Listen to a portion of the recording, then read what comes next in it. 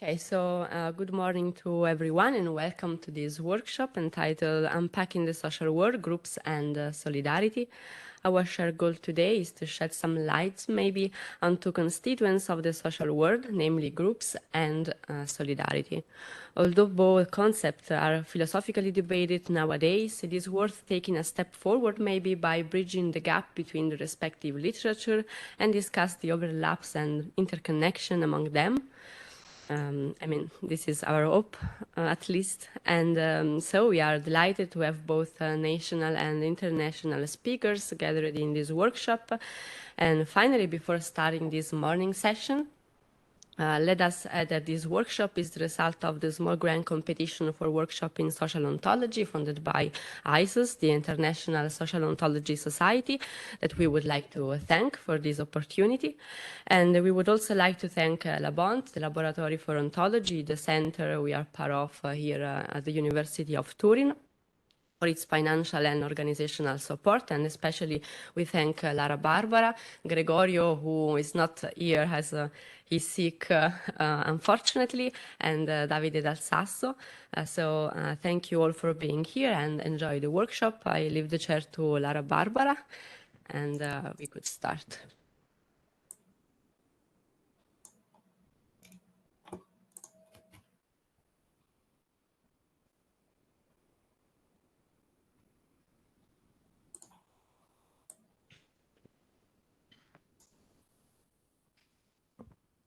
So the first speaker of this morning is Raoul Hakli.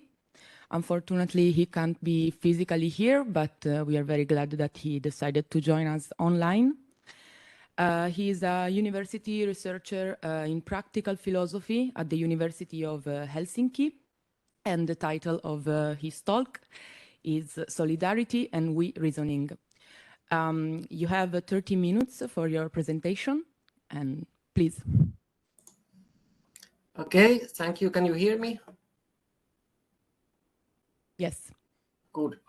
I will try to share my slides. Can you see this?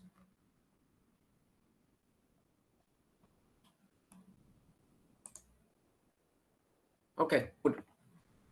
So my topic is solidarity and we reasoning. Well, first of all, I would like to thank Valeria and Francesco for inviting me, and also I would like to apologize all the problems that I have caused by first asking to move the workshop day, because I was planning to go to a concert, and then of course I got caught COVID, so I couldn't go to the concert, so it was all for nothing. But on the other hand, I'm glad that it was moved, because now I can at least participate online, because on Monday, which was the original planned date for the workshop, I was totally unable to get out of the bed, so I wouldn't have been even able to do this much.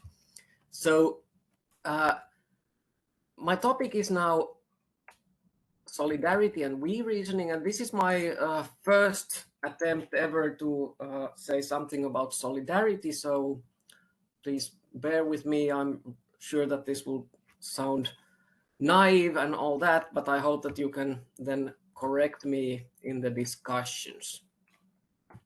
So to start with, solidarity seems to be a concept that is used in various connections, but it doesn't seem to have a clear definition that would be very widely accepted. It's usually used in a positive sense as something opposed to selfishness, like willingness to help others in need. And some have even thought that it is closely connected to morality, but it's not really clear whether it's a moral concept at all, even though there is often some sort of a normative appeal to it. We tend to think that we ought to be solidary towards others. There may be an element of altruism involved in solidarity, but it clearly differs from concepts like charity, and it's typically associated with some sort of reciprocity or expectation of mutual support, which is not associated with charity. Often it's used in political connection to remark some kind of unity or party, union, or class, like in the famous Solidarity movement in Poland in the 80s. The concept's origin seemed to be in Roman law, in which there were these in solidum obligations that were formed when several people jointly took a loan and were then collectively responsible for paying it back. And if one party ended up in financial difficulties and could not pay their share, then the others would have to pay their part in addition to their own. So nowadays, the concept seems to be used in a wider sense that does not require that there is a certain kind of a certain social group with agreement that they have made and enter this contract. So it is used more widely. It is used to characterize various things such as actions or motivations, emotions, attitudes, depending on context. I'm here thinking, well, maybe usually we perhaps mostly talk about actions to be solidary or not, but I don't think that actions, the solidarity of actions can be studied in isolation from these other things, because it seems that the same token action can be solidary or not, depending on what are the motivations. Like, I may help someone for various kinds of reasons. I mean, I may help someone for the reason that she helped me earlier, so I'm just feeling gratitude. Or I may help someone for the reason that I expect her to help me later, or for the reason that helping her might make her like me, or something like this. And these don't really have a necessary connection to solidarity. So what kind of reasons would be for solidary action? My idea is that I would approach the concept of solidarity in 4 steps. I kind of think that, okay, I'm interested in the motivations, that is motivational reasons. So I'm interested in intentional actions, intentional solidary action. So the first step would be to think about types of behavior that we take to exemplify solidarity or solidary action, and then consider what kind of practical reasoning patterns would produce such behavior. And then see which kind of premises are required for valid conclusions of corresponding intentions to act, and then take such premises perhaps to reveal something about conditions of solidarity. And my thought would be that this method will reveal patterns of we thinking in which the target of solidary behavior is considered as one of us, so somehow a member of a group. And this is what I try to do. So let's consider practical reasoning. So I'm restricting to intentional solidary behavior and assume that intentional action is action for reason. So, and I'm now mostly talking about motivational reasons. So I'm thinking that intentional acting for a reason can be characterized as resulting from practical reasoning, where the premises state reasons for action, or perhaps beliefs about reasons for action. I'm speaking a bit loosely here. So I'm not denying that there's also an important externalist sense of reasons for action, which is independent of persons' motivations. And often people talk about normative reasons here. But now I'm mostly focusing on motivating reasons. So practical reasoning is typically something like the following. I want to have ice cream. I believe that I can have ice cream by going to the kiosk. So I have a certain kind of desire, certain kind of belief, and then I form an intention to go to the kiosk. Okay, I'm not claiming that these are exactly valid. There might be lots of other kinds of beliefs that I might need or something else, but I'm just thinking, and in general, it's very difficult to say what is actually valid practical reasoning. But I'm now just understanding validity as something that an agent can think that certain reasons are sufficient reasons to do something. So the agent should be able to take these as sufficient reasons for action. Okay. Okay. What then is this we thinking and we reasoning? Well, we thinking is thinking in terms of we that is in the first person plural form. And one case of we thinking is, of course, we reasoning. And now I'm mostly talking about practical reasoning, but here are some examples of we reasoning. So here is a general form of simple we reasoning. First premise, we phi, and the conclusion, therefore I phi prime, which may not be the same as phi, but it can be. So for instance, we can say that we drive on the left-hand side of the road, and then I conclude, therefore I drive on the left-hand side of the road. And this is just state something that, well, this may state an intention, but here I was thinking that it could also just state a social norm or something like this.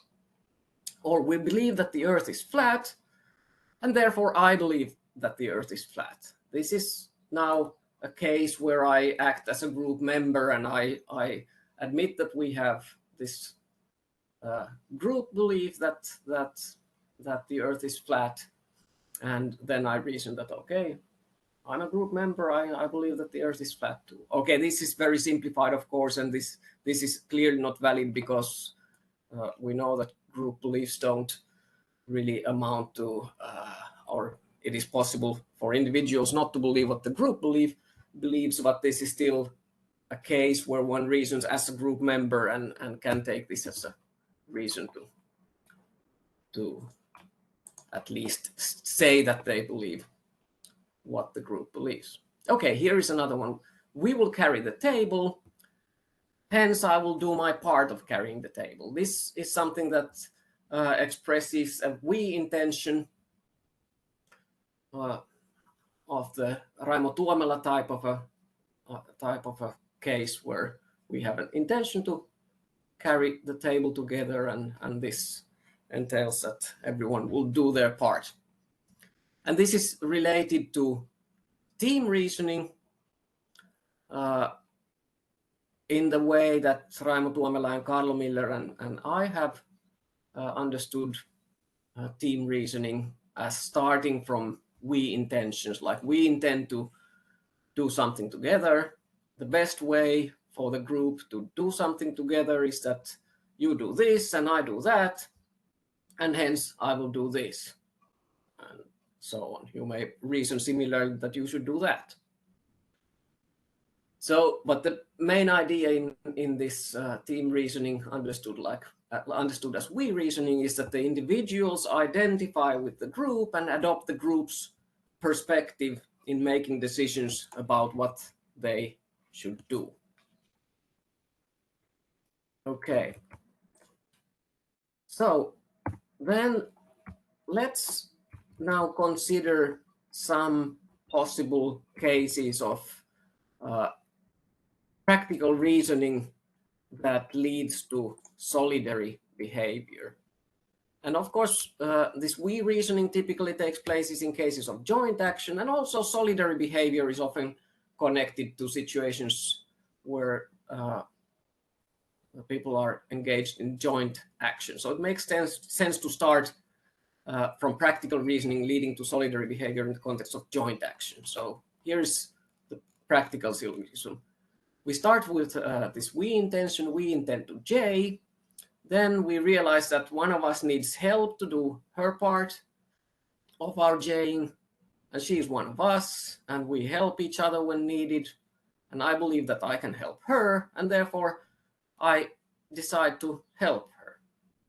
So I call this syllogism Sol 0.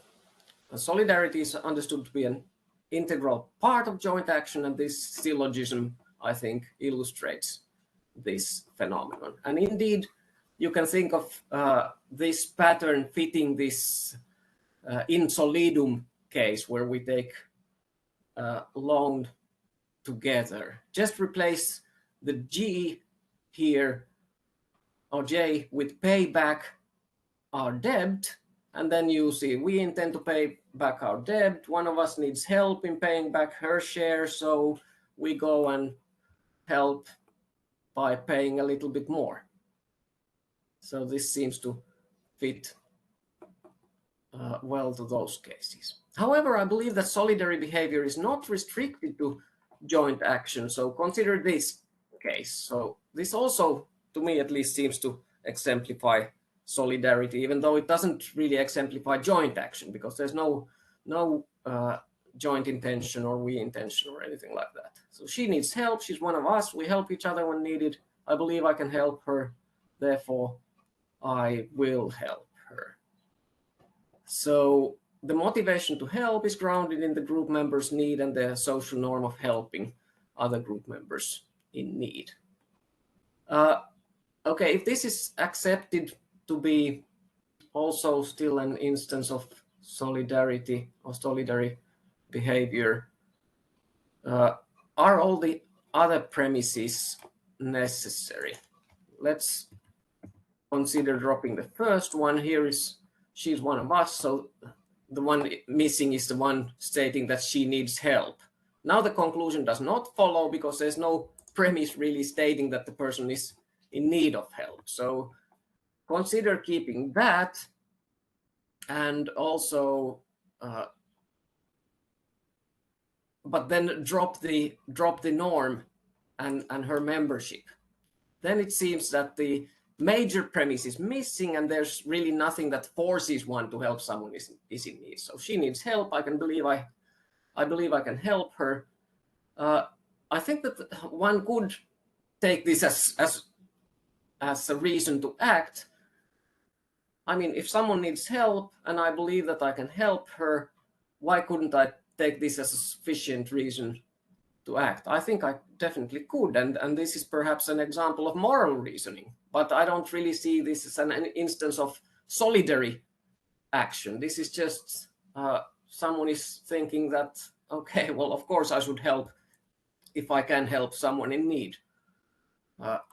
It's my duty or something like that, but it's not really something that exemplifies moral solidary reasoning. Okay. Also, if I added a background premise like I will help anyone in need of help, this would perhaps ground altruistic behavior, but this would be connected perhaps to charity, but no necessary connection to solidarity.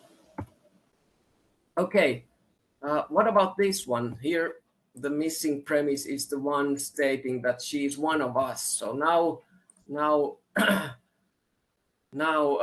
she needs help. We help each other when needed. I believe I can help her, therefore I will help her. Well, actually, we need to change this second premise, not third premise, but the second premise. So we help others when needed. So this is actually how it should be.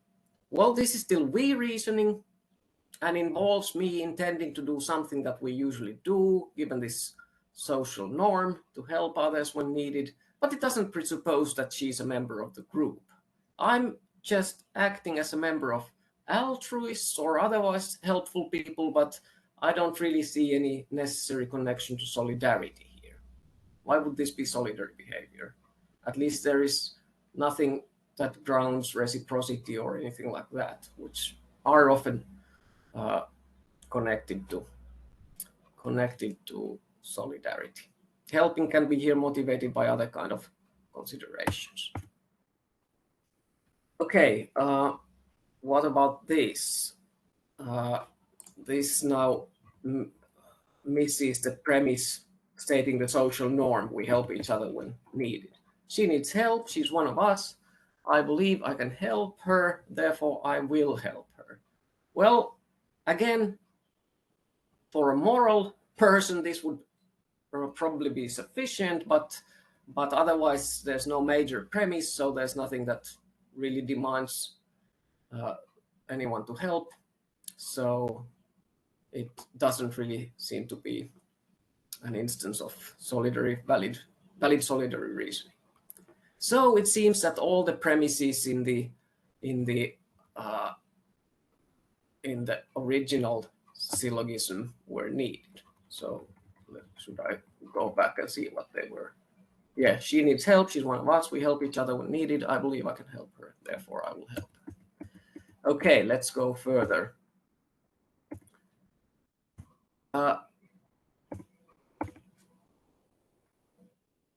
Let's go back to this case where we had a we intention, and this was about joint action. So we intend to J, she needs help to her part of our Jing. She's one of us. We help each other when needed.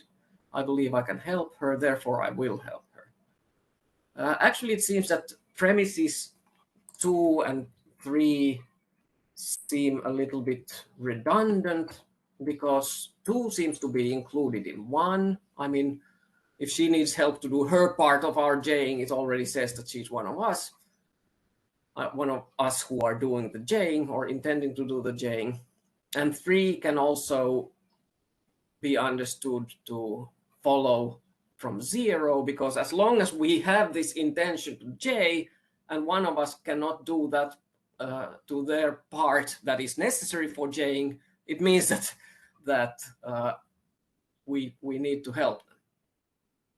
So this norm of helping really comes already from this intention, because in order to fulfill this, as long as we have this intention, we have to help if others to do their necessary parts. Okay, so this means that this Sol 0 can be reduced to this syllogism. We intend to J, she needs help to do her part of our Jing. I believe I can help her, therefore I will help her. Okay, but maybe even weaker collective attitudes than a joint intention or we intention can suffice for solidarity. And consider this and call it Sol 2. So premise 0, we share a goal or interest. She needs help. She's one of us. Unless I help her, she cannot contribute to furthering our goal or interest. I believe I can help her. Therefore, I will help her. So here the premise 0 can be taken in a much looser sense than as a we intention, perhaps in a distributive sense, saying just that, okay, I have a goal A, say, and she has a goal A, but here the goal has to be non-indexical. It can't be that I have a goal that I eat ice cream and you have a goal that you eat ice cream, but we must have a goal that all of us will eat ice cream or something like that, so that anyone can further this goal. So okay, if this is the case, it seems that, okay, there might also be, I mean, I said that solidarity is something that is usually seen as as strongly opposed to selfish behavior, but maybe there is still an element of self-interest, because by helping someone who is furthering goals and interests that I also have, I of course further my own interests as well. So are there such cases of solidarity in which there would not be an element of own interest at all? Let's see, at least the concept has been applied in situations where the actor and recipient of solidary action are not members of the same group and do not have any shared interests. So for instance, Bierhoff and Küpper distinguish between solidarity formed on the basis of common interests and solidarity with the interests of others. And according to them, the former is a form of cooperation for the common good, and the latter, they write as follows. I will read this quotation. In more recent years, a second form of solidarity emerged, which is not directly linked to own interests, solidarity of this type is elicited by threatening problems of needy people all over the world. The solidarity with owners of small coffee plantations in Central America who are protected against exploitation by fair contracts is an example. In this case, solidarity does not serve own interests. Okay, this raises a end of quotation. And this raises a question. What makes this an instance of solidarity instead of, say, charity? I mean, the action of, for instance, buying fair trade coffee instead of regular coffee. And I believe that what makes this a case of solidary action, if it is solidary action, is the possibility that even if I'm not really forming an actual social group, I'm not really engaged in any joint action with the coffee farmers, but you can still see, or at least I think that you can somehow view them as group members in some broader sense. And this is not required in charity, because charity can be just based on compassion or pity or whatever, sympathy. So Bierhoff and Cooper, what they do is that they employ the Turner's self-categorization theory and talk about group identification. I mean, they say that support, which is quotation, support which is directed toward a single individual is termed pro-social behavior. The identification with a whole group of needy persons is called solidarity. End of quotation. So how is it possible to identify with a group that one is not part of and one does not have shared interests with? Well, according to them, and they draw from Turner's self-categorization theory, they distinguish between three levels of self-categorization. Personal self-categorization, which just means being oneself. Then the in-group, out-group categorization, which refers to certain kinds of social groups or classes or things like that. And self as human being, which means like categorization at the most abstract level, which means like identifying with the class of human beings or the whole humanity. And they write about this quotation. Self-categorization at the most abstract level leads to a heightened perceived similarity among all human beings. Commonalities are stressed, while individual and cultural differences are ignored. The equality of all people in the world is emphasized.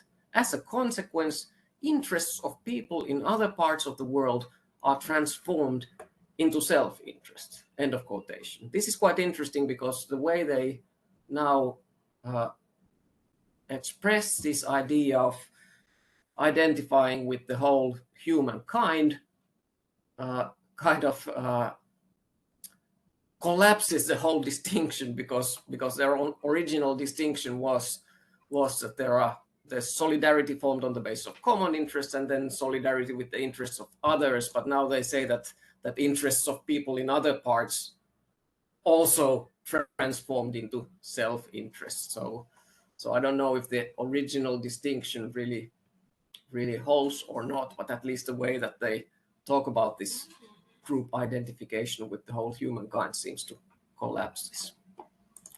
Anyway, what is important is that it seems that we can really view all human beings as members of group, and in this way, perhaps we can understand also solidarity and solidary action that is targeted to people who are not part of any kind of a social group or social class or anything else. Okay, are there any other senses of solidarity that would not fit in the pattern of being members of group or sharing goals or interests? I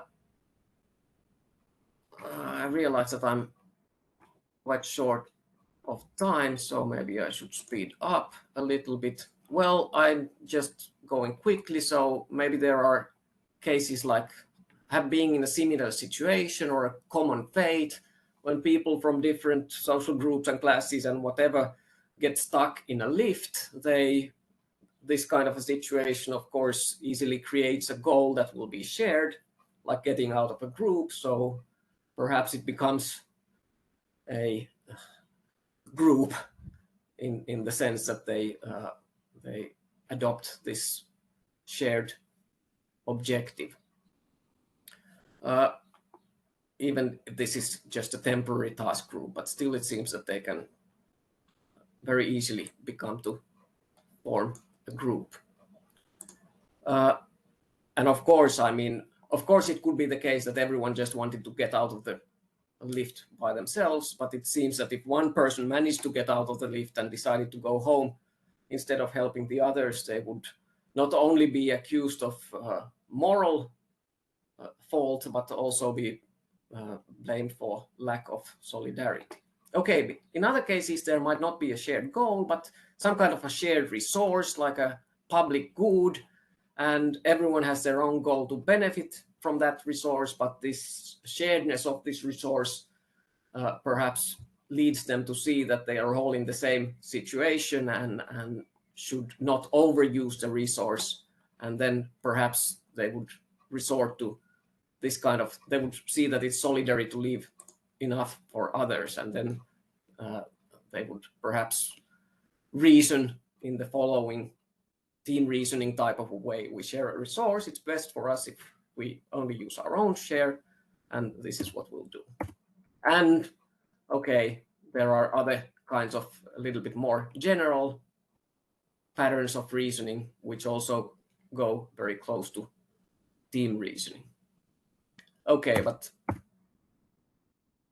what we've learned, I think that from this we may suggest solidarity to mean something like supporting someone with whom I share a goal or interest, someone who is at least a potential group member in joint action, and so on. Okay, this also shows that morality and solidarity differ in the sense that solidarity is relative to a group, whereas morality is universal and independent of any group. And sometimes they can even contradict each other. Like, for instance, if we commit a crime together, we go and steal some apples, and then I get caught and you don't, I may still think that, okay, it's better not for me to reveal your identity, but it's better for us that you manage to escape. Of course, from your part, it might be that you might think that what is solidary for you is to turn yourself in so that I wouldn't have to suffer alone. But anyway, in principle, it seems that they can contradict each other, and we can, well, sometimes we talk about solidarity among mafia members and all that. So, okay, I think I should be stopping. I was just thinking about possible cases where solidarity could be against one's own closest group, but then perhaps one might identify with another group. For instance, if my own group oppresses another group, then maybe I want to be on the side of the oppressed and not the oppressors. And I think that here we can also apply the idea of identifying with the whole humankind in the limiting case. And for instance, perhaps here with the selection of the group with whom I identify is not related necessarily to closeness of that group, but it may be on my perception of the worth of their aims and interests and values. Okay. Sorry, Raul. Now I should stop, so yes. That we began in advance, Yes. so you have more time if you want to go deeper in some details. Okay, just, yeah, okay, I will just say one thing. So perhaps where we've gotten so far is that solidarity means support toward people with whom one takes to share a goal or interest that one finds legitimate and important, even to the extent that it may sometimes override goals or interests that one shares with more proximate groups. One thing one more thing, solidarity is often connected to a feeling of demand or obligation, a normative pressure to do one's part. This is related to what I said earlier, that we often think that solidarity is something that is good. And one way of understanding this might be that the idea of we reasoning might give rise to a sense of obligation. Namely, the patterns of we reasoning can give rise to group-based reasons. This idea comes from, well, actually from Susan Hurley and Christopher Woodard, and then Anne Schwenkenbecher has developed this into an idea of group-based obligations, or group obligations, collective obligations. The idea is that as a group, we can do more things than that we can do as individuals. And sometimes we can do something good or valuable, like save someone's life, only if we join together and view ourselves as a group and coordinate our actions. And this is something that is required by this we reasoning idea, and also team reasoning. So if we can do something like that by forming a group and employing we thinking, some have argued that maybe this is something that we ought to do. And if this is so, then solidarity requires doing one's part, so I should do it even without being assured that others will do it. I should at least try. So, and also because there is a group membership, this idea puts everyone in the same situation, so to say. So everyone shares the same normative pressure, and I think that perhaps from here we can derive the idea of reciprocity that is often also mentioned in connection to solidarity. Okay, just to conclude, I've tried to study patterns of reasoning behind solidary action and come to the conclusion that solidary action results from we reasoning, and thus solidarity is a group concept. It seems to presuppose some sort of an identification with a group, with people sharing similar goals, interests, or a similar situation. It's separate from morality, and they may even be in conflict with each other.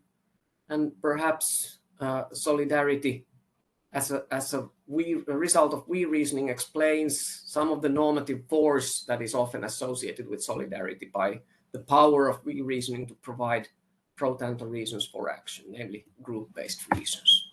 Okay, thank you. This is all I wanted to say. Let's thank our host. So we have now 15 minutes or maybe more for questions. Andrea San Giovanni. Hi, Raul. Very nice talk. Thanks. Thanks for that. So I'm curious about. So at one point you said, "Look, there can be solidarity even where there isn't collective action." That's what I thought. Yeah. And so you wanted to allow for this kind of broader notion where there was reasoning but no collective action. And so we might imagine cases like, oh, you and I are professors, you need help, I'll help you because, you know, professors help each other, or you and I are Catholics or whatever, where there's no imminent kind of collective action involved, but we both identify as a member of a group, and in virtue of that fact, we help each other. And you say, well, that could be solidarity. And I mean, in my talk, I'll raise some issues about what solidarity is, what we want it to be, and so on, but I won't raise those now. But I do wonder about those cases because it seems to reduce solidarity to just the realm of associative obligations.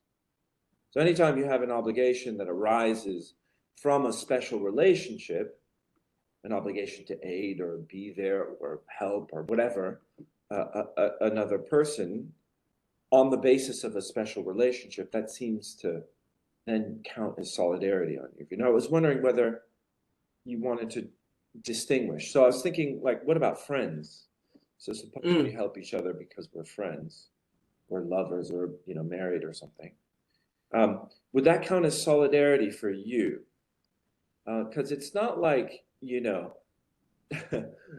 I help you because I love you, you're my friend, not because we are friends, right? Because we are members of the group friends. I don't know whether you want to draw a distinction there or not. I'm just curious what you thought about cases like that. Yeah, I don't know. This is interesting. First of all, I don't think that all situations in which I help someone who is a group member or something like that is an act of solidarity. There may be, of course, other motivations. So it's really, I would say that it depends now on the case. I mean, I would have to look at the case and the practical reasoning that really motivates this action. So it's definitely not enough that somebody is a group member and that I help her. That makes it the case that it's case of solidarity. I would have to. Where you're helping her is because she is a group member, right? That's right, but that's also reason. Yeah, I don't think that that's enough either. I think that you have to really be doing it to further certain interests that you share and you are motivated to do that in part because of that. So, but that's a thing that I would really have to consider. Actually, I think I just before I got sick, I started reading a paper of yours where was it solidarity as joint action, and I was really fascinated about that. But unfortunately, I got sick. I didn't finish it, so I can't really say very much about it. And I think that I think that you definitely restricted solidarity to cases of joint action. You might be right. I don't know yet, and I can't really say. But I just thought that it might not be necessary to be engaged in joint action in order to be solidary towards someone. I mean, I'm just now thinking about these cases of the coffee farmers or something. I'm not engaged in any kind of a joint action with them, but I can still, I think, see myself as part of a group of humans who try to make the world a better place, and I realize that they are trying to make a living, and this is also in my interest, and by buying fair trade coffee, I'm participating somehow. Okay, this becomes a joint action in the case that I'm kind of identifying with other people who think in the same way and buying fair trade coffee and try to make the world a better place. Is this now, I don't know, would you say that now I am actually engaged in joint action?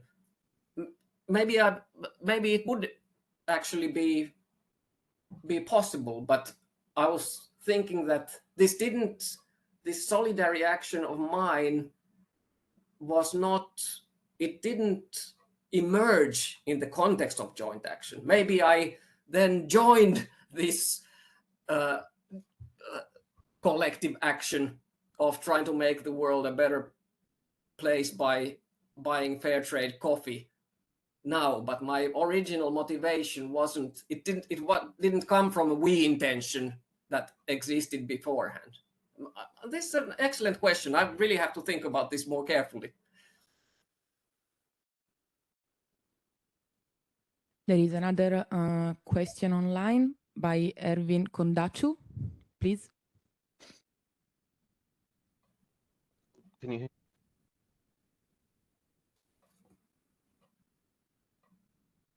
We can't hear you. Thank Ervin, sorry, but we can't hear you.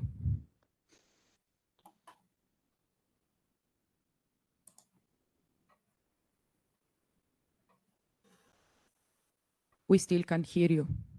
Okay, sorry. I'm sorry about that. Okay, now yes. I was just saying that I was just thanking Raul for the talk. It was very detailed and analytic. I have one question which goes in the same direction that Andreas' question was going. So basically, I have a question about the first premise of the first of your premises. So where you refer to this idea of the we, and I wanted to ask whether the way that the I's within the we relate to one another is can like these ways can be very broad, or should the I's relate to one another in certain ways so that we can talk about solidarity? So again, as Andreas was saying, you know, in small partnerships or something like that, there is a we that emerges, but this does not necessarily involve solidarity. So yeah, that was my question. So like probably the way you construct the we either precludes or presupposes solidarity in a sense. So maybe there are we relations that are built through that the I's relate to one another in solidarity, and then this is what gives what invests joint action with the property of solidarity. And then there are we's that actually are not glued together because of solidarity, but because of other reasons, and then this makes joint action about something else and not solidarity. Yeah. Are good together. Very good, very good. First of all, the way I used the we now is in the tradition of, I mean, in this collective intentionality literature, there are these various kinds of ways of understanding how collective intentional states are to be understood. I mean, whether they are to be attributed to individuals, whether they are to be attributed to groups, whether they are to be attributed to individuals, but they are still not just individual attitudes, but somehow a little bit more different. And I think that if this helps at all, I'm thinking of this in terms of we intentions, which is the name associated with the tradition that comes from Sellars and then is continued in the work of John Searle and Raimo Tuomela. So the idea is that these we intentions are attributed to individuals, but they are of the first person plural form. So all these practical syllogisms that I wrote, they are from a single agent's perspective. So it is a one agent, one individual who is thinking like we are doing this together. So it's really a conceptualization from an individual's point of view. So it's an individual who is kind of understanding to be a member of a group, understanding themselves as part of a group. And whether the solidarity comes before or after, I think that it's possible certainly to be a member of a group without any solidarity being present. But as soon I think that a we intention gets formed, I think that probably their solidarity already has to be in place in order for them to really see themselves as a group that is acting, because this action and forming a joint intention, which is then consists of all people, all members of the group having these similar kind of we intentions. If everyone is thinking that, okay, we are doing this together, then you can say that there is really a joint intention. And I think that solidarity is there already perhaps a necessary element, because they can't, because of these reasoning patterns. I mean, if the intention is to do something together and someone cannot do what that requires of them, then the others, in order to hold on to that intention that they share, they must help.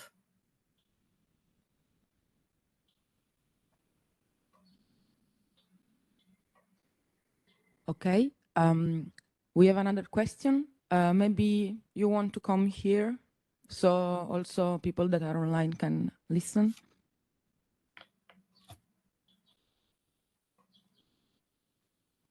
Speak here. Okay. Yes, thanks a lot for the talk. That was very fascinating. I really appreciate the clarity, and I'm sympathetic to this idea of decoupling solidarity from necessary moral value.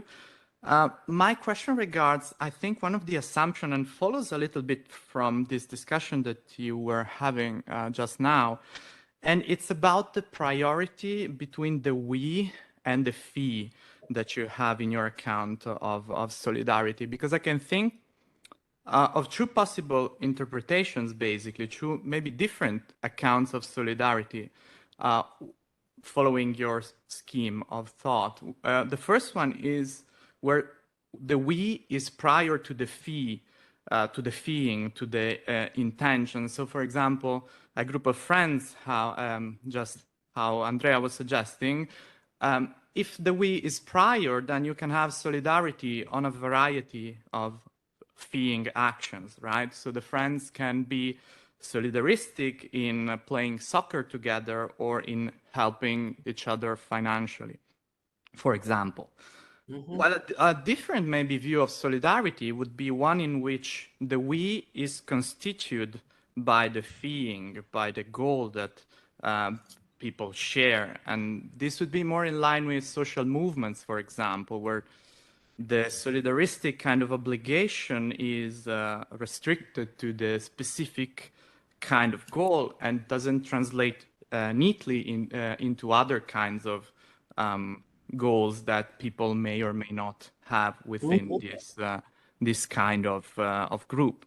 So I was wondering whether you have some count of the priority between the two, or whether the we is constituted by the feeling, or whether the fee is prior, and that's all that matters. But thanks a lot. Thank you. This is a very, very good question, and I can now see the connection to the previous one. Well, short answer is no, I don't have an account, but this is something that I definitely should be thinking about. I think that both cases that you mentioned are possible, that the we can be prior to this phi or phi, and vice versa. So this is something that I admit that I haven't thought about, but I think that both are possible. So something that I will have to think about. Thank you.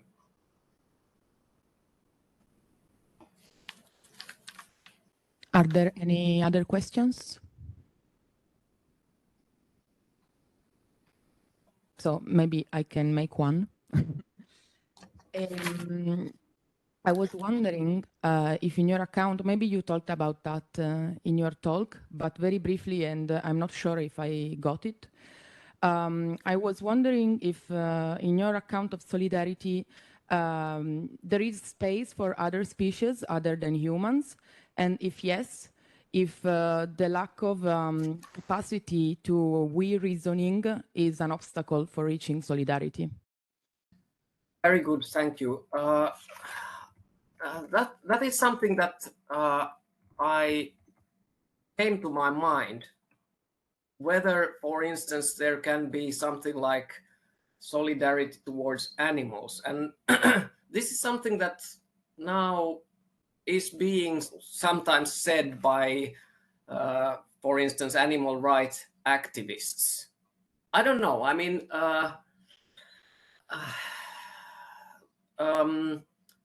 my initial thoughts were that solidarity towards animals sounds a little bit out of place. I mean, it's easy to have, for instance, sympathy towards suffering animals, but to have solidarity would really require the possibility of seeing them as potential group members or potential partners in joint action, sharing same interests with me, and it seems a little bit difficult. I mean, perhaps it is possible, for instance, I mean, using this group identification ideas, maybe it is possible to go beyond the humankind and perhaps identify with the group of all living beings capable of suffering, like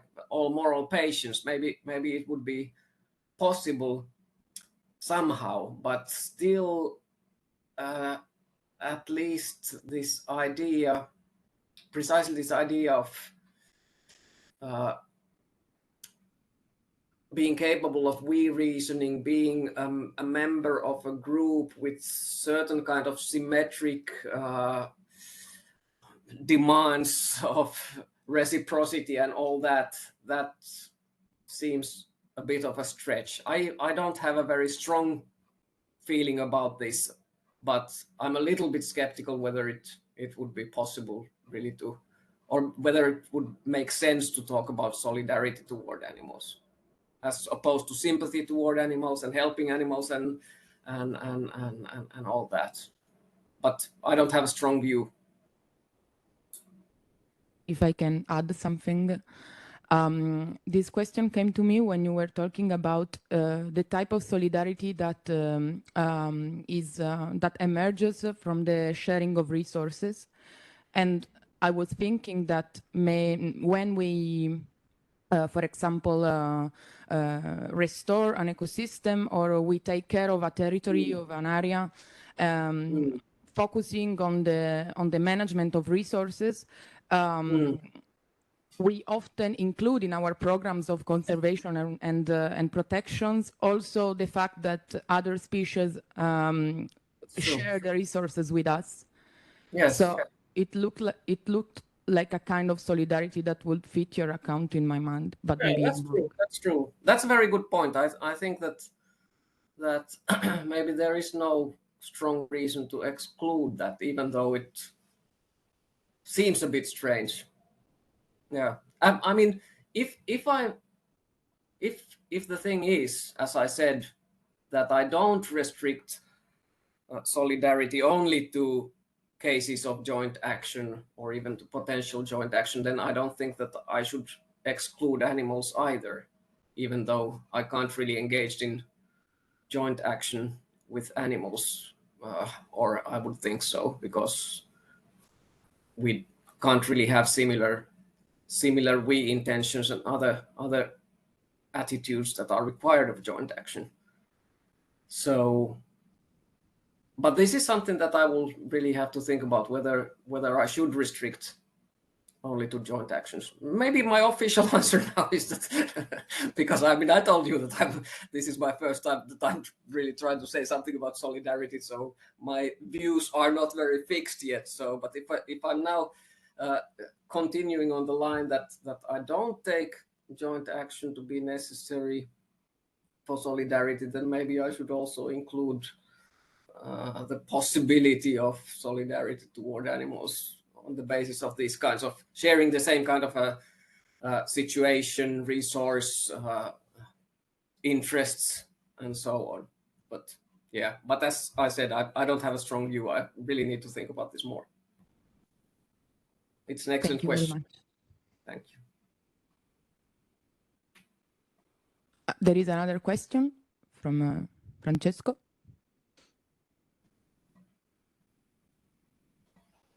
Hi, Raul. Thanks for your talk. I had just two very brief questions. The first one is about what ultimately solidarity is on your account, because I was wondering whether it is it actually designates a kind of practical reasoning or reasoning, or rather the action that follows as a result of a practical reasoning, because you opportunely questioned at the beginning of your presentation whether solidarity ultimately designates an action or an attitude or an emotion or a form of reasoning. I was wondering whether your conclusion relates solidarity with an action which follows a certain deliberative and practical reasoning scheme, or rather as the practical reasoning per se. And then as a second point, I would like to ask you something more about identification, group identification processes, which more often than not underlie solidarity, whatever solidarity is ultimately. Because one component which I think was neglected by your presentation is value that is attached to a group membership. I'm not talking about moral values, but I was wondering, when you say that someone else is one of us, you are assuming that that us captures a group that you attribute a value to. I mean, pay a kind of value for that group membership. And this is the reason, I think, why I would hesitate to say that an aggregate of people that are blocked in the lift can count as a group that can perform solidarity. Because I think that people cannot pay any value to group membership, because, you know, there is something missing about how people value their membership in that group. And I think that this is something that can be part of a concept of solidarity. I mean, the fact that you perform solidarity with a group or toward a group that you value, not in a moral sense, but in a relational one, maybe. Okay. I don't know whether this second question is as clear as the first one, but this is a thought I want to share. Okay, let me think about it a little bit. But as to the first one, my aim was to characterize solidary action. I just thought that in order to say whether an action is solidary or not, we need to know a little bit more about what motivated, and that's why I was focusing on reasoning. I know that I sometimes said or used the phrase solidary reasoning, but I really didn't mean that in any substantial sense. I was really trying to think of solidarity as something that characterizes action. As to the second, this is an interesting question. I mean, certainly it may be that people see value in being a member of a particular group per se, so that the group membership itself has value, and this may be perhaps one important thing for solidarity as well. I think that's something that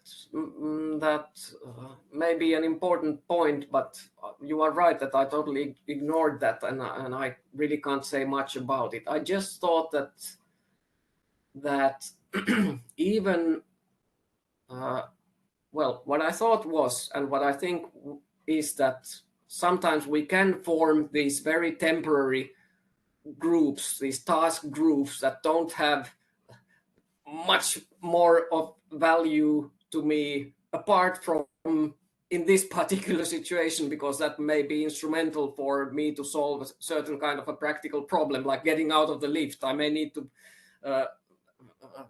be able to cooperate with other people because, for instance, the ceiling is so high, there's a trapdoor in the ceiling, but I can't reach it, and I need other people to lift me, or I need to lift them in order to be able to get out of the lift. So certainly there is some kind of a value of being a member of a group of people who can work together to get out of this situation. But this is something that I really hadn't thought about very much, and maybe I should think about it more. But just a little follow-up about this, because my point was exactly that maybe the case of the people blocked in the lift does not count as an example of solidarity. There is reasoning, but there is not solidarity. Okay. This was my basic intuition. But maybe I was wondering, solidarity, social solidarity requires people to value not only the goals or the values that are shared among the group and within the group, but requires also a more psychologically demanding condition, that is that they value group membership per se. Okay. But Very if good. this is the direction you want to pursue. Yeah, but can you tell me what you think about what I said, that somebody, I mean, if I were in this lift and other people help me out, and then I get out of there, but then I just go home and leave them there, wouldn't I also be wouldn't it be appropriate to charge me of lack of solidarity and not just give me a moral charge that, okay, you shouldn't have done that? But weren't they be in a position to complain that I'm not really acting in a solidary fashion by going home? Is it a kind of case of free riding or something like that? Well, I think yes, it is, but are these mutually exclusive? I mean, can't it also be a case of missing solidarity? I don't know. I mean, my intuition was that this would be a case of solidarity, but maybe you're right. I don't know. I really don't have anything else but intuition to guide here. So, but these are very good questions, and I will definitely study this idea that social solidarity requires people to value the group membership per se. This is something that I will have to study.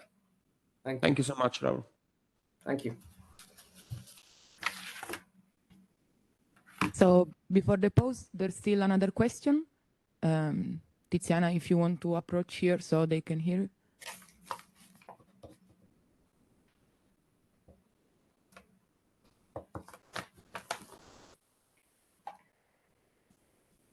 Okay. Did I miss someone online? Okay. So no questions, and we can have a little coffee break, and we meet again at 11:15. So see you later. Thank you.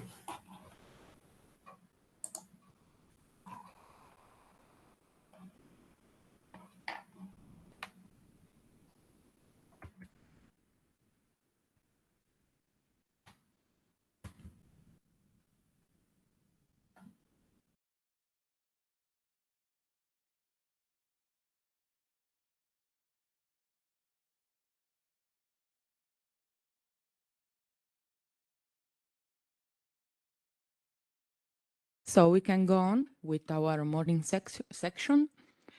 Our next speaker is Hans Bernhard Schmidt, professor of political and social philosophy at the University of Wien. And the title of his presentation is Solidarity, Consistency, and Self-Determination. Like before, you have 30 minutes for your presentation. Please. Yeah, thank you very much, Lara. By the way, can the online people hear us? We can see them. Are they still with us? If the online people can give a feedback that they can hear. We can hear. Thank you. Rale, it's so good to hear your voice, and I'm so disappointed not to actually meet you here. I was looking forward very much. Likewise. Indeed, because Rale, we have discovered so many Italian towns together already, like Siena, and like a minor Italian city like Rome. These are unforgettable memories, and I was looking forward to doing the same with Torino, but now it doesn't happen, and I'm really sad about this. Also, I saw Zhu Xu is online, and I wanted to say hello to Xu. It's very good to, well, I can't say see you, but be together with you in a sense. Let's put it like this. So I changed my title a little bit, and I have way too many slides, so I have to speed up. I'm doing the same at the beginning as probably many of you do. So what is solidarity? And then it hits us immediately that it's very different stuff. So I'm proceeding according to Aristotle's topical procedure. How is a concept used, and what do experts say about it? I think this is a very good method in philosophy. And I checked OED. The English word solidarity originates with a dictionary of Fourierian thought, where it basically means collective responsibility, mid-19th century. Then there are conceptions like confederal unity. You know, Carol Gould, in her very valuable thought on solidarity. She focuses basically on the principle of a federation, as I would put it. The slogan is one for all for one. And then there is this other use that basically solidarity means fraternité, according to the principles of the French Republic. So this is a very powerful source of our thought under the word solidarity, is this idea of fraternity. And I think the best in the literature you can find on this in terms of solidarity is Axel Honneth's habilitation thesis on the moral grammar of social conflicts. Also, I should mention that this is the concept because there is this guy, L.P. Massip, and he's the first person who has used social ontology in a book title, in a book from 1871, Doctrine républicaine, and there solidarity is used in a sense that translates fraternité according to the principles of the French Revolution. Then there is this other use of the term, and I think it's probably the dominant use of the term that's connected to the workers' movement. And there, solidarity is basically the act of unification of the workers of all countries. And that's really strong still here. And I have, because documents are very important in Torino, I have a document here. Oh, it got in bad shape on the transport. So this is something a leftist group is posting these days in Vienna. Oh, I destroyed it on the transportation. It got all glued together. And you certainly can't see it online, but it asks the question, wo hört deine Solidarität auf? Where does your solidarity end? And it starts with Ukraine, it proceeds with Afghanistan, Syria, Yemen, Mali, Palestine, Myanmar, and Iraq. So here clearly the thought is, well, there is solidarity now with the Ukraine, but it should be extended. There was a second flyer, which I have lost on my way, that said, let there not be conflict between nations, let there be class struggle. So clearly, the idea here is, the idea behind solidarity is engaging in a fight, but in the right kind of fight. And solidarity is building the right alliance in the relevant fight. So you can see it's a highly political term. Also, I should disagree a little bit with what Raoul has said. I just checked, how is it used? And I stumbled across the fact that solidarity actually does play a big role in Catholic teaching. Catholic social doctrine has adopted the term, and there it does mean charity, but it's charity in your recognition of one's unity with others in Christ. And of course, there are many other uses, so that going through them, I think, let's face it, the question, what is solidarity? This is maybe not a good straightforward question. Maybe solidarity is an essentially contested concept. It's like, what is art? What matters about art is the conflict around it. And maybe we're using our time as philosophers in a better way if we just try to understand what the relevant conflicts are, rather than sort of act as if it were a Platonic universal. So one way, if it's an essentially contested concept, we should find a paradigm, and here is a conventional paradigm. So this is a case where the workers of one union support the workers of another union in their fight. I've got this from the Marxist Humanist Organization, News and Letters Committees. This is a US, American, or maybe Canadian, haven't even checked, case. So if this is the paradigm, there are three features. So obviously, solidarity is beneficial. There is a difference condition. So solidarity here in this conception, so let's distinguish between that concept and different conceptions thereof. In this conception, solidarity is not with one's own. So if I'm acting, if I'm doing my duty as a family member or as a union member, my action does not instantiate solidarity, but rather it's with a different group, like employees of a different firm, members of a different union, workers in different countries. But there is also this commonality condition. The beneficiary's cause is not alien to the benefactor. Support is provided from the beneficiary's perspective, from the benefactor's perspective, I should say, for a common cause.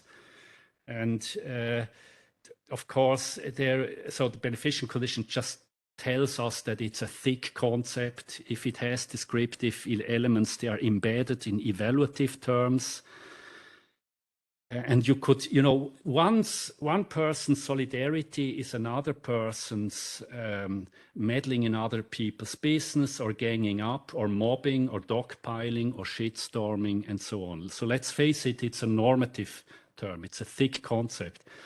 And then there is the difference condition. So you're not practicing solidarity by doing your duty as a group member, and there's the commonality condition. You're not practicing solidarity in pure altruism. And then the big question of this conception becomes, how do difference and commonality go together? And my view is that Axel Honneth's thinking about solidarity is very instructive in that respect. He takes it from Hegel and has this conception of solidarity that struggles exactly with this tension between difference and commonality in solidarity. Now, I want to take a new start here. Another conception of solidarity, and the first move is to recognize how different it is. It's really a different conception. And it's Durkheimian group cohesion. When Durkheim uses solidarity, he's not interested in that workers of one union helping those of other unions. He's asking the question, what is it that keeps groups, societies, collectives together? Remember his talk of organic versus mechanic solidarity. These are forms of division of labor. These are forms of social structures, and that's a different question, and that's a very fundamental question. And it is the basic question in what in parts of the literature is now being called group solidarity. So here, and I have here this book by Michael Hechter from the 80s, 87. And what I like about it, that it has this Matisse dance on the cover. Do you recognize it? It featured on another prominent book, John Searle's Construction of Social Reality. I'm not sure if it's the same version of Matisse's dance, but obviously there's something about Matisse's dance that tends to attract late 20th century authors. So what is group solidarity? And Hechter is here closely following on Durkheim's thought. And here is the definition. A group solidarity is a function of two independent factors. First, the extensiveness of its corporate obligations. And second, the degree to which individual members actually comply with these obligations. Together, these provide the defining elements of solidarity. The greater average proportion of each member's private resources contributed to collective ends, the greater the solidarity of the group. Now, please recognize this is a very different talk of solidarity. Just means how tightly do groups hang together? So it's two factors. It's how much demands do group place on their members, and how much do the members comply with these demands? So the two factors of group solidarity is corporate obligations, requirements on the behavior of the individual members, norms, values, formal rules, etc. And the second factor is member compliance, the conformity of the behavior of the individual members to the corporate obligations. And that's just the opposite of deviance. Or is it deviance? I don't even remember. Now, so this is if this is, so this conception, let's call it group solidarity. And let's remember that we're talking about group solidarity, and that's the issue. And that's a fundamental issue relevant for social ontology. But it's not exactly the same question as in other conceptions of solidarity. But I think it's worthwhile discussing because it is a very fundamental question. What does hold groups, collectives together?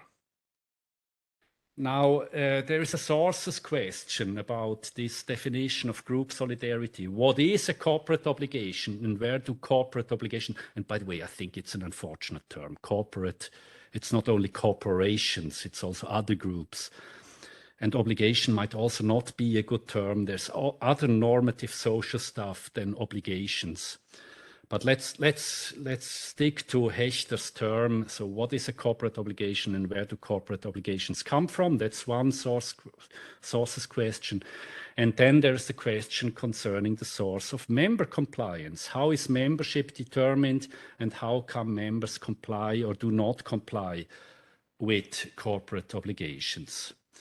And of course, the Durkheimian. So we're thinking, we're now in Durkheim's world.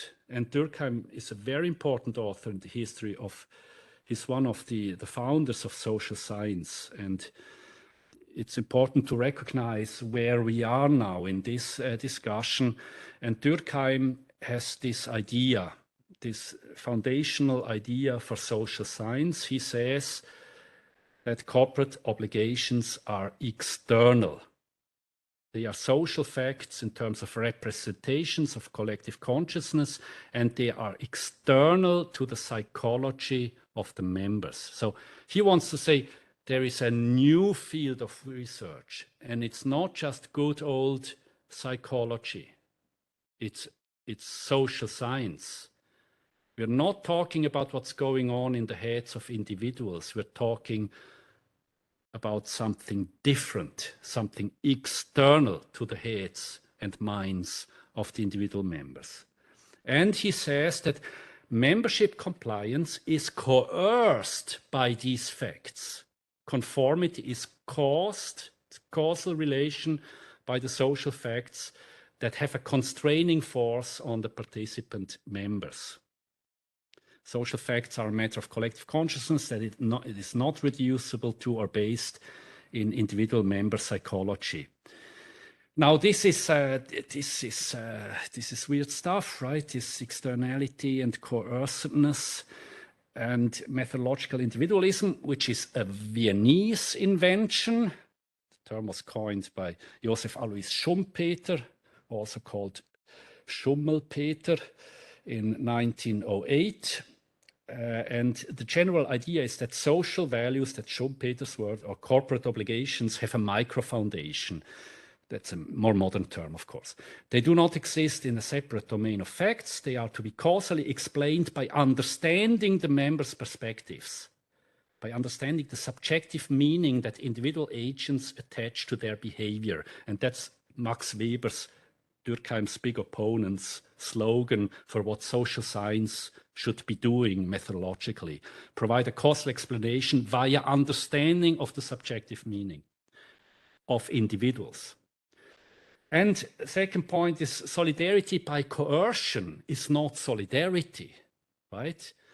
Solidarity has to be explained. So that's an objection to Durkheim now. He calls solidarity what's actually, caused by external constraints. And we're very far from a plausible conception of solidarity here. So just that someone or something makes me do something doesn't make my behavior as an act of solidarity, right? So here I'd say, yeah, there is some opposition against this use of the term. And methodological individualists want to claim this about all of the social world, that it's not sort of externally coerced, but it has to be explained by understanding the members' own pro-attitude towards solidarity. So there's got to be a positive participant motivational base.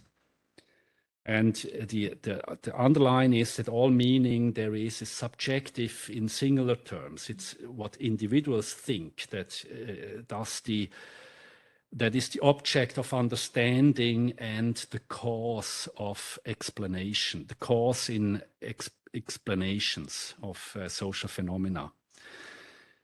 Now, but this is difficult. This makes it very difficult to understand group solidarity, because contractualism, that's the dominant way in which we still think about group solidarity. Well, it's a contract. But Durkheim is very right that the contract has pre-contractual conditions. Contracting is itself something that we do together, solidarily, as it were. So this sets off an infinite regress, and early sociologists have recognized this very clearly. I would go as far as to say this is the origin of social science, the recognition of the limits of contractualism, that the contracting is itself a social action. Then there is evolutionary game theory of social norms, especially group selection theory, and let me be very brief here. This theory explains social norms only for groups not worth being a member. So it works, but only for groups that get rid of non-compliant members. And we don't want to live together in that way. So for me, it just drops out of the catalogue of plausible conceptions, because it cannot account for the sort of social life we want to live, and I hope we actually live together. And then methodological individualistic action theory in terms of individual strategy choice, in terms of reciprocity, etc., does not seem to be able to account for corporate obligations. It even fails to account for conventions, you know, and here Raoul and I share the passion for the relevance of the high-low problem, you know, not even if there is no conflict between self-interest and a socially optimal outcome, not even then does a methodological individualistic action theory explain conventional behavior. In the history of social thought, systems theory was very clear in recognizing these problems and tried to set up a totally different paradigm, like in Parsons or in Luhmann. But yeah, let me not go into this, because it seems, with a view on the literature, the current literature, that this is simply off the table. Now, let me turn to a positive thing. So Durkheim, he was this important figure. He sent shockwaves through the intellectual world. And these shockwaves, they reached the United States. And one way they did was in a translation of Célestine Bouglé's. So Célestine Bouglé is to Durkheim what Raoul Hakli is to Raimo Tuomela. He is a close collaborator, a student and a successor of Durkheim's. And his Evolution of Values, which is basically a summary of Durkheim's views on group solidarity, got translated by Wilfrid Sellers' mother, Helen Stalker Sellers, and it got introduced by Roy Wood Sellers, and this is Wilfrid Sellers' father. And Roy Wood Sellers describes a little bit Durkheim's thought in this longish quote, which I'm not going to read. Wilfrid, in his copy, underlines constraints and collective force. And yeah, Bouglé in the book says, we need to seek beyond individual consciousness for the source of the authority in which values are invested.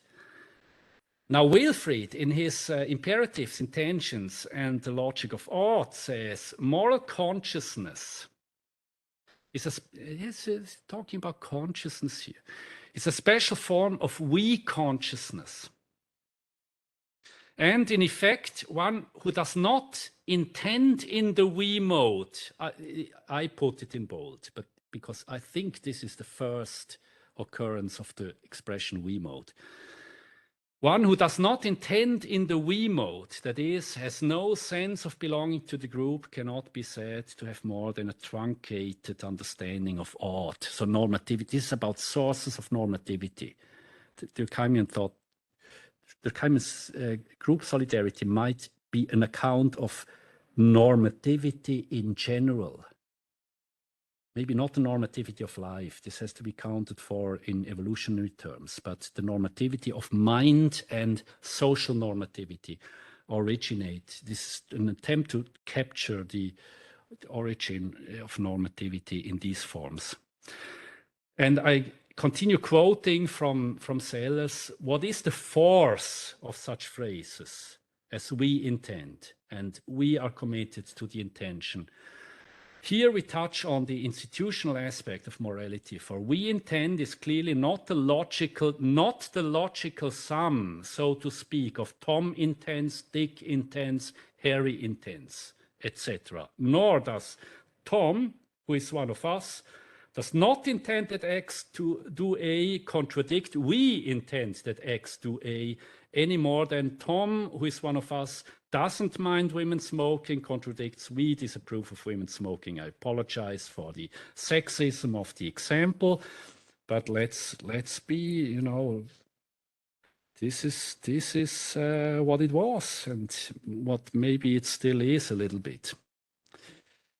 Let's continue with Sellers' we mode. Sellers comments on the sense of benevolence and asks, is there such a sense?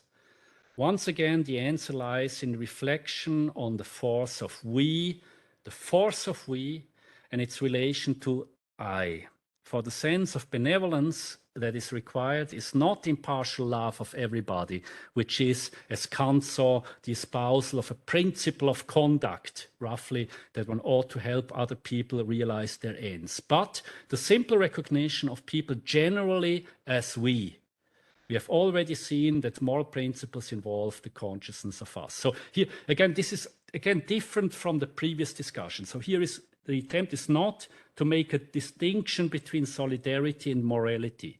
The attempt is much more basic. If we adopt the label group solidarity, we want to account for all social normativity, including morality.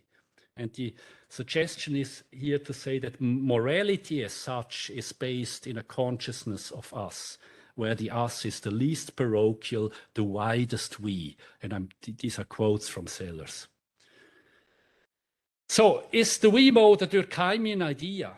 And the suggestion has been made by Olin and Turner. Stephen Turner is himself a student of Sellers. He got his hands on the copy of Bouglé's, the translation of Bouglé's book, and he very kindly sent me a PDF of this infamous copy, where there's a lot of scribblings by Turner in it as well, by the way. So it's a bit tainted evidence for Turner's claim, I would say. Because it's very deep. I have to take Turner on his word when he says, well, no, this underline is by Wilfried, not by me. Yeah, well, who knows? But there is many cons here. It might not be a Durkheimian idea because Sellers clearly rejects emergentism, collectivism about consciousness. And I quote from Sellers, there is no group mind, Sellers says, no group mind capable of having beliefs and intentions. Sellers endorses individualism. He says that, I quote, it is still an individual who is valuing if we value, just that he or she is valuing in terms of we, valuing in terms of we. Might that be a mode?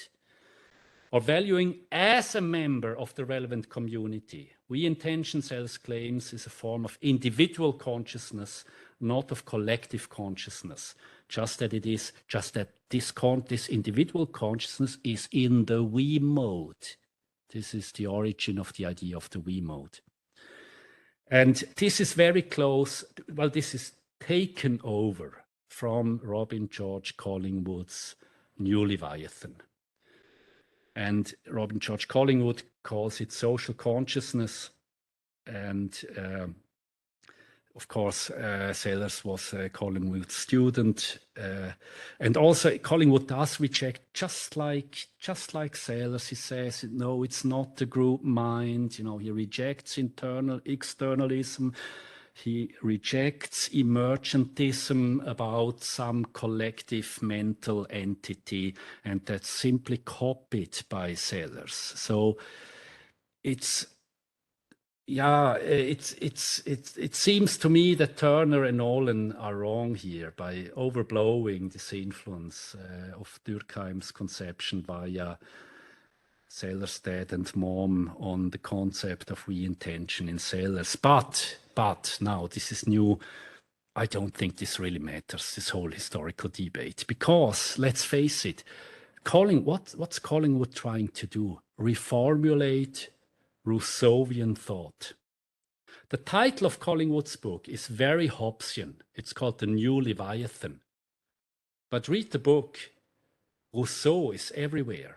And the whole attempt is to sort of reconstruct Rousseau in a way that does not lead to the Comité du Salut Public, that does not end in tyranny, that a Rousseau that does not end with Robespierre.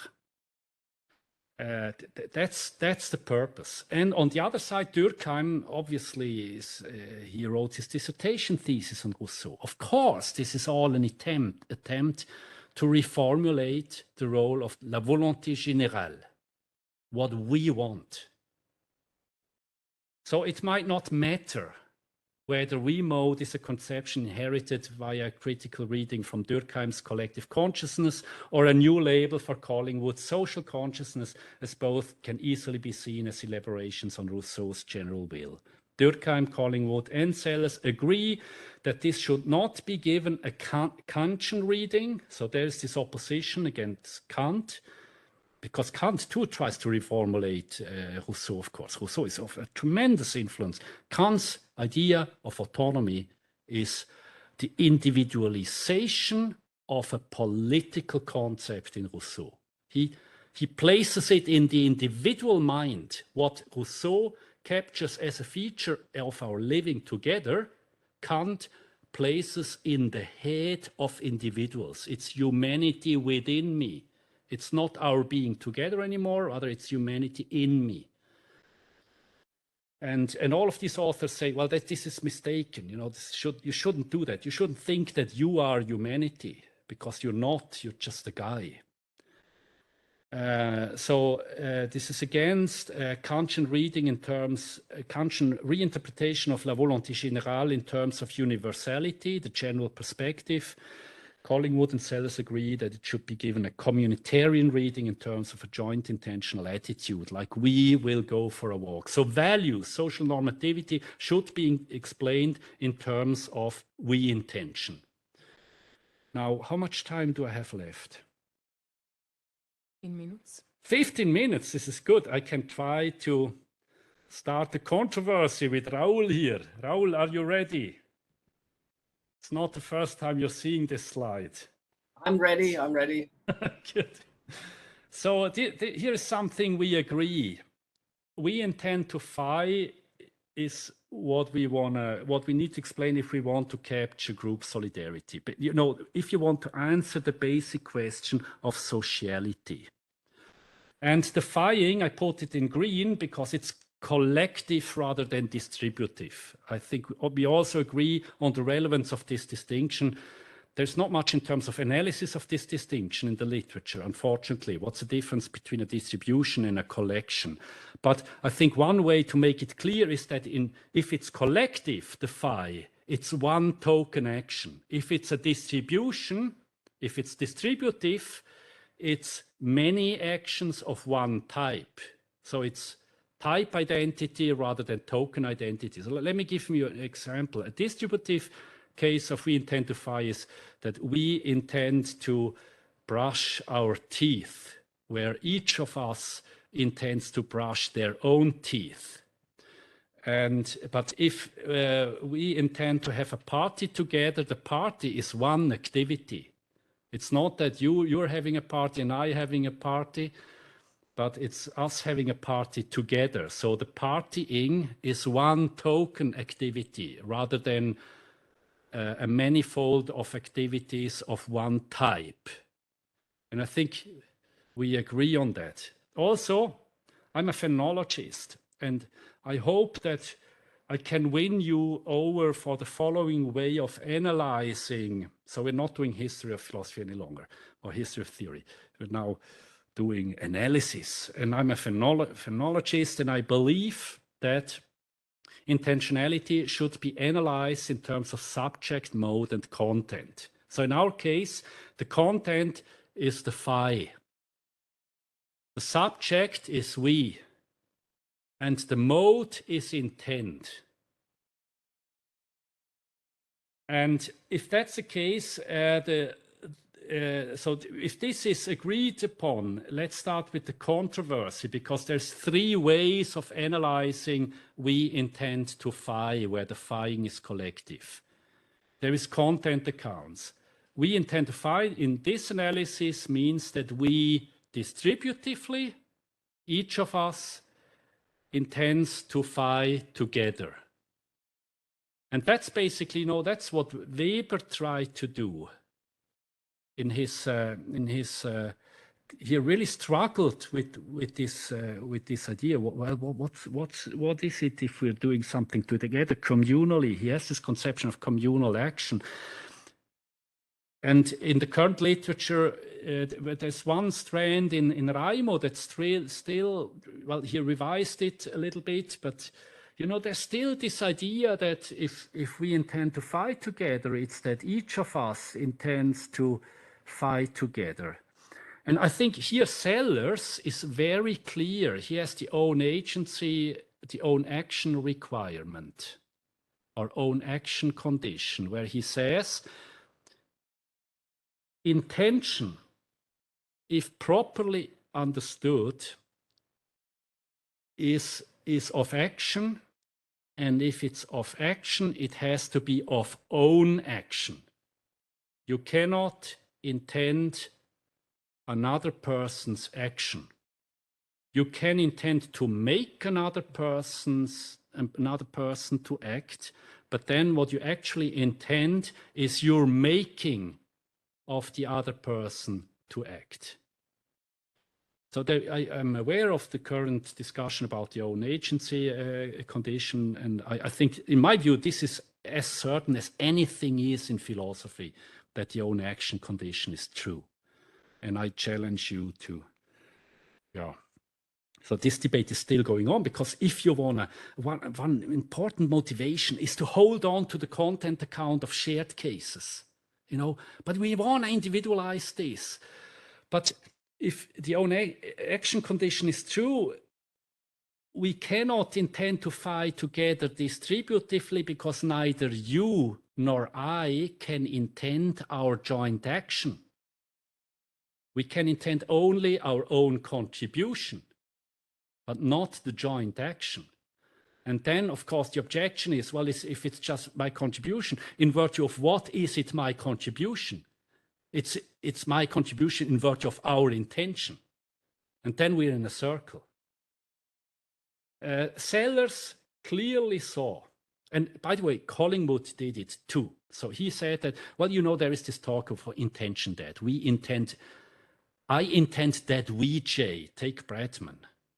And he says, well, you can intend that, but, properly, in terms of a practical commitment, intention is of action. It's intention to. And if it's intention to, it has to be of own action. That's already in Collingwood, and Sellers just takes it over. So if neither you nor I can intend our collective fying, then the question, of course, is who can? And the obvious answer is that we together can.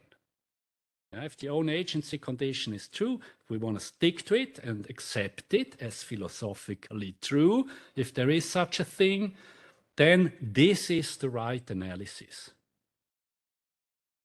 The intentional subject has to be collective if the intended object, if the intended action, the content of the intention is collective. But then there are these worries, and they are pervasive in Sellers, right? Who is this we, this collective we? I know you, I know myself a little bit, but I've never met the we. Who is this guy?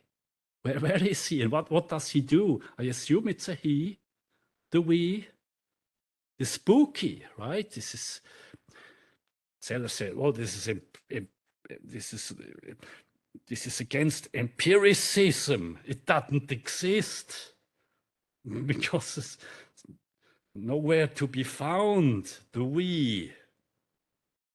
And it's connected to these, it's connected to barbarism. So remember Collingwood's subtitle, The New Leviathan. I forgot the subtitle. Civilization, Something, and Barbarism. So Collingwood writes during the time of the Second World War, and he wants to argue against fascism and also a little bit against communism. And he calls this barbary, and this is barbarian, this we. If I say, well, yeah, this is Robespierre all over again. Robespierre thought that he knows the we, and he has to, coerce the many eyes to conform to the we. He really believed that. He thought he was doing something good when he decapitated these divergent eyes. It's just us acting. And it's spooky, and it's politically nasty, and I have only 5 minutes left. So this is why Sellers endorsed a mode account. And according to the mode account, the mode account is the result of a sort of an embarrassment. The embarrassment is that in content accounts, there is not enough in terms of collectivity, whereas in subject accounts, there seems to be too much in terms of collectivity. Content accounts are insufficient. Subject accounts are metaphysically spooky and overdoing it. And this is why Sellers thought he had to come up with the we mode, because the mode is conveniently placed between subject and content. And the analysis is we distributively, we intend to phi, where there's a bit more collectivity in the mode. But yeah, the problem is, of course, that Raoul, it's not a mode, it's not an intentional mode. Your we mode modifies the subject. Usual intentional modes modify the content. Best account of intentional modes is in terms of formal objects, where, a case of fear is distinguished from a case of, say, I don't know, joy in the way in which the target of the attitude is perceived. In fear, it's perceived as dangerous. Danger being the formal object. In joy, it's perceived as pleasant or beautiful, which would be the formal object of joy. Your we mode doesn't add to the list of intentional modes, and it's not modifying the content, it's modifying the subject. So what I was doing for the last 20 years, it took me a while, because I really think that this whole we mode thing, this history from Durkheim, Collingwood, Durkheim through Sellers to Raimo, to Raoul Hackley, this is where the music plays in current social theory. I truly think it's true, but I just think that this is a bit of a misnomer, this we mode label for the theory. And I hope that today, Raoul, we can reach an agreement that what you're calling the we mode is really the plural intentional subject. So let's just, how many minutes? No minutes. Yeah, what I did, I can only refer to my work, is reconsidering. I think we are making a mistake if we think that the subject is a substance. It's actually a modal feature, and here is mode again, modal feature of intentional attitudes. The way in which our shared attitudes are ours collectively is the same in which my attitudes, intentional attitudes, are mine individually. And this is the project I'm pursuing, or that I have been pursuing, that I now conclude with the current book manuscript, to make this case as strong as possible, that there are plural intentional subjects.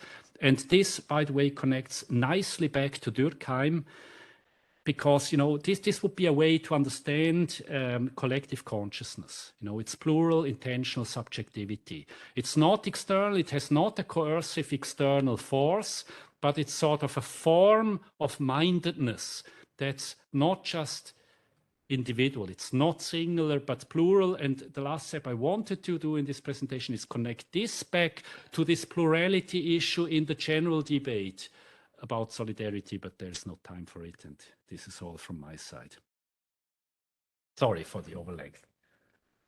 Thank you. We now have some time for questions. Raul online has something to say. But we can't see Raul. Can you see me or can you hear me or something? Not a sec. Okay, thank you. Thank you, Bernard. This was just amazing. I really enjoyed this a lot. I wish I could read the paper because there was quite a lot of, I didn't get everything, but in any case, I agree with, well, pretty much all you say, but of course this issue with the we mode, this is a problematic one. I mean, first of all, I mean, we mode, and I mean, we mode is, of course, it has changed a little bit. It all comes from sellers, and the ideas originate from further than that. But of course, I mean, in Raimo Tuomela's work, the mode idea is slightly different from sellers. I mean, because as you said, I mean, for sellers, the we was kind of universal, close to morality in a sense, whereas Raimo wanted to make it more restricted to a social group and all that.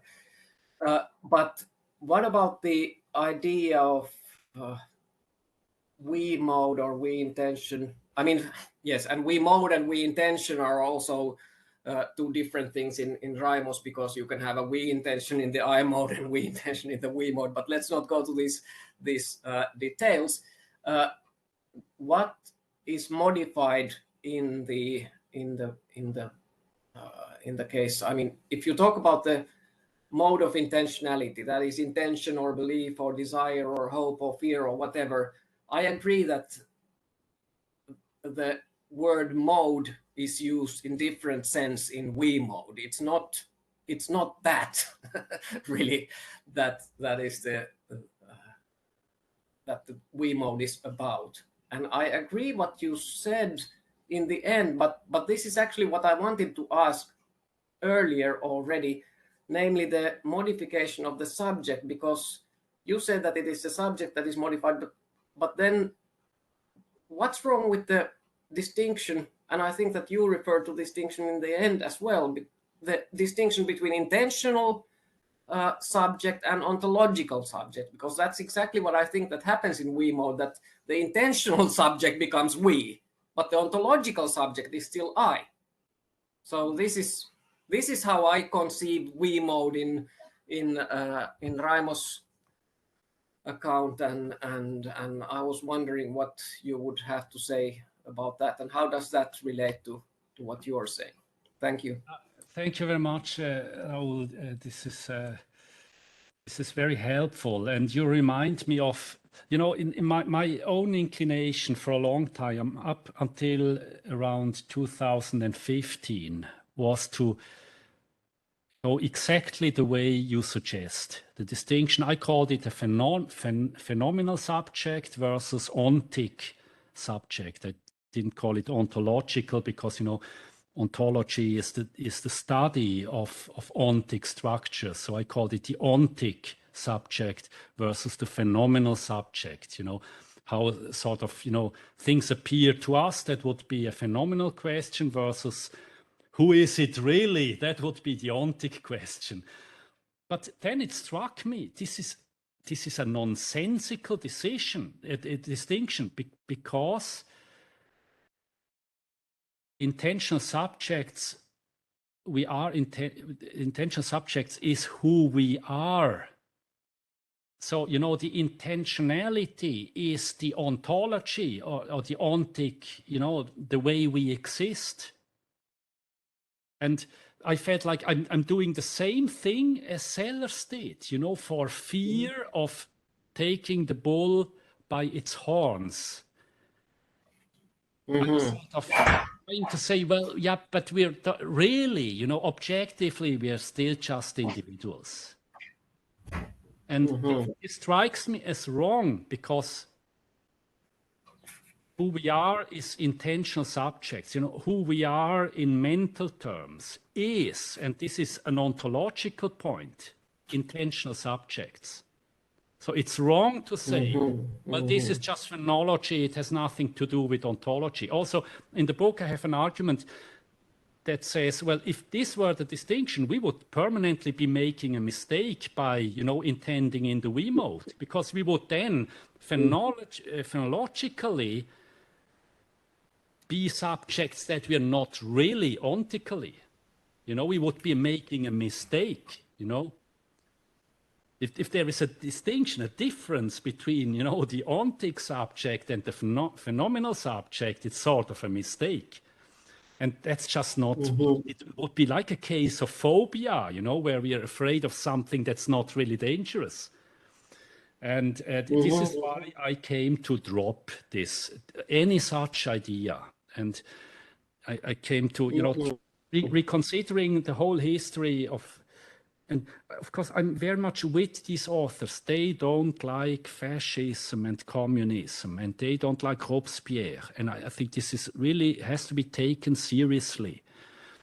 But the mistake with such conceptions might not be in a plurality assumption, but rather in a wrong interpretation thereof, that they substantialize the intentional subject and think, well, it's actually an organization, you know. It's this social fact, it's out there, it's not subjective, it's objective.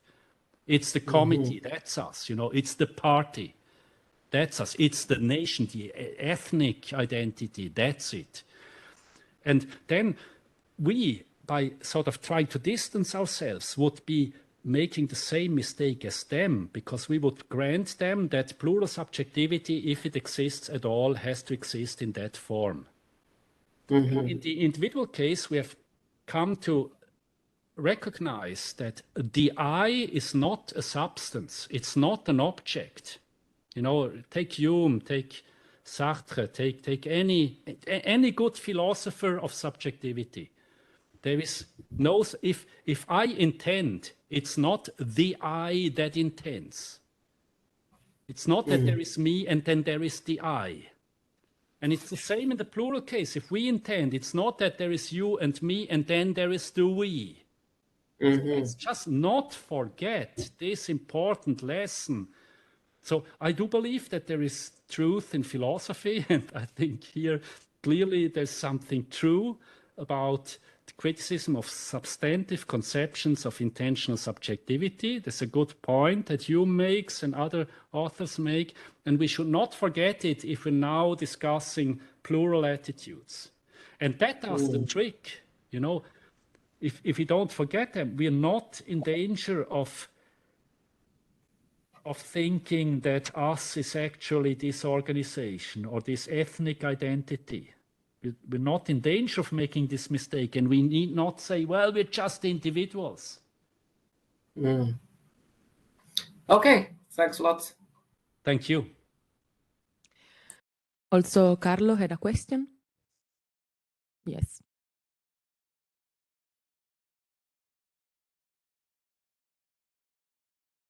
Okay, thanks. That was very interesting, very fascinating, very rich. So I have 3 loose comments / questions.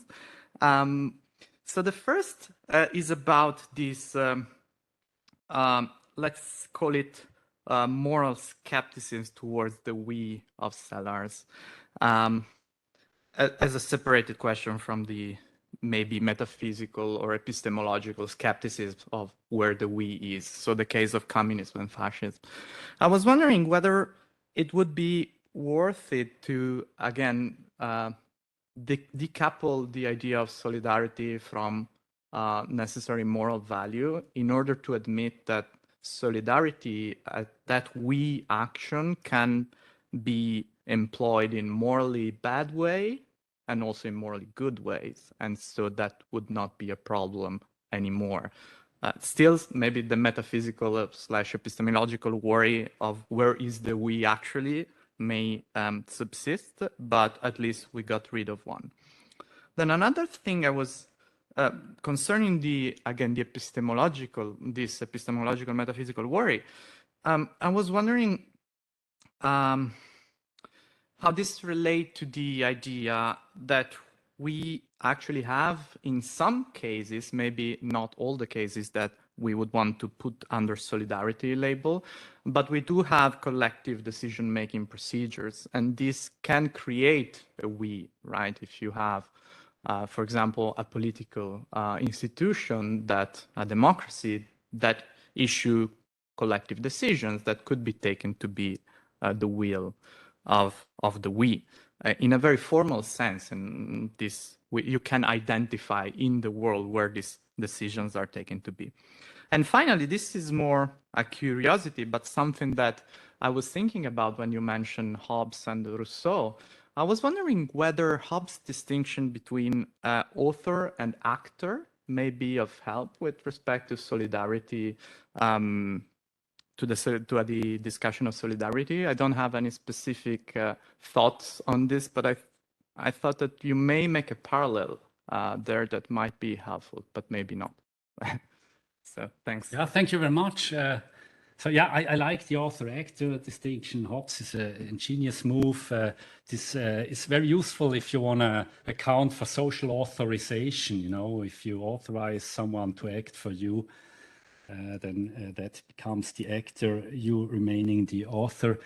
Hobbes seems to think that, and this is, you know, the issue is with authority. This does not yield proper kind of authority. So there is a difference between authorizing someone and having first-person authority. And I investigated in my work a little bit. Do we together have first-person authority? And that's not authorizing someone. Quite to the opposite. You know, the authorizing us, plurally authorizing someone to act for us, already has to be the expression of a joint attitude. So we need to be able to speak for ourselves as a group in order to authorize someone. So there's a misgiving I have with the literature on collective speech act, the older literature. It's now recognized in the younger literature. Concerning the first point, this also connects back to what Raoul said, that yeah, Raimo is not trying to do Seller's thing. And I think, Raoul, Raimo and you're being too modest here, because you're not focusing on morality primarily, but you do reconstruct something like a group ethos. And all that Sellers wants to claim, yeah, that's the same thing. It's just a larger group. It's just that, you know, if you scale it up to everyone, the group ethos is morality. And I think that's true. And it's an idea that's basically Humean. You know, you can be an internalist about social normativity if you widen the internal motivational set accordingly. And I understand that you don't want to get tangled up into these meta-ethical debates, but I think that's just a pragmatic decision because, you know, Collingwood and Sellers, they discussed cases such as we will go for a walk together. That's Collingwood's example. As sort of a scaling down of the more general case that really interested him. So the general case would be, we want to live well together. And this is analyzed according to, it's basically this Platonic idea. We can't see justice in the big case. We can't see it in the city. So we have to look at it in the soul, you know, because, well, he actually put it in the other order. But so in Collingwood, it's let's focus on the small case. and see how it works there. But this is in terms of embedded in an analysis of the wider case. And I think there's nothing, so part of what makes your work and Raimo's work so important, in my view, is that it is the one promising perspective to answer the Durkheimian question about group solidarity. And it, of course, it has to involve morality, because morality is a thing that keeps us together. It's just the widest thing, you know. And of course, there's bad cases of, you know, the two of us, you know, being ladri e mafiosi, working together closely in the robbing of public institutions. But then you could say the conflict is between us as humans, you know, in the wider, as members of humanity, and us as members of this evil gang. And you would not be referring to something that's non-groupish by applying moral standards. I forgot the second point. Oh yeah, look, here, so I assume you've read at least Petit, right? And I had a conversation with Christian List, and he said he thinks that chapter 9 shouldn't have been part of the manuscript. And he says he hasn't written it, it's purely by Philip Petit. So chapter 9 is on this immediate self-identification with the team. It says nothing about aggregation procedures. It says about something, how sort of, it's approaching the idea of plural self-awareness, even though Petit doesn't put it in these terms, sadly. And I had a conversation with Philip on the book, and he said, well, we should have started with this. And I think, so the merit of this book is that it shows, so here is my reading of this account. It shows that the formation of a shared attitude is not an aggregation of individual attitudes. This is what the theorem shows. It's not individual attitudes plus an aggregation mechanism, because this cannot ensure collective rationality. So there's got to be something else, you know, it's chapter 9, it's this self-identification, this, you know, the plural self-identification. And that's the source of, you know, the organizational structure. It's not the organizational structure that's the source of the being together. It's the other way around. It's the organizational structure that has to be accounted for in terms of, you know, a way of determining ourselves. But this already involves ourselves, so it cannot be the source. You cannot self-organize people, you know. And I think this is a deep point, and it might also be practically relevant. You cannot, you know, you can act only for yourself. You got to mind your own business. You cannot, don't try to engage in nation building, you know, building up another nation. This is plural self-determination. People can only do it themselves, but they can do it together. And of course, you can support them, but you can't do it for them. And I know it's frustrating. I haven't got kids, but talking to people with teenagers, they always try to, you know, determine the sort of take over the kids' action. Probably Raoul knows about this. He has 4 kids. But we have to accept that, you know, who we are is self-determination. And you cannot take it off another group's or another person's hand. So this is why I think we should think about organization in terms of something that people do for themselves. Organization is basically self-organization. And it's something, it's the way in which people determine themselves individually or plurally. And it's sort of a reification if we think, well, we are these institutions. You know, these institutions are just our way of living together, of determining our shared life. So it's not, you know, Petit, in the last couple of years, he has started to talk about institutional design all the time. And he thinks that Rousseau is actually on his side. We've got to design good institutions for people. But, the designing is a self-designing. You cannot design it for others. You can make them adopt something, but then it's via convincing themselves from their own perspective to adopt it that you support them.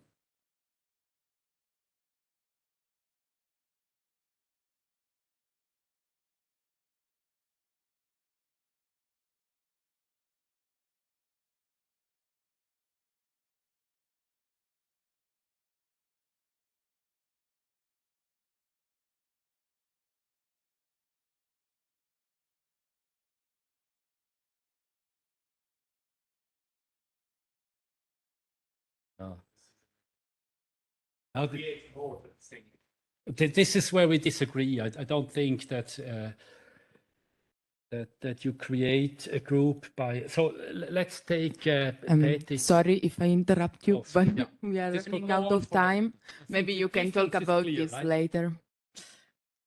Well, I know there is another raised hand, but we don't have time for other questions. Sorry. So I'm sorry with Send me the an email. people online. Yes. And thank you again, Hans. Thank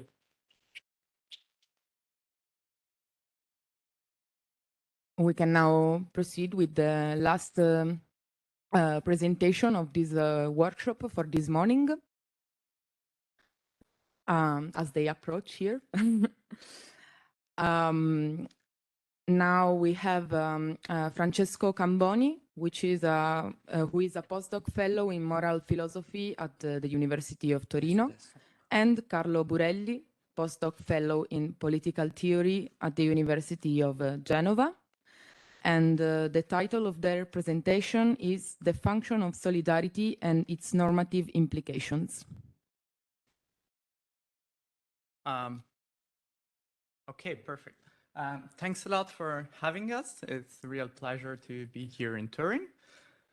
This paper is maybe a little bit odd because it tries to put together different literatures, but I think it might be at least interesting and provocative, if not sound.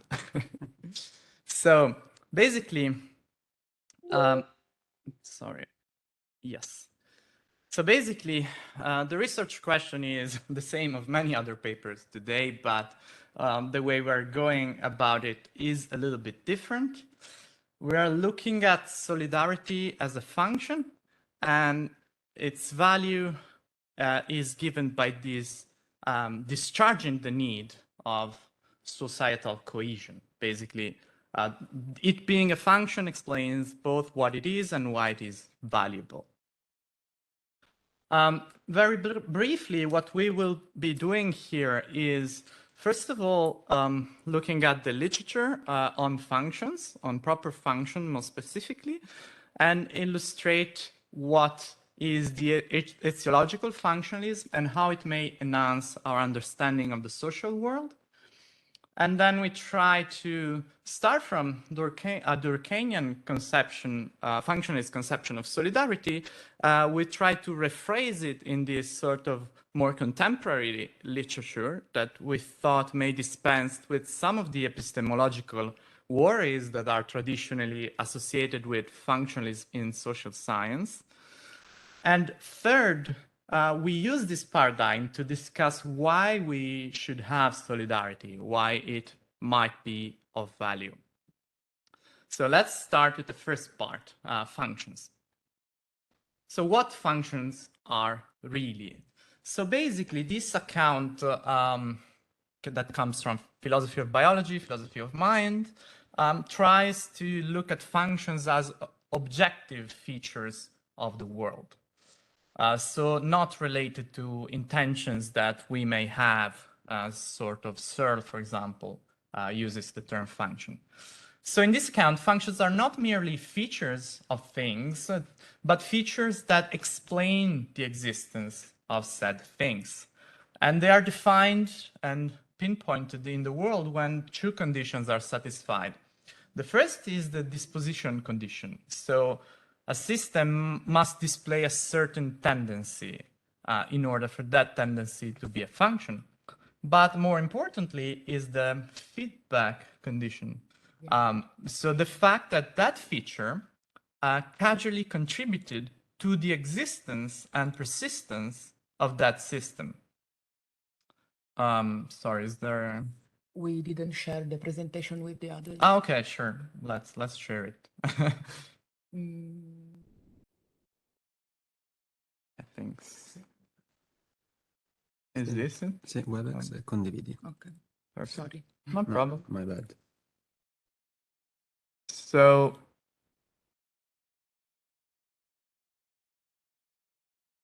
Sorry, does it work now? Can you see the slide? Yes. Okay. So, just to give an example, and we start with very basic biological examples for reasons of simplicity to explain the two conditions. Then we try to work out the ladder up to social functions, which is obviously much more complicated in scope. But the idea, for example, is that the heart's function is pumping blood because both conditions are satisfied. It is both the case that hearts tend on average to pump blood, but also because they exist insofar as they pump blood. And these two criteria allows us to distinguish between proper functions and merely accidental properties that things happen to exhibit. An example of a systematic property of the heart is its disposition to emit thumping sounds. While it is true that hearts tend on average to emit thumping sound, it is not the case that emitting thumping sounds played a causal role in the heart's existence. And so it is not a proper function. Now I can't. Okay. Let's see that I haven't skipped anything. So there are three important features of this sort of etiological paradigm of function. The first is that it is selective. Not every disposition is a function. Pumping blood versus thumping sound is a clear example. Also that it is naturalistic, because there is no metaphysically mysterious teleological telos, because natural selection provides the feedback condition and explains it in naturalistic terms. And third, that it is objective, so it's not dependent on subjective intentions, as many other kinds of functions actually are. Because I may want to die, for example, and thus I may want my heart to stop pumping blood, but my heart does not thereby loses its function by me not having that desire any longer. In a social world, things are pretty much more complicated, but we think that the same criteria can apply there, at least in theory. Then it is epistemologically more difficult to actually go about and trace them. But the same two criteria in principle apply. So just consider a very rough example. The function of the army is exerting organized institutional coercion. If and only if armies tend to exert organized institutional coercion, and this exerting organized institutional coercion played a causal role in the existence and persistence of armies. So as I just said, in the social world, B is embedded in a causal story which involves a mixture of individual and collective intention, and as such it is much more difficult to trace. It might also be dependent on some sense of cultural evolution, but regardless of the actual causal mechanism, this etiological paradigm provides an objective external reference to trace what proper social functions are. And with this, I'll leave the word to Francesco. Okay. Thanks, Carlo. I'm about to deliver an overview of the second part of our paper, which carries out twofold task. The first is to update Durkheim's view of social functions in the light of the etiological account just presented by Carlo. And as a complementary move, the second step is to address Durkheim's understanding of solidarity that we aim to reconceptualize as an etiological function of societies. So the term solidarity is used in remarkably different ways in the literature, and with this label, within this babel of meanings, two distinct uses are noteworthy for our purposes. That is, solidarity as a set of feelings and solidarity as a set of transfers. In our paper, we try to show that these meanings are interconnected and that an etiological account of functions can shed light on this conceptual link. We also argue that a virtuous circle among these two meanings is enlightened and accounted for by the etiological account of functions that we propose. To be sure, however, conceiving solidarity in functional terms is not a novel endeavor per se. In fact, it is worth noting that the seminal theoretician of solidarity, which is Emil Durkheim, is also an earlier advocate of functional explanations in social sciences. However, we claim that despite providing a promising starting point, Durkheim's functionalist account of solidarity should be aptly updated so as to prevent a number of pitfalls. In the paper, we confine ourselves to recall some core commitments of Durkheim's framework that qualify it as a functional one. And here we can see 5 conditions, so to say, for an account to be a functionalist one by this quite old paper by Pope. The 2 conditions that are the most salient for our purposes are the second and the fourth one. So this is why they are in italics. But yeah, as a general overview of this set of conditions, consider that a functionalist is one who views society as a whole composed of interrelated parts, that assumes a tendency towards system equilibrium, that considers how society or the social order is possible, and hence, 4, views structures in terms of their contributions to the perpetuation or evolutionary development of society, and finally sees pervasive commonalities or consensus as the ultimate basis of social order. And Pope claimed that Durkheim was a functionalist in all these respects. So he met all of these 5 conditions for his account to count as a functionalist one. To get more straightforwardly to Durkheim, in the opening page of chapter 1 of the Division of Labor in Society that you find in the slide, Durkheim introduces the notion of function as denoting a relationship between a certain process and the need that this process meets. Just as biological functions operate, such as respiration, digestion, and so on, which meets corresponding needs in the organism. And here Durkheim suggests that a similar correspondence between a process and a systemic need might be given in the social world as well, and indicates the division of labor as the core mechanism to be investigated. So I just want to highlight this passage, which is that to ask what is the function of the division of labor, as well as of any other mechanism, is to investigate the need to which it corresponds. And in the follow-up of the same page from the division of social labor, Durkheim makes a case for the importance of functional explanations in the social sciences that are contrasted with a teleological pattern of explanation. For Durkheim, in accordance with the previous remarks on biological functions, as respiration, for instance, to ask what is the function of something is to investigate the need to which it corresponds. And for him, solidarity is a function because it discharges the need of societal cohesion, that we understand as the need of willing acceptance of the costs of cooperation. So in this passage, you can just see how Durkheim contrasted terms as aim, purpose, or goal, which are, so to say, understood as part of a teleological account of explanation, and are contrasted with the term function, which has no need to assume any kind of preconceived adaptation or ex post adjustment, so to say. And on our reading, the division of labor is a mechanism by which the function of fostering societal cohesion is performed in modern or industrial societies.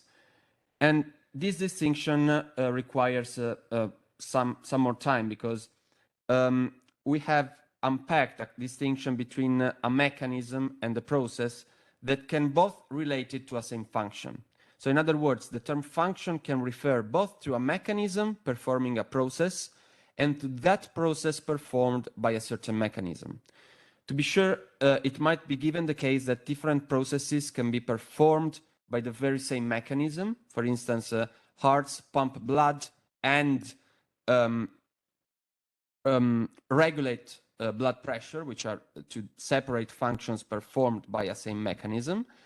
But it might be true also the reverse, so that a certain process is performed by different physical mechanisms.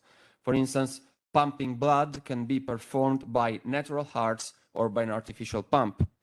And when it comes to solidarity, Durkheim implicitly claims that solidarity can be delivered through multiple different mechanisms. And in this reading, the famous dichotomy of mechanical and organic solidarity can be understood as grounded in a shift of the mechanism performing solidarity in traditional and modern societies, respectively.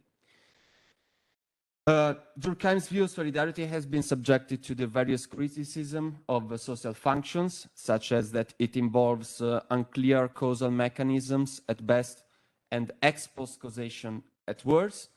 But as we argue in the first section of our paper, etiological explanations can dispense with such criticisms. And before leaving the floor back to Carlo, let me just give a flavor of how we propose that Durkheim's functional account of solidarity can be reinterpreted in an etiological key. Because as we have seen, for Durkheim, there is a need for solidarity because it holds societies together. Without solidarity, then any social group just withers away and dissolves. And this intuition entails that any society that exhibits solidarity partly exists because it does so. And this is an implicit version of the feedback condition, so condition B, of an etiological functional account.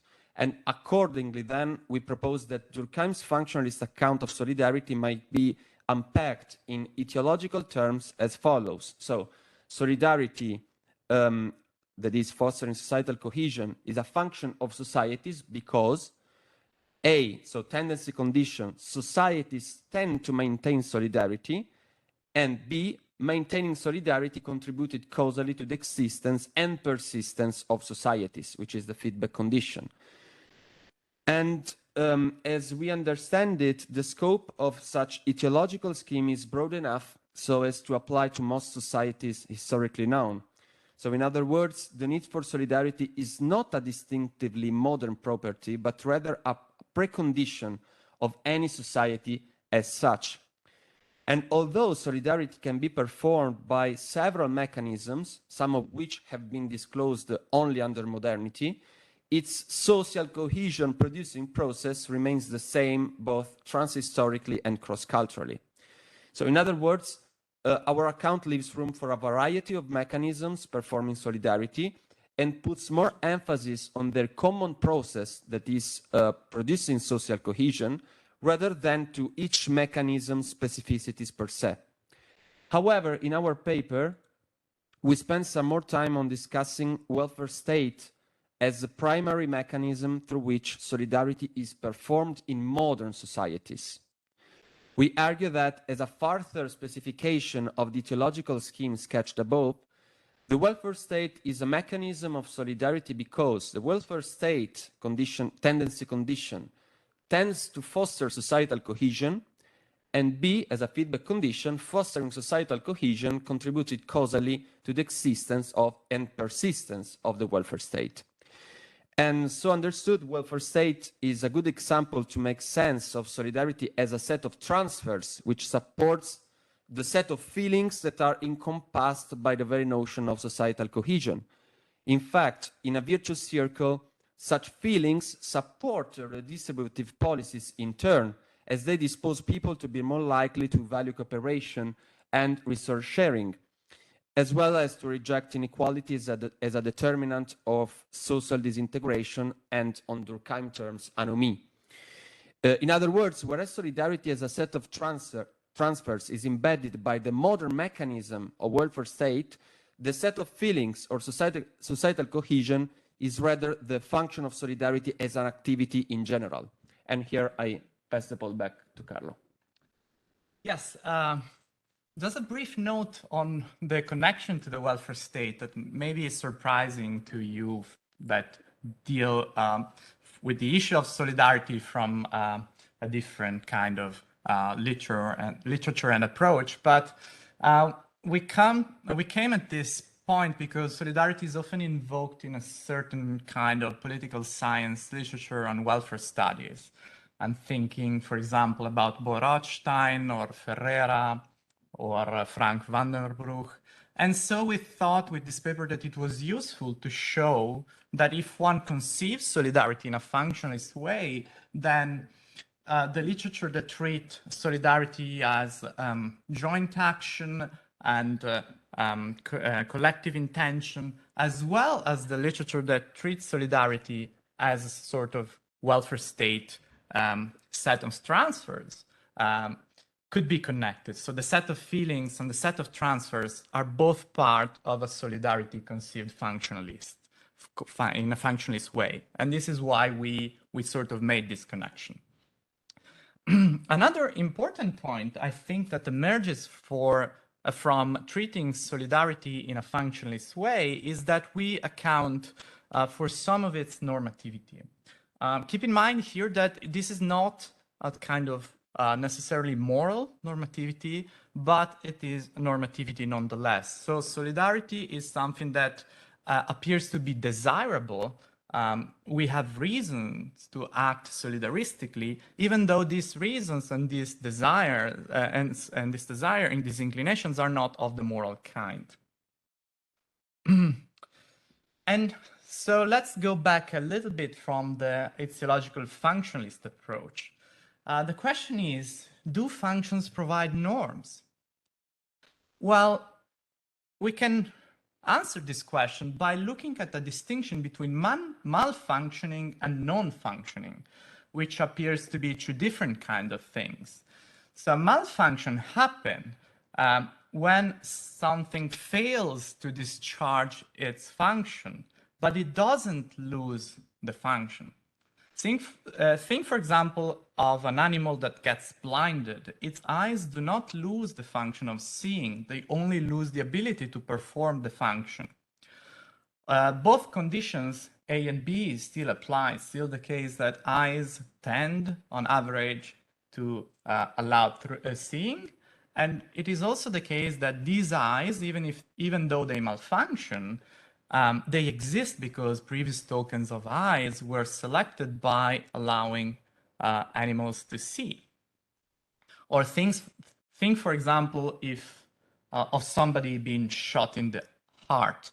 The heart loses the ability to pump blood, but it doesn't lose the function. It's still the case that his heart's function is supposed to be pumping blood, even though it cannot discharge it. This is different from things being non-function. To go back to the eyes example, you can think of a species which starts living in a dark cave and progressively loses the function of seeing in our eyes because this is no longer adaptive.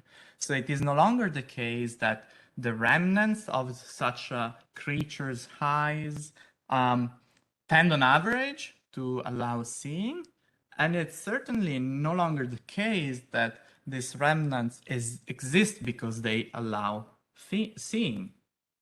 And this has led some thinkers in this philosophy of biology paradigm to think about functions in normative terms.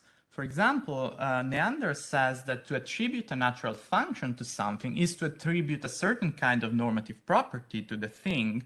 That is to attribute an evaluative standard to it that it could fail to meet even chronically, systemically, and consistently, and even under ideal circumstances, which I thought was a quite powerful way of putting it.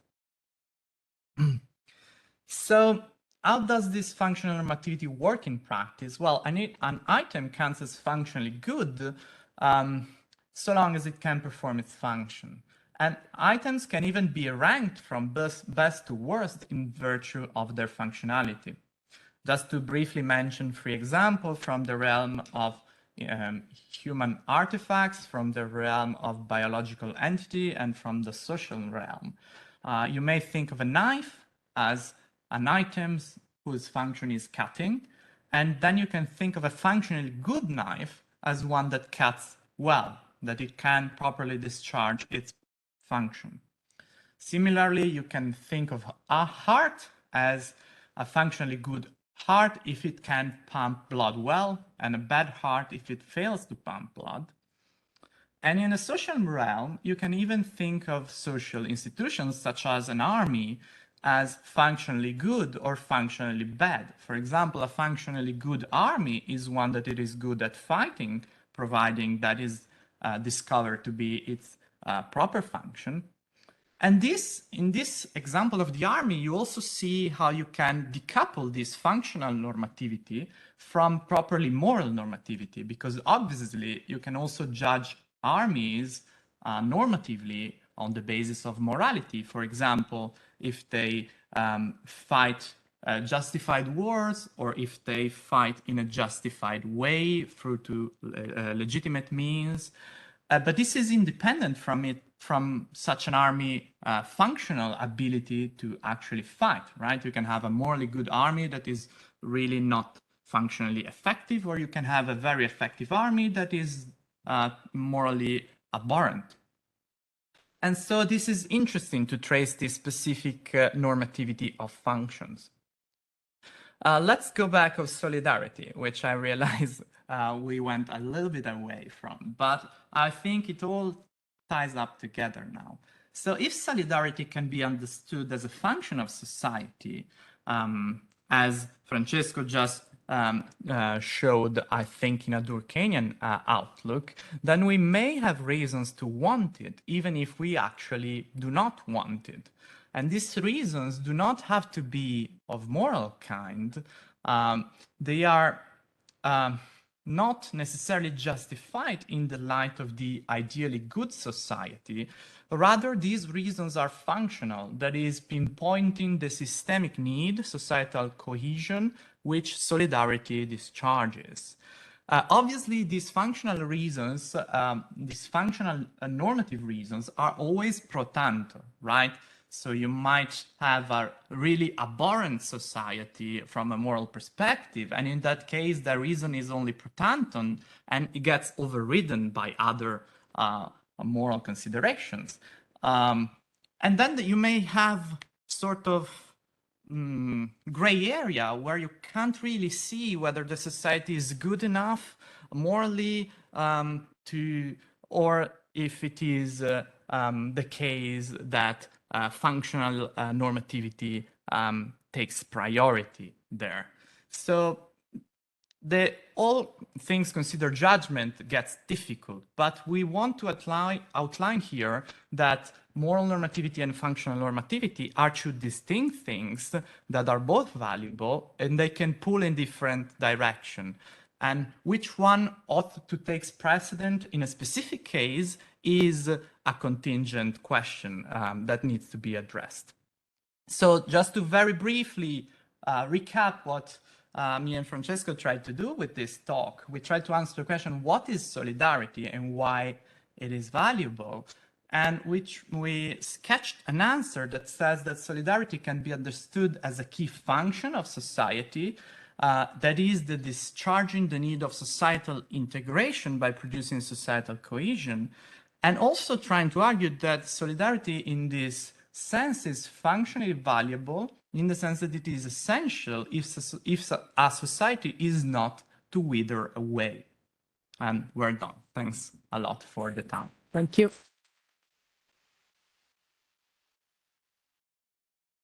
We now have time for questions.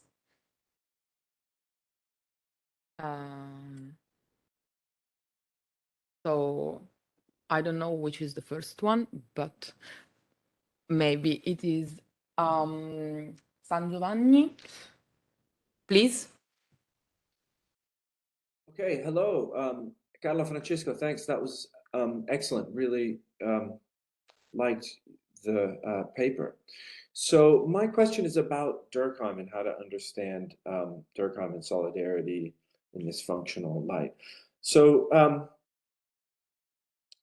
one might say that solidarity is whatever it is that promotes social cohesion, right? So it could be, and that would be like an analogy with the heart. So whatever it is that pumps blood, we call a heart. It could be realized by all kinds of different things. It could be realized by a machine, a natural thing. It could be realized by some mechanical device, an electronic device. It could be realized by all, but in each case, we can call it a heart because it pumps blood.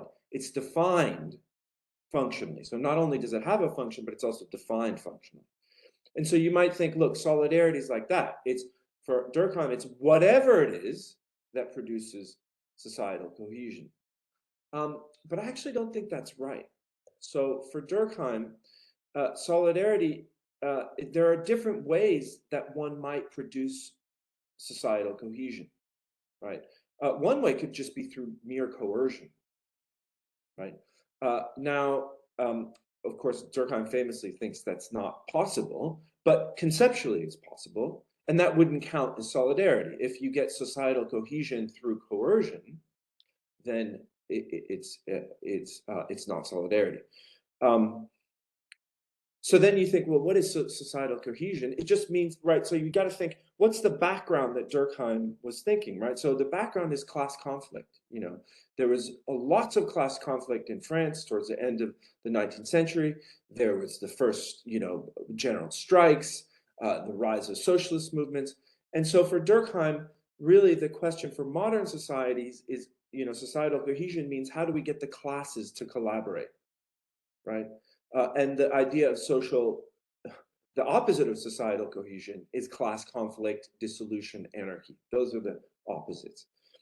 And I think his thesis was, well, you have to look at the social norms, what he called mores, the moral order of a society, and it has to have a certain structure in modern times for it to promote social cohesion. And the way you see that is by looking at the pathologies that he articulates for modern organic forms of solidarity. And the pathologies all have to do with how workers relate to their job, right? So the three forms of pathology that he looks at, you'll remember, one of them is anomie. So that means that the worker loses his sense of actually making a meaningful contribution because he's only, you know, pins, right? He's only working on a tiny part of the process. Right? So he loses a sense of connection and he thinks, this is a pathology. This leads to class conflict. The second one is the forced division of labor. What he means by that is workers start to feel that they're not getting a just return, right?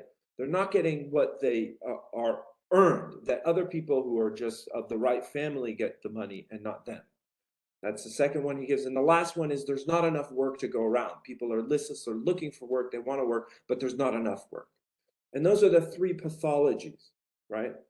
And his answer is to promote, you know, via professional associations, people's getting together to give them a sense of meaningful contribution, you know, that will make them more likely to contribute willingly to society, right? So solidarity refers to that set of cooperative attitudes towards others and towards a society in which one feels a part of a larger whole, right? That's what he means. That's, I think, what he means by solidarity. That's just one way in which you promote societal cohesion. There might be other ways, right? I don't know. I was just wondering. That's the way I read Durkheim. I was wondering whether this would, this resonates with your view. Or do you take more the first reading where it's anything that promotes societal cohesion, or what? Sure. Yes. So I start and then I leave Francesco the second. So yes, we think that solidarity can be different mechanisms, and I think this is really important in a functionalist light, and also add something interesting, right? Because it adds that the same societal need of social cohesion can be discharged in different ways. And these different ways could be better or worse. No, the example of the hearth, I think, is still important here, because if your heart is defective, you still have the biological need of having something that pumps blood. I wouldn't call it a heart if you put inside a mechanical pump, for example, that does the same job. But that is a semantic disagreement. But I think it's a kind of different mechanism to discharge the same function. It might be better or worse, depending on the situation in which your original heart is. So I think this is important. But I agree with your point that we shouldn't stretch the mechanisms, possible mechanisms of solidarity so much as to include coercion, partly because I think that coercion doesn't necessarily generate societal cohesion. I think that there are different... So I read societal cohesion to be more bottom-up sort of thing. By coercion, you may create uniformity by banning some kinds of action, but that doesn't make the society cohesive, because as soon as coercion lapses out, so as soon as coercion is no longer there, then the banned action will again take over the social world. So I think it doesn't generate true cohesiveness. It only imposes a sort of uniformity that is fleeting. And I think that even coercive kind of regimes actually have need of solidarity. And indeed, this is what is puzzling, I think, and interesting about this debate on solidarity, that very bad kinds of regime manifested a high degree of solidarity that wasn't necessarily coerced. So it was built with propaganda. Maybe we have to distinguish a bit what coercive mean in this sense, but it wasn't generated directly by the use of force, but it was created in subtly and worrying ways, but it was there nonetheless. Regarding your point on Durkheim, that is very interesting. I'm not sure. I think I have to think more about this, but maybe Francesco wants to add something. But just as a starting suggestion, we don't want to claim that we are giving sort of a new Durkheim. So we are adopting a Durkheimian framework. For us, Durkheim is more an important starting point on which to get to the sociological functionalist paradigm. So we're not that committed to be entirely faithful to his thought, but you're right that we have to be clearer about this, I think. Thank you. I thank you, Andrea, for your question and your comment. I just have to add one little follow-up consideration on what Carlo just said. That is that our leading explanatory need was that how comes about that mechanical and organic solidarity are, after all, forms of solidarity? What is the common core which, so to say, is encapsulated by the very concept of solidarity, about which Durkheim is very, so to say, reluctant.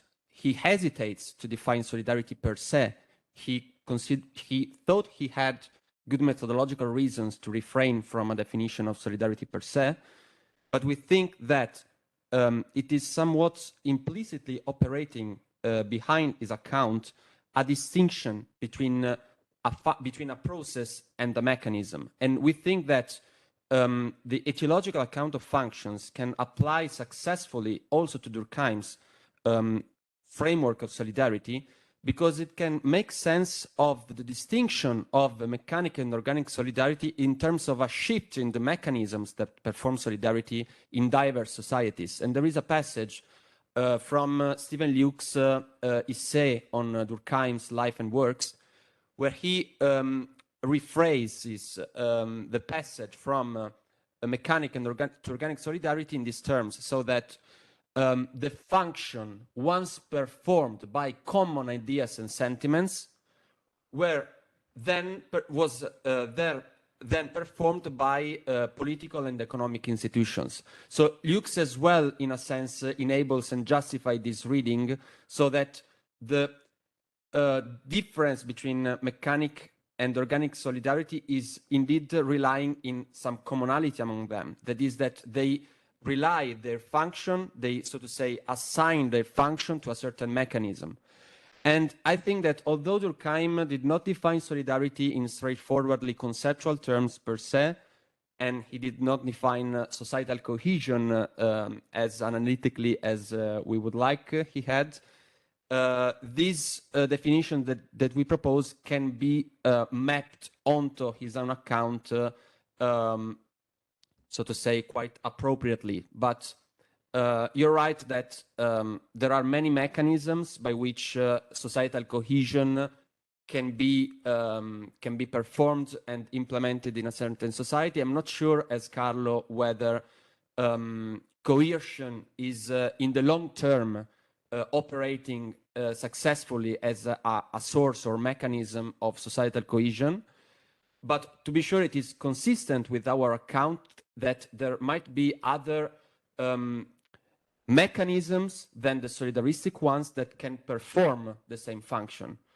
We have a, so to say, a pluralistic account of societal cohesion, if you want. There are many mechanisms that might perform it more or less well, but we think that solidarity has societal cohesion as its own function. I don't know whether it answers or meets your question, but this was the thought I wanted to share. There is another question. Hans, maybe you want to come here so everybody can hear you?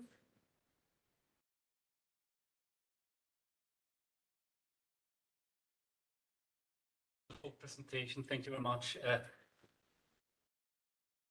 I want to pause a little bit, and now I'm feeling uncomfortable because we're so close.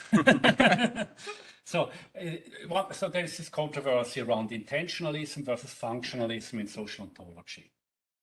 And one thing I want to convince you of is that intentionalism is functionalism. So intentionalism says we have to explain social phenomena in terms of what they do in the light of the purpose of agents. And then the controversy is it just individual purposes or is it shared purposes? So this is a functionalist approach to the social world. Intentionalism is functionalism. Now there is non-intentionalist functionalism. And non-intentionalist functionalism tries to say, well, actually, social phenomena look like if they were purposeful, but they do so in virtue of this mechanism that you identify. Right? This is the evolutionary argument. So biological features look like if they had the purpose of granting a creature's survival, but the true story is merely causal. The causal explanation does not have to involve the understanding of a motive. And the reason is that there is this mechanism of differentiation, replication, and selection. Like this is why our bodies look like if we had this purpose of, continuing to exist. Now, Durkheim, you want to apply this to the social world. And there is this fundamental objection. And it has various, strands. One strand is there is no such thing as differential replication because, there is no DNA replication. Of course, we have traditions. Of course, we have socialization. But, there's always this spectrum of variation going on. Of course, we have the same institutions, but look at the welfare state now and at the beginning of the 20th century. We call it the same. It's something very different. It's not the same thing. And also, and more than any other reason, that convinces me that, non-intentional functionalism is wrong. There is no survival of the fittest in the social world. Some people say, well, Darwin has the idea from the theory of firms in capitalist markets. But you know, this is a social institution, and markets change a great deal depending on what we make them to be, you know, how we organize them. And it's not entirely sure that this is the way we want to live together in terms of, you know, eliminating seemingly unfit ways of living together. I hope that's not what we do. And I was a bit worried at the end when you say, well, it's a pro tanto reason, the functionalist, but we have to weigh it against morality. I sense we'd have to have a discussion there. I mean, there's clearly, you cannot make morality the straightforward guiding line of politics because there's pragmatic considerations. But there is no reason to be together in a way that's not good. And good is determined by how we together want to live together, right? Not we, this particular group against another group, but all of us, right? So we're talking about mechanism only in terms of, you know, what ensures solidarity. Where is the replication mechanism and where is the selection mechanism? And also maybe the last point, you know, if there is social evolution, it happens on a very, very rapid scale. It is on a totally different time scale than biological evolution. And I think it's just, you know, an unfit model. It's the best model if you want to argue in a non-intentionalist, functionalist way. I think you have to adopt this model, but I think there's much better reason to drop it and to recognize that the social world has to account for in terms of how those who want to live together and who currently have the power think it is good doing so.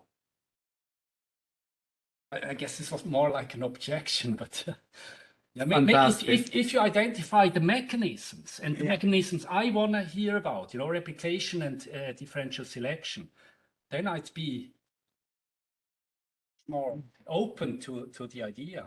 Yeah. I still would disapprove of it on moral grounds. Okay. No, that's a fantastic. There's a lot of it in it, and I hope I can answer at least some. So on the very first point, on the distinction between intentionalist and non-intentionalist, so I think that there is a distinction there, and the thought behind it. So you're right that it's not present in all accounts because many accounts view functions in a sort of instrumental way. So basically functions are just means to goals we have. And in this sense, they are explained by the goals. But the problem I have with this view and that I wanted to move away from it is that it really is ultimately a subjective account of function because function depends on the goals and we disagree about goals, right? It's plural goals. Yeah, but if we're trying to say this is a function, then you have to have. So for example, I remember there was a funny example from Hannah Arendt who said that criticizing functionalism, that you can conceive of the heel of your shoe as a hammer because many women at the time, I assume, use it to hammer nails in the wall, which I didn't know it was a thing, and so she said, well, functionalism leads you to this very implausible conclusion, right? Very peculiar and idiosyncratic goals grounding something like a function that it is implicitly used in our natural language with more objective connotation. And so I wanted to move away a little bit from this. Because you conceive of, you know, subjective functions on singularist terms, you think it's each and everyone for themselves. Right? That was your argument. It's idiosyncratic. Okay, but let's move to the other points, or we can continue the conversation. I think all day long. No, yeah, sure. The other thing you mentioned, which was very interesting, was about the mechanism, and I think that we were debating this just before. I think the power of the etiological account that it it's really agnostic about the mechanism, particularly about the mechanism that creates the very first thing that has a function, right? It can both be a random mutation, like in evolutionary terms. It could also be a collective intention, or even an individual intention that somehow gets adopted by others. And so what really matters, so the non-intentional bit that makes the thing that comes about in different ways a function and an objective one, is not its first appearance, but it is why it's stuck around. So why it persists. That is the non-intentional thing, right? And that, I think, is the important bit. And for social functions, you're right that it's not necessarily doesn't necessitate cultural evolution. I think something can be plausibly explained as random innovations that get positively selected for, but much of it could also be intentionally adopted mechanism.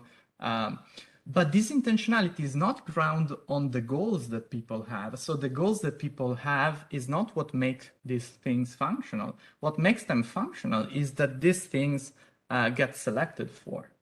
And one example, I think, is that you found was excellent, was the Merton's distinction between latent function and manifest functions.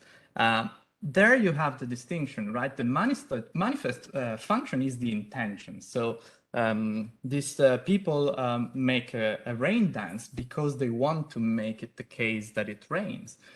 But this is not the proper function in our sense, or it's not the latent function in Merton's, which is instead to produce solidarity. And this is the proper function because it's what selects the thing for, why it persists. Otherwise, if the function was the goal that they had, then it wouldn't have persisted because it wouldn't have made rain come down.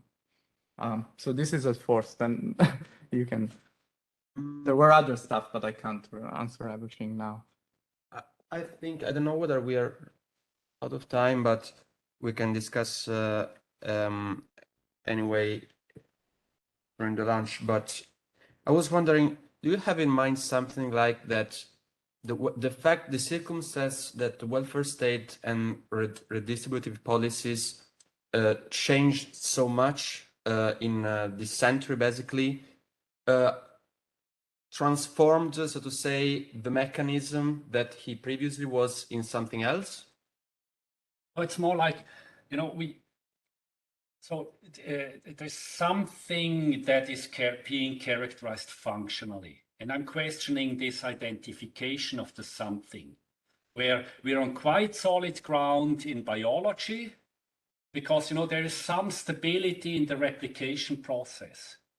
But we haven't got, and we have learning of traditions, we have socialization, traditions that go through history, but this is not the preservation of the same thing that we find in replication of the genome. Because it's, it's always a bit, and sometimes it shifts, it's not, it becomes gradually something very different, even though it still has the same name. Take art, for example. Art is something very different now than it used to be 100 years ago. And then speculating about the function of art sort of is maybe not the best of idea, because it's now something very different than it used to be. And so it probably most social phenomena, they do not have this stability across time, because there is this mechanism of replication. Maybe we should think about it differently, more like in ways of acting. They tend to shift and change, and it's no problem with them. Otherwise, you think there's this thing, society, and it persists. And you reify the thing in a way that might not be adequate to its actual ontology.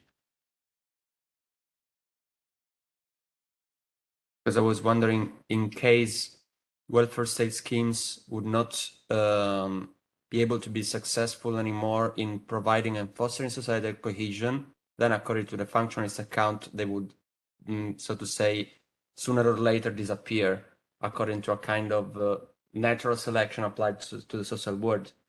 So if you have in mind as a kind of, so to say, criticism to how successfully welfare state can perform their function, then it would be okay for us to admit that they might disappear sooner or later because of the fact that they are not able, as they were once, to perform this function. I don't know whether you follow this line of reasoning or whether there is something more fundamental in disagreement between us. I don't know.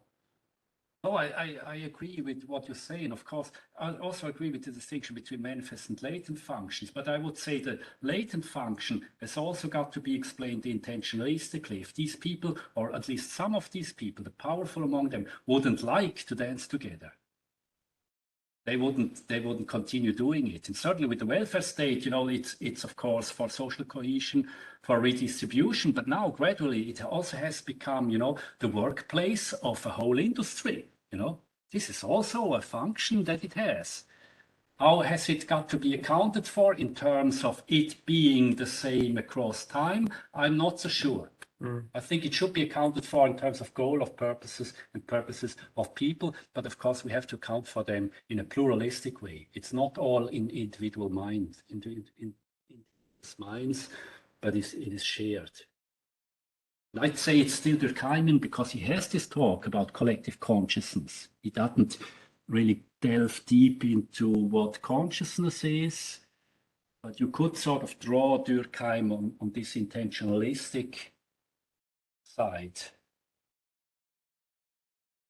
Although common ground.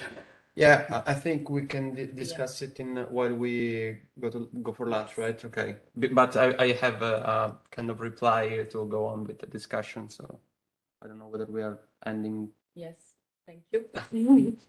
Thanks a lot for the talk. Thank you. Yes, we go to lunch and we meet here again at 3 p.m. Thank you, everybody. So I have...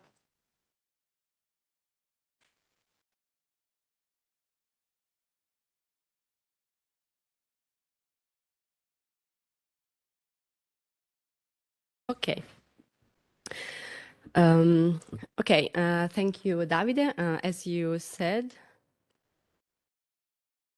what's going on? Okay. He's attaching value to membership criterion, and I would like to firstly apologize for two main reasons. The first one is that in fact, what I'm going to talk about is not a full theory, let's say, but just, I mean, a research topic I'm going through in this last period, so that maybe there are lots of issues and open questions into what I'm going to say. And the second point I would like to highlight is instead the fact that I'm not going to talk about solidarity, not at all, and it could seem quite exotic or strange in this context, as the previous talks were about solidarity. So as the next one, even though Tiziana maybe could help me in okay, in giving a different point of view on this topic. Indeed, our workshop was entitled Unpacking the Social World Groups and Solidarity, so that I would be more concerning on the aspect of social groups that are the focus of my last researches, and in particular, I would like to focus on, on the ways in which we can conceive of groups, generally speaking, and maybe a more comprehensive theory which could help us in recognizing some specific trends into society, then maybe also solidarity too, but I'm not talking about this specifically. So the first point from which I would like to start is that the fact that inside social sciences, broadly conceived, indeed, I will say that social ontology could be I mean, in a way, part of social sciences, even though I know that this is not a fair assumption that everyone can share, let's say. But I mean, generally conceiving social sciences as those sciences that deal with society, conceived in many different ways, we can say that there are different ways of categorizing groups among the scientists. And the first one bases its analysis, their analysis, as of course there are many trends and ways of doing this, basing on fixed features, so that, for example, we can recognize some specific features that apply to groups, as, for example, the kinds of relationships that there are among members of groups, among groups members, and then using these fixed features, we can recognize the same groups even among very different cultures, so that we can use the label of multiple reliability also in the field of social sciences, and, for example, apply the same category as that of family, which is very commonly used in order to explain very different phenomena, such as, for example, these are two very used examples, Chinese and Japanese families. The ones are more strictly conceived, relating to parents and children. The other one is more broadly conceived, but still they both can be called families. While the other way of categorizing groups is basing our theories and analysis on the kinds of activities that groups can perform. So basically, as I would try to say more clearly in a minute, we can recognize groups that can act collectively or groups that cannot, and we can use this kind of distinction in order to comprehend the dynamics that groups can give birth to or in a way perform. Using a very broadly but well-recognized scheme, let's say, social sciences analysis, four main categories of groups, which are crowds, a typical example of people walking in a square, so people that are in the same place at the same time, but by chance, so that they maybe can also have some purpose in common in being there for a specific reason, maybe, but they are not there is no jointly commitment, even in no meaningful sense among them. Then we have classes, which I believe are very interesting from this point of view in seeing this different perspective and analysis on social groups. As I quote a few examples, rich people, young people, black people, female, male, or whatever you want. And this, I believe, is quite interesting, as it is, maybe we can say, one of the main focuses of sociology. I mean, these are the proper social groups according to sociology, while when we focus our attention on the kind of actions that we can perform within groups, classes have to be set apart, so are no more an example of proper groups. Then we have institutions, smaller or bigger, as families, states, organizations, and so on and so forth, even though I'm aware that not every theory concerning institutions thinks that they are to be conceived as groups, but still it is a possibility.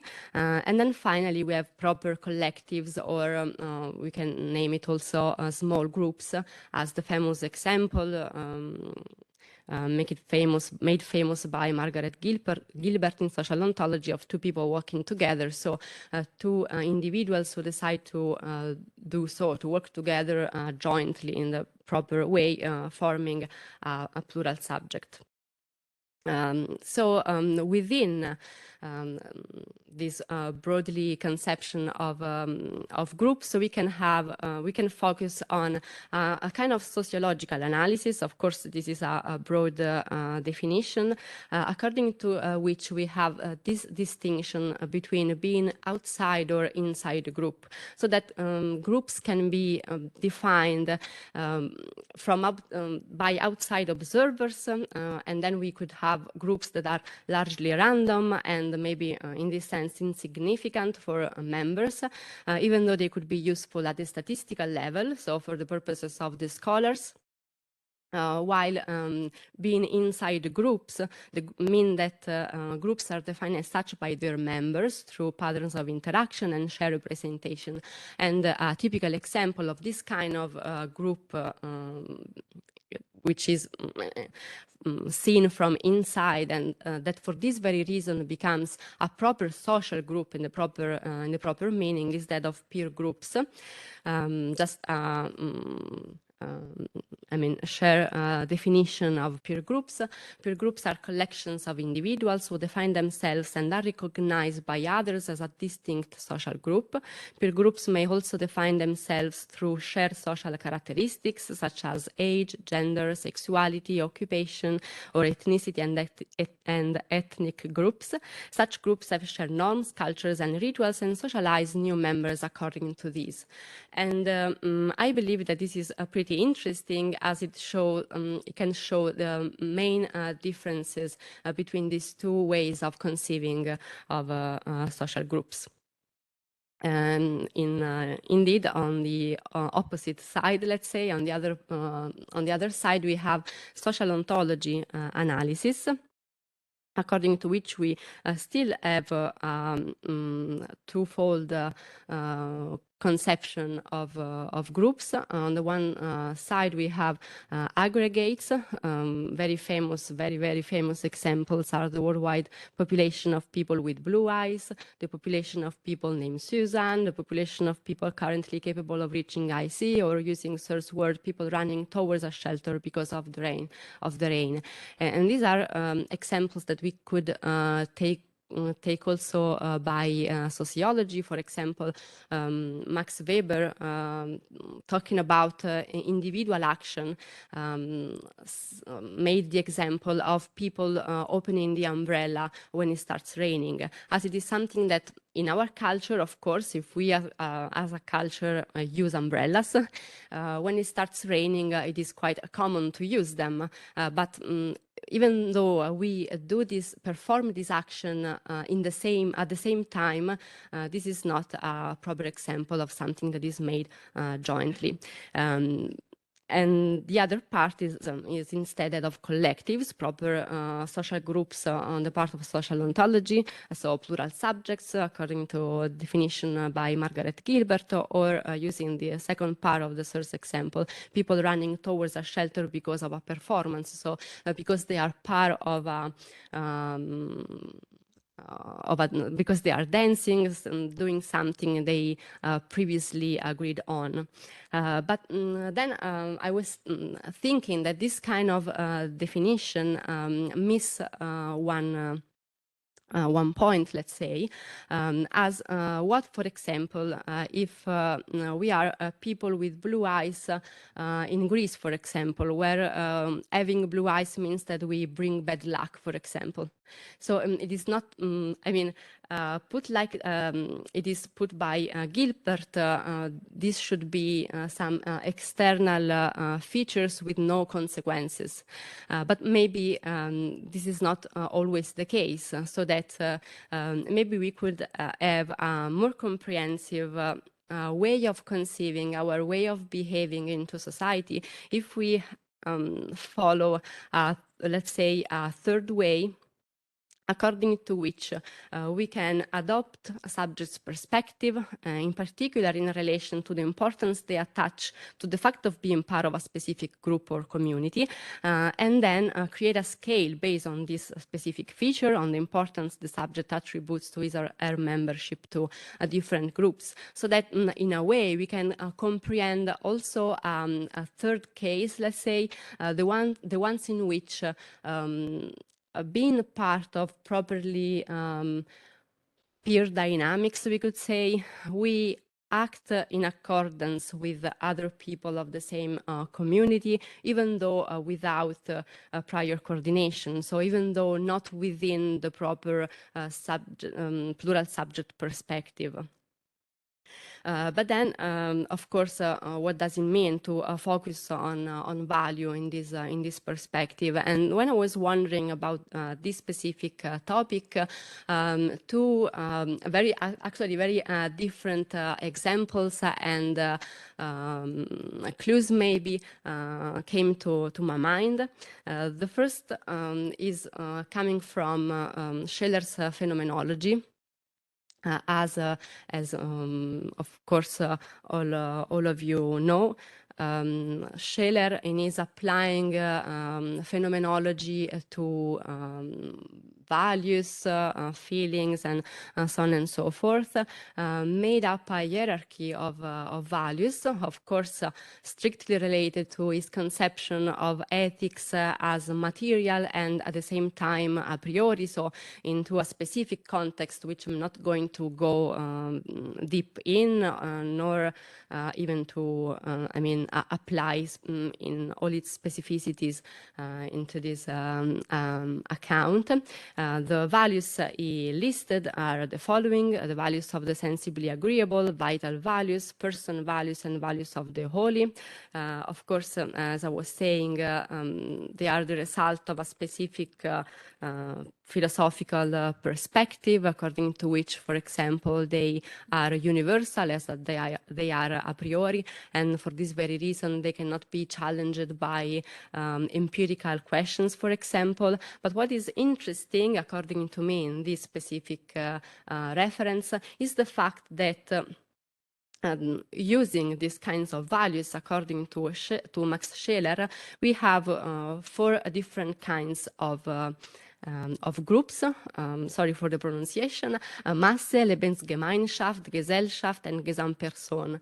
So what is interesting is that a value can be strictly related to a kind of group, and then having different kinds of groups related to different kinds of values also implies different kind of behaving by us as members of these specific groups, so that using this hierarchy, the individual involved can act more or less as an individual with their own behavior or personality, and as a consequence are more or less replaceable by other individuals when we move into this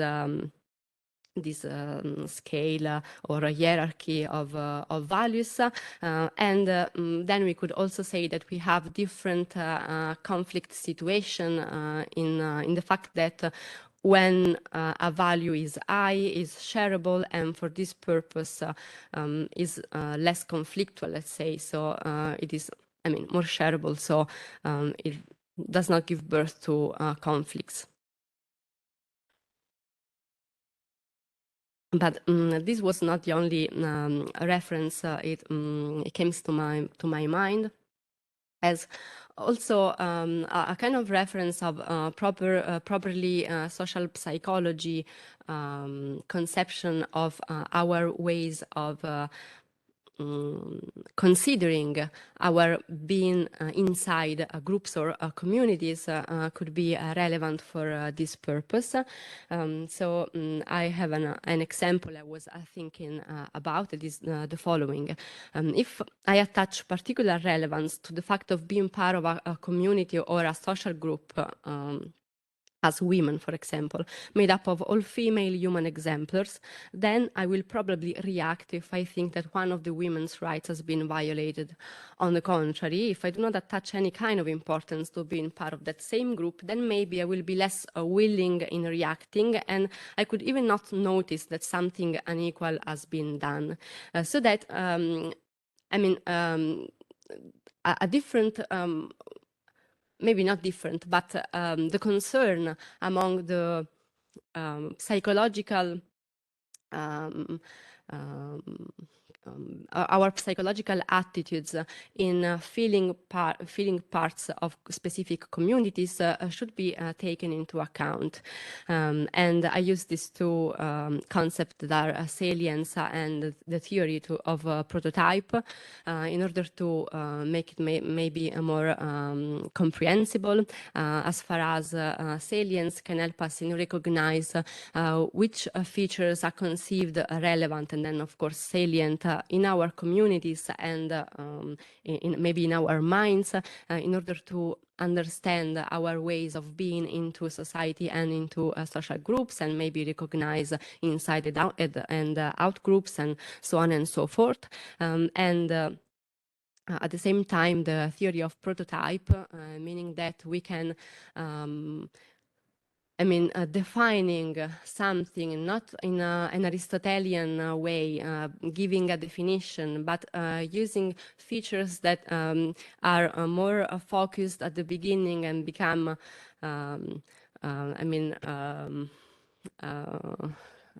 sfumate non mi viene, okay, that acquire less importance in our shared conception of groups and society, can help us in order to explain the specific trends or ways of behaving within society. And then trying to mesh all these very different references to different parts of fields of studies, even though within social sciences, we can maybe have a different scale based properly on our attaching value to being part of a group instead of another, according to which we will have, using classic labels, aggregates in which we act individually, attaching few or no importance to the behavior to the other people involved. Then we could have peer groups attaching more importance to that and maybe changing our ways of behaving because of others' thoughts, beliefs, actions, and so on and so forth. And then proper collectives, classically conceived. So the cases in which we will attach even more importance and we will act explicitly in accordance with the other people involved, coordinating properly and explicitly our actions with them and being strictly and socially bounded to the commitment made with them, so that we could understand this third middle case, which is, according to sociology, the second one, but which disappear, let's say, in classic social ontology analysis. And I believe it could be useful because it could help us in having general theories on about social groups, in understanding what instead in social sciences is very well known and used, so that many different social sciences deal with peer groups and peer behaviors.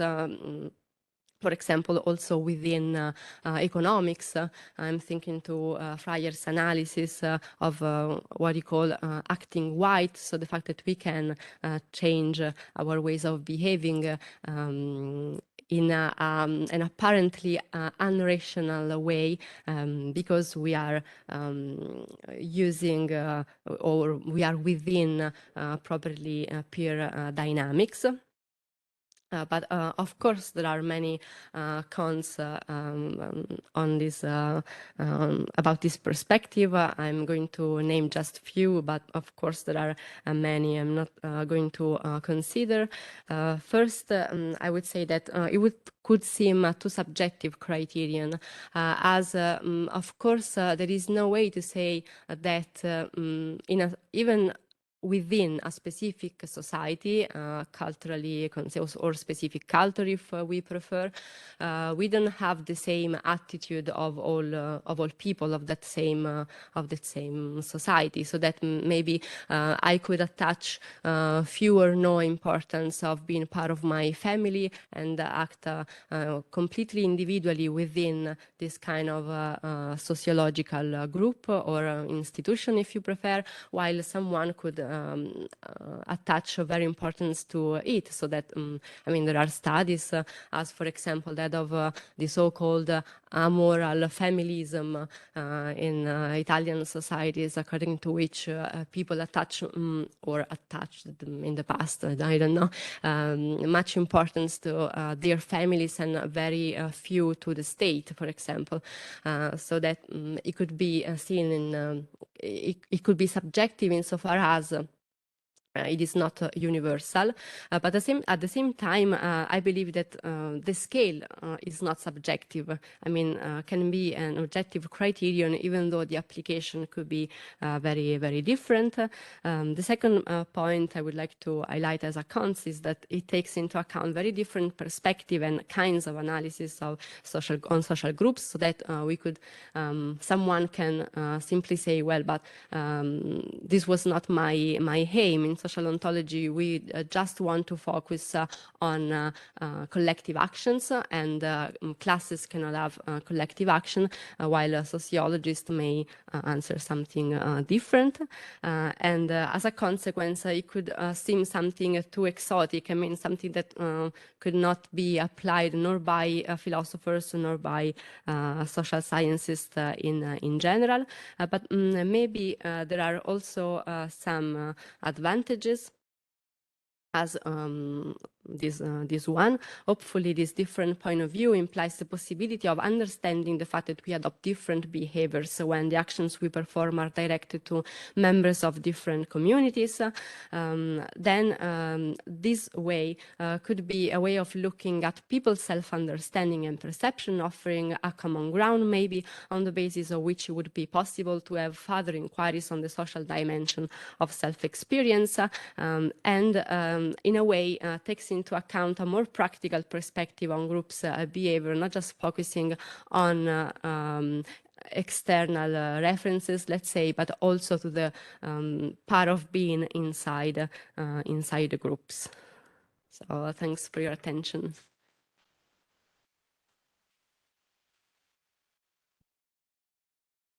Thank you, Valeria, for your interesting and brilliant talk. And we are really in time, because we have 5 minutes for introduce the QA time, and we can ask if there are some questions from the room or from the people online. So the first one is Carlo Burelli. Please, you can use the microphone there is here.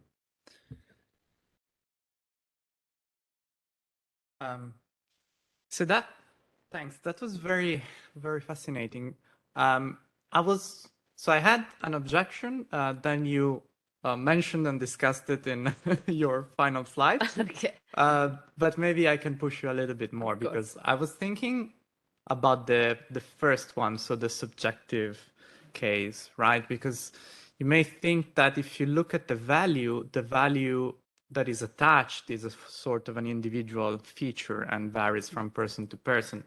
I might attach little value to my being Italian and not consider it as a fairly aggregate social entity, while other people can attach an overriding value to that feature. And I was wondering, so maybe you can still talk about the value that is attached, but maybe it might be more interesting to look at it from an external perspective. So from the perspective of others, when they confront a certain group, and think of how much value is on average attached to that kind of social identity. Because in that case, well, you're still generalizing, of course, and it's still not very predictive for an individual behavior. But on the other hand, you can't really, so it's a psychological thing, the individual perspective. So even if you ground it on that, you're never going to have access to other people's internal self-perception. So it's of limited use to predict behavior, even from the first person perspective. So I was wondering whether looking at value, but from a third person perspective, might be more helpful. Okay, thank you for your objection and question. The first thing I would like to say is that, of course, it is not a way of overcoming other categorizations of groups. So that, this is not meant as a way of stop talking about families or nations or whatever, just begin to talk of aggregates, peer groups, and collectives as far as you were saying, if they are so subjective as they refer to what people feel maybe in being part of one group instead of another, then of course we won't have anymore a way of talking about them, of talking about groups in general. So of course this would still remain. And then my idea was trying to make a kind of a shift in the way of looking at people behavior within groups.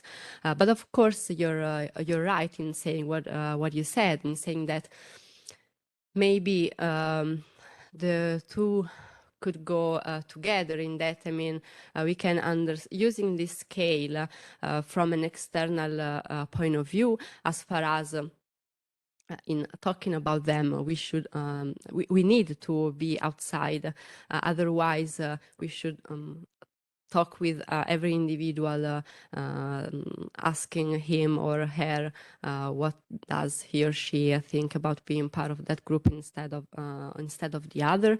So that of course it could be a more general conception, but I believe that it could still be of some interest or in the same shift of perspective, let's say. But thank you.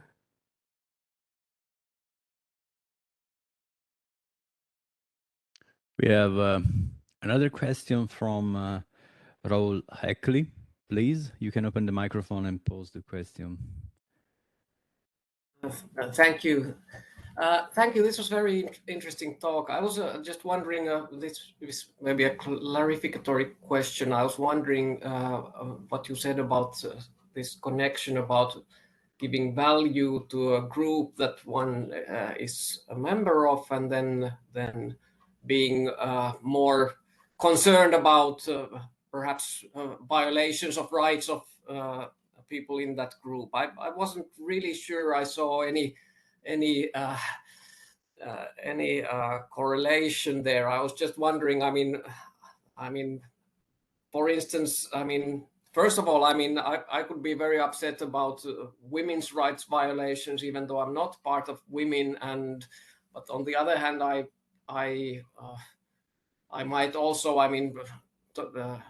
nationality was mentioned. I'm a Finnish person. I don't really put so much value of being a Finnish person per se, but certainly if it all of a sudden were decided that, okay, Finns are not allowed to travel in EU anymore, I would be very concerned, even though just because it would hit me, and not because I put some particular value of being a Finnish person, but I don't know.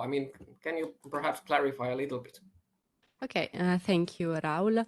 No, of course, I was not saying neither that it is the only way. The only way of being disappointed is the fact that you're part of a group, nor that you cannot you cannot share the same concerns of someone because he's part of another group.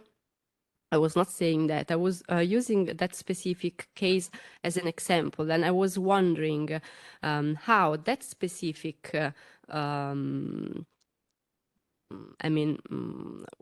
behavior can be explained within a definition of groups. So we have cases that we can recognize of this cognitive, we could say,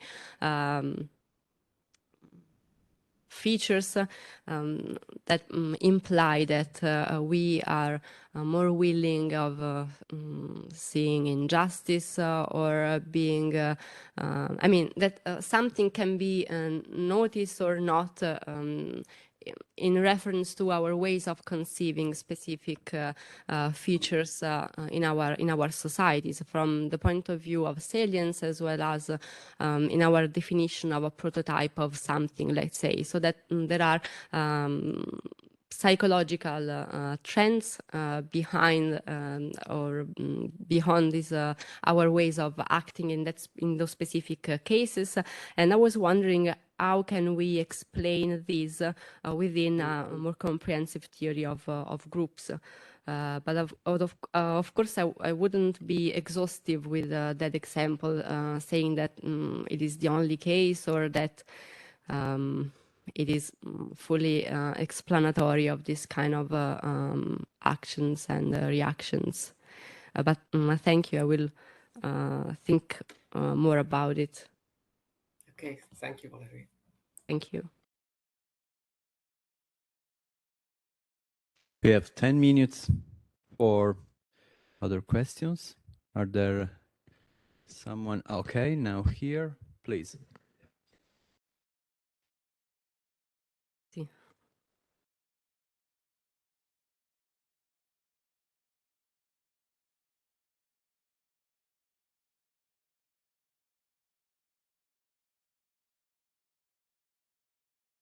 Okay.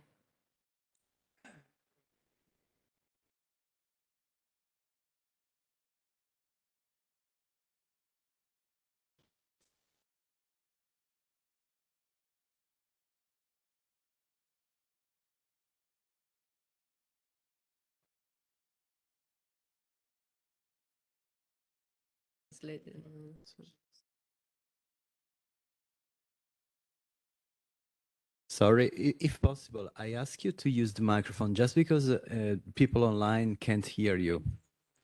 No, yeah, I hope so. They want to hear you. No, no. I don't want to make a big point here. I just want to understand how this relates to your analysis, because so one way of reading this distinction between mass, community, society, and the example for Gesamtperson would be the church, right? Mm-hmm. And you mention in the paragraph below, I know you mentioned it in the first paragraph, that there's different values realized in these ways of being together. And I suspect that, and also Scheler seems to relate these forms to forms of sympathy in his analysis of sympathy. I'm not sure if you agree that mass is emotional contagion, and community would be immediate co-feeling, and society would be Mitgefühl, regular sympathy, and Gesamtperson, I don't know, is this emotional identification? I don't know how exactly the order is. But then one gets the impression that Schiller also has a critical aim here. He wants to say that some ways of being together are good, mm-hmm. and others are somehow wrong. So mass is bad, community is good, society is bad, and Gesamtperson, the church, is good. Would you agree with this way of reading Schiller, and how does it relate to your claim? No, okay, thank you for your question. Allora, so talking about Schiller in this specific context is an attempt to show a way in which it is possible to have different groups related to different ways of sharing values, as they are also ways of sharing values. But as I was trying to say, maybe not well, was that it is a kind of example of this very possibility, so that I'm not sharing Schiller's distinction, even though because it implies a very lot of things. I mean, and ethics, which is material and a priori, and so on and so forth. I mean, lots of very important backgrounds and also coming consequences about our more general conceptions of society, person values, and so on and so forth. So that it was more an attempt to say that we could give importance to the concept of values, that there are historical ways of doing this specifically, and that we could also use them in order to say something more about our specific ways of conceiving values, which are not just, the same, using the same structure to explain behavior, feeling, sharing values. As, for example, Margaret Gilbert says something like this, that the same structure can be used to explain every aspect of our way of being together, so that it can apply to at least thought, behaviors, acts, volitions, values, and so on and so forth. But maybe there is something specific in sharing values that we could think at least a little bit more about. Okay, thank you.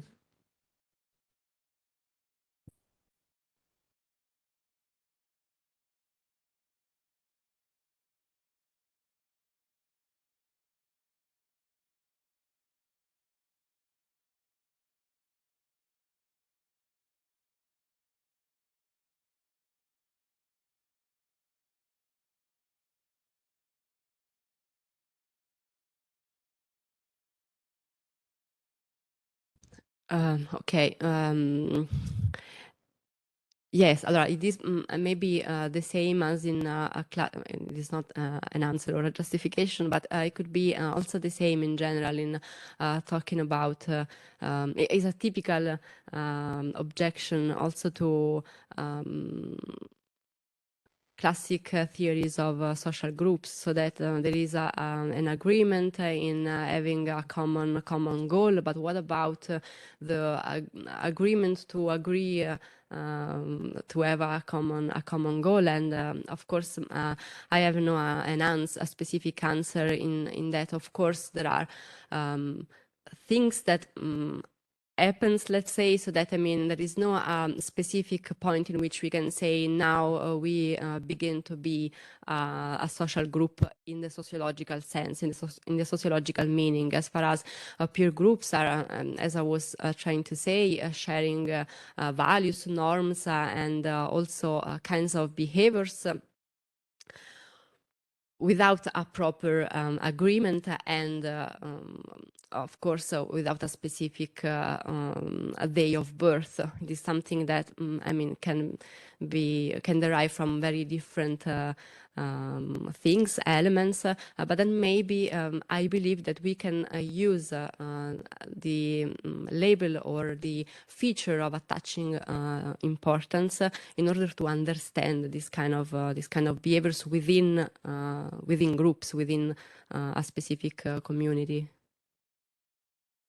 Okay, last question from people online. Professor Andrea San Giovanni, please. Okay, thanks. That was really interesting and really good. So I just wanted to, I'm not sure if this is a kind of question of clarification, but I wanted to go back to the example of the blue-eyed people in the society in which they are considered to bring bad luck. And I'm just wondering whether, you want to talk about groups for which people value, and they find value in their groupness. But I was thinking, well, it can also be constitutive of a group that there's disvalue. So in that case, you might think, look, suppose that having blue eyes in that society acquires all kinds of social salience as a stigma. And we recognize one another as having blue eyes and so on, but it's never valued, it's a stigma. But then it's still a social group, and it's still meaningful to cast social explanations in terms of the group of blue-eyed people who are thought to bring bad luck. And so I'm just, even though there's no horizontal value, there's no identification, there's no, but there is disvalue in social salience. So I just wonder whether you could say more about how that fits in your. Okay, thank you. This is pretty interesting, and thank you for this remark. Using the example of people with blue eyes, I was just thinking about the fact that maybe I'm not I mean, I cannot forecast, but maybe in Gilbert's mind it was a clear example of external features with no importance, as having blue or green or brown eyes. It makes no difference in our societies.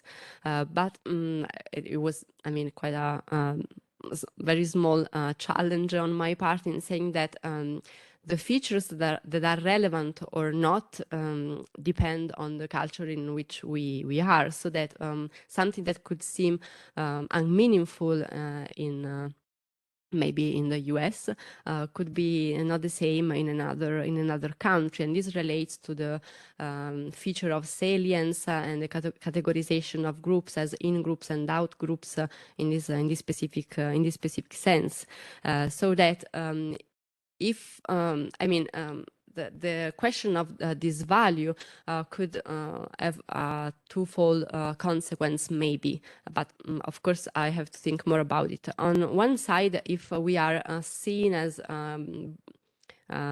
people who bring bad luck by our community and all the others, so we can maybe be peer group if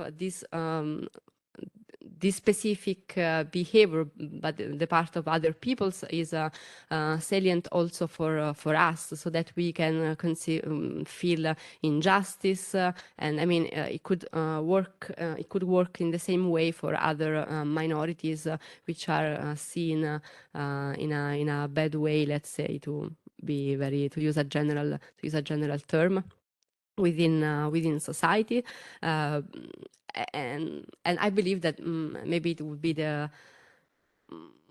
what would happen more commonly. I mean, as if the community our community see us in a specific way, then we will react in a specific way in that sense, and then maybe share a value in being not recognized as such, or in having other kind of commitments.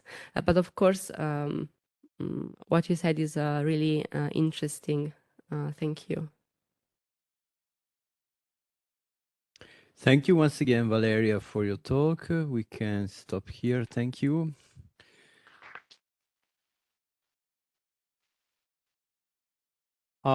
We continue now with the next speaker, who is Professor Andrea Sangiovanni, that is now online, and he is professor at King's College in London. And the title of his talk is What is Solidarity and Why is it of Value? A Note on Method. Please, Professor Sangiovanni. Okay, great. Thanks to everyone. And very sorry I couldn't be with you all there in person. I'm going to share my slides. Oh, but now it's asking me to make everything okay. So give me a second. I have to give all kinds of permissions, it seems. Okay, I'm going to have to leave and then reopen if you'll just be patient for a moment, apparently. Okay.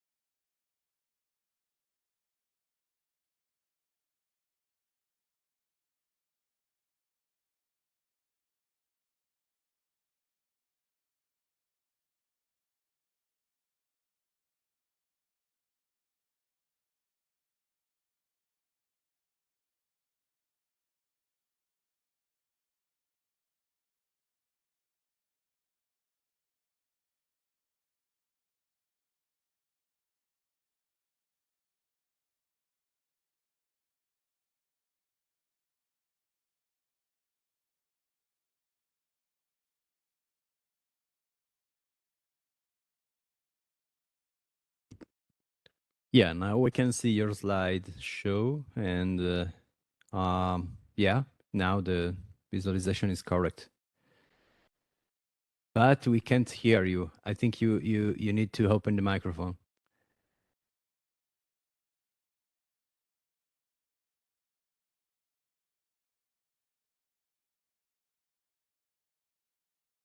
Or now is open? No? There it is. Yeah, I found it. Because when the slide opens, everything else goes black. Okay, brilliant. Here I am, finally. So thanks, everyone. So what I'm going to present today is a little bit of background. So I've just finished a book on the nature, grounds, and value of solidarity, which should be coming out sometime next year. And this is a bit of the background to that book. And it's an answer to a question that one often gets when one presents on, say, the nature of solidarity, which is, well, like, how do you know which account of solidarity is the best one, right? So even if we take something like, you know, a disagreement that Raul and I were having this morning. So he says that you can have solidarity without joint action as long as there's we reasoning. And I say, no, you can only have solidarity where there is joint action. Or suppose someone says, well, you can have solidarity even when it's unilateral, when it's only going in one direction, say giving alms for the poor, that can count as solidarity with the poor, even if they never reciprocate or have a disposition to reciprocate, even though there's not any collective action. And then someone like me says, no, that's just charity or altruism, that's not solidarity. What's at stake? How do we choose between these different conceptions of solidarity, right? And the worry is that, you know, there is no disagreement. This is just a verbal disagreement. You just have one meaning that you're using, and I have a different meaning, and we can go home and just say, okay, whatever your meaning is, that's fine. We'll use that one. There's nothing at stake except for a verbal disagreement. And I want to resist that idea. So how do we do that? Well, the first step is just to say, look, we're not interested. So we might try to resolve it by saying what we're trying to track is the linguistic meaning of a particular term in a particular language, say English, right? And so our linguistic intuitions about definitions should govern which theory is best. And we should do the kind of work that lexicographers do, who compiled the Oxford English Dictionary, which requires all kinds of public survey, research, and so on. And that's going to determine what the best account of solidarity is. I think it's obvious that a philosopher is not interested in that question at all. That's a question for lexicography. That's not our interest. That's not how we should decide. It's not by doing surveys of linguistic usage, although it can be informative. So what might we say? So what I want to propose is two different, and here I'm drawing on two different resources from in the kind of conceptual engineering debates.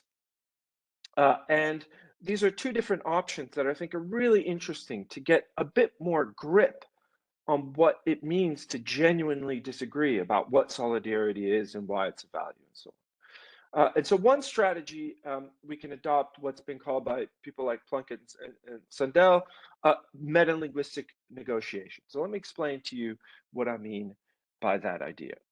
So if we take canonical disagreements, right, like your standard disagreement, the object of our disagreement or dispute, it doesn't matter for the sake of this talk, the distinction, we focus on a single proposition. So say I express, I have, you know, I utter, you know, the cat is on the mat, and you say, no, it isn't.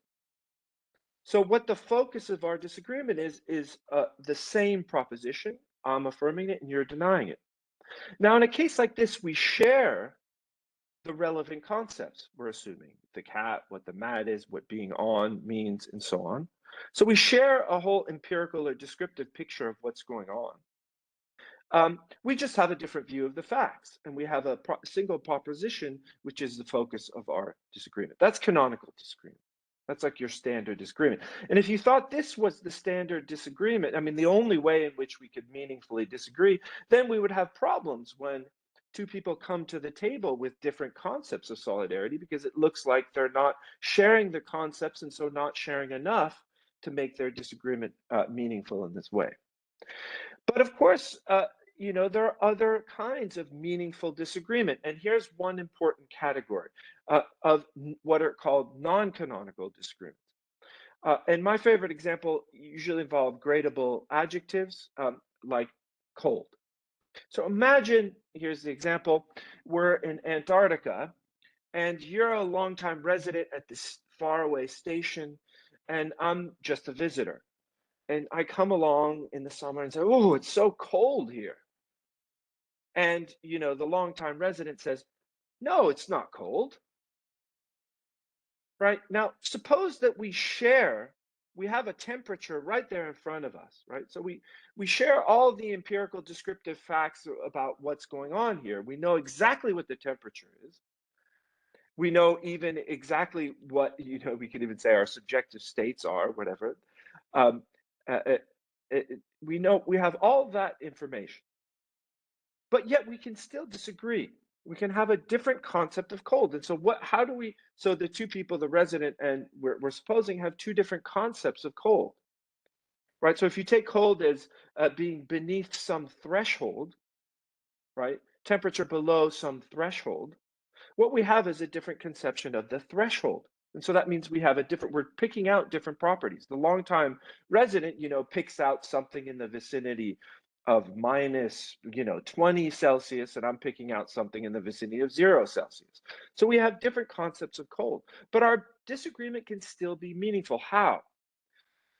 Plunkett and Sandel say, look, what they're doing is they're negotiating which concept is appropriate to use now and around here. So they're exchanging information, in fact, about what is appropriate, what kind of concept of cold is appropriate given the social or whatever cultural, physical context in which they're currently residing in Antarctica, right?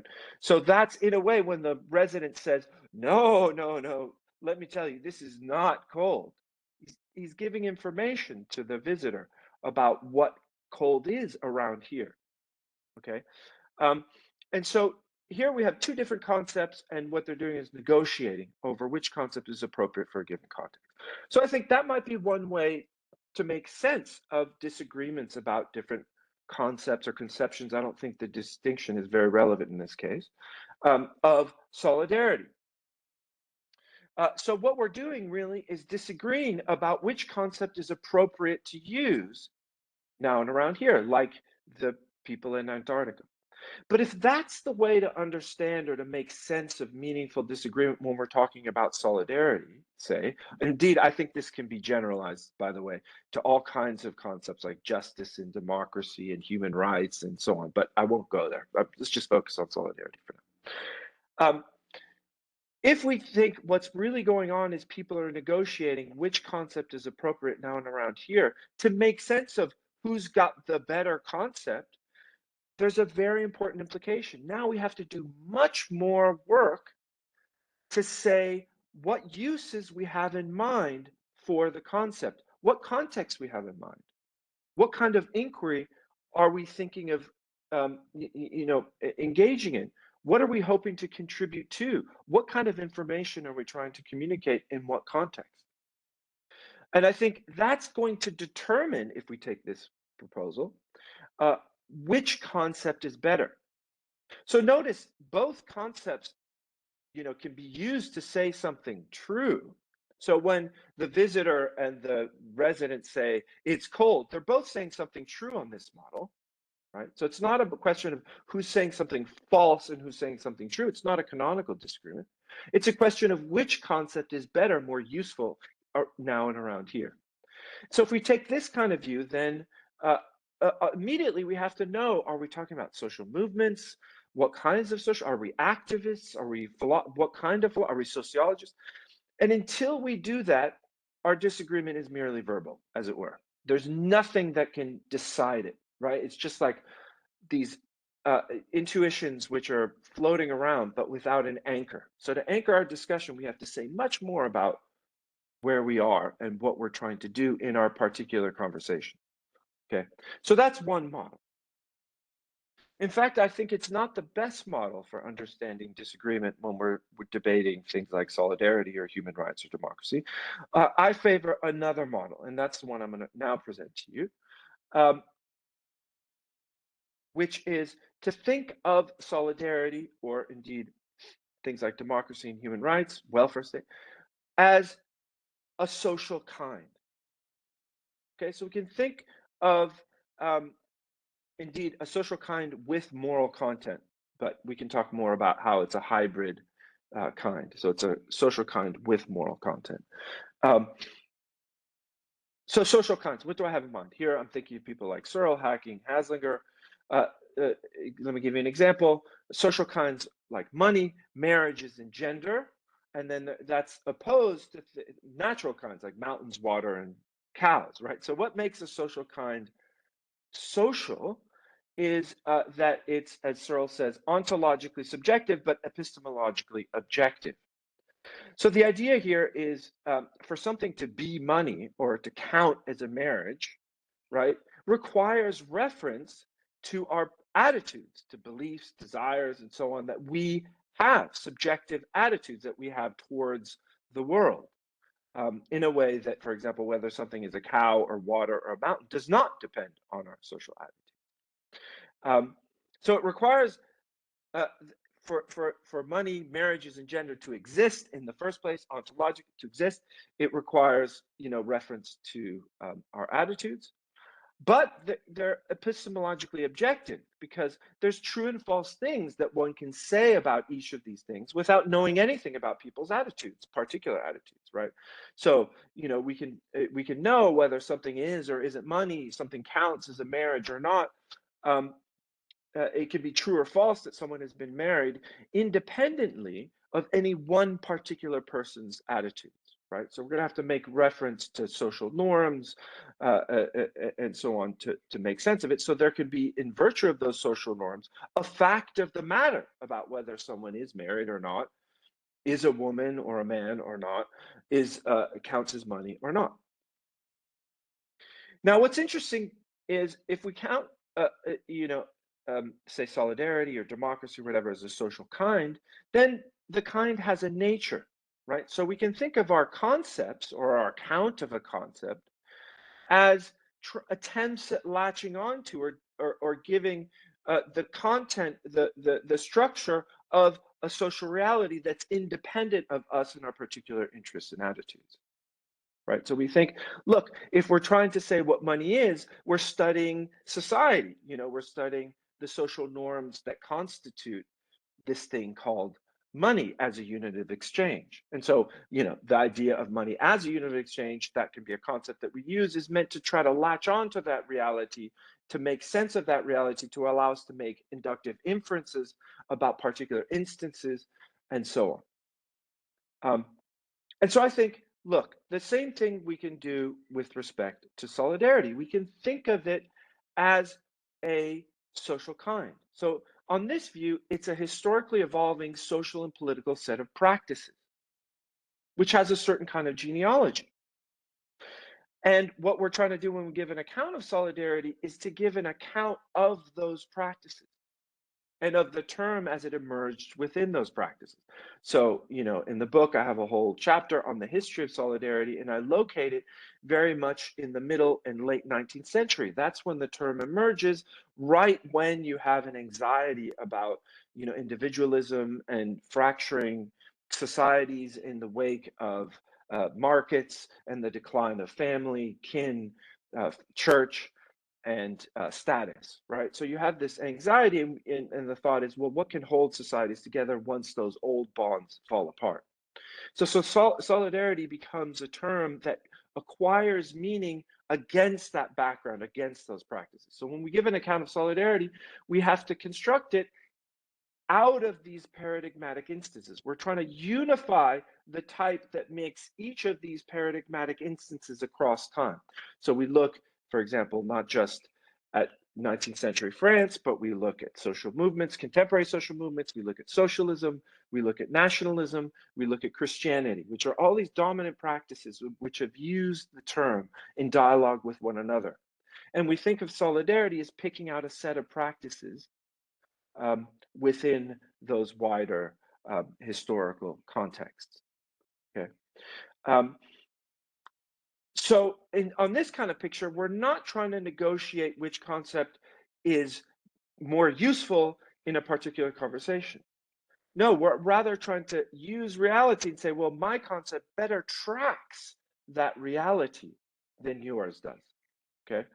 So we can say your concept, as it were, doesn't help us to track. It gets us to say too many false things about reality in a way that the disagreement between the two people who use different concepts of cold didn't. So why do I like this particular way of thinking about solidarity? Well, first of all, it gives us some advantages. First of all, it allows us to capture the rich historical and political significance of solidarity across many different contexts. So we're trying to unify that type across all these contexts. And it allows us to capture its rich political and historical significance for us, and so anchor these disagreements in a way that if we were just reporting our intuitions or looking at language use, we wouldn't be able to do, or even doing that within particular conversations, right? And it gives a much more stable meaning to the term as it's used, that's not going to vary by conversation to conversation. So we're going to worry, if we're doing metalinguistic negotiation, how people in different conversations can be talking about the same thing. So if we think of it as a social kind, then that helps us to anchor our disagreements in something out there in reality. We're trying to cut social nature at the joints, as it were, and that gives us a body, as it were, of evidence and structure to contrast different accounts, different views. Now, all that said, I don't want to deny that sometimes a metalinguistic approach might be more appropriate. It might be appropriate, for example, if you're an actor within a movement and you're trying to decide which kind of concept of solidarity will best motivate people within our movement to act or something. If we take much more strategic or a role, then it might be that a metalinguistic reading is more appropriate. But as philosophers or social theorists, I think it's much more rewarding to think of it in terms of social, as social kind. I think it gives it much more richness, texture, and complexity. Now, all this said, it doesn't mean that we can't, and I think that's it. That's all I wanted to say. But let me just allay one worry that you might be having, which is, you might say, well, what if there are many practices? Why a single practice or a single set of practices? And here, I think that's an internal question about how the social kind operates, right? So on my own view, which I'm not defending substantively here, since I don't have time, I think of solidarity, as having a general character that's fixed, whose particular content is fixed in specific contexts. So I think there is a general character that captures the social kind, but depending on whether we're talking about, social movements or, welfare states, it's going to be filled out. The variables that constitute that higher level account of the content of the concept are going to be filled out in different ways in particular contexts. So that's a view about how the social kind operates. So I think there's unity across all these different usages, but with variables that allow for contextual variation. In that way, it's very much like gradable adjectives, right? I mean, it's analogous, right? So there's a general meaning of cold, which is temperature below some threshold, but that doesn't allow us to pick out any particular property until we have a threshold, until we fill out that parameter, right? We don't know what counts as cold. So it's a bit like that. I have a general definition of the term, which has variables that have to be filled in, parameters that have to be filled in within different contexts. But that's very abstract. I can say more about exactly how that works if you want in Q&A. Here, I just wanted to sort of provide a bit of background work to get us out of this worry that, are these just all verbal disagreements? How to make sense of the meaningfulness of disagreement when we're talking about things like solidarity. And I can talk about, if you want, why I don't think it's helpful to talk about concepts and conceptions, because that just pushes the question one step further back. What does it mean to share a concept? When we say we share a concept, but we have different conceptions, but then what does it mean to share a concept in this context? And I can talk also more about, yeah, I'll just leave it there for now.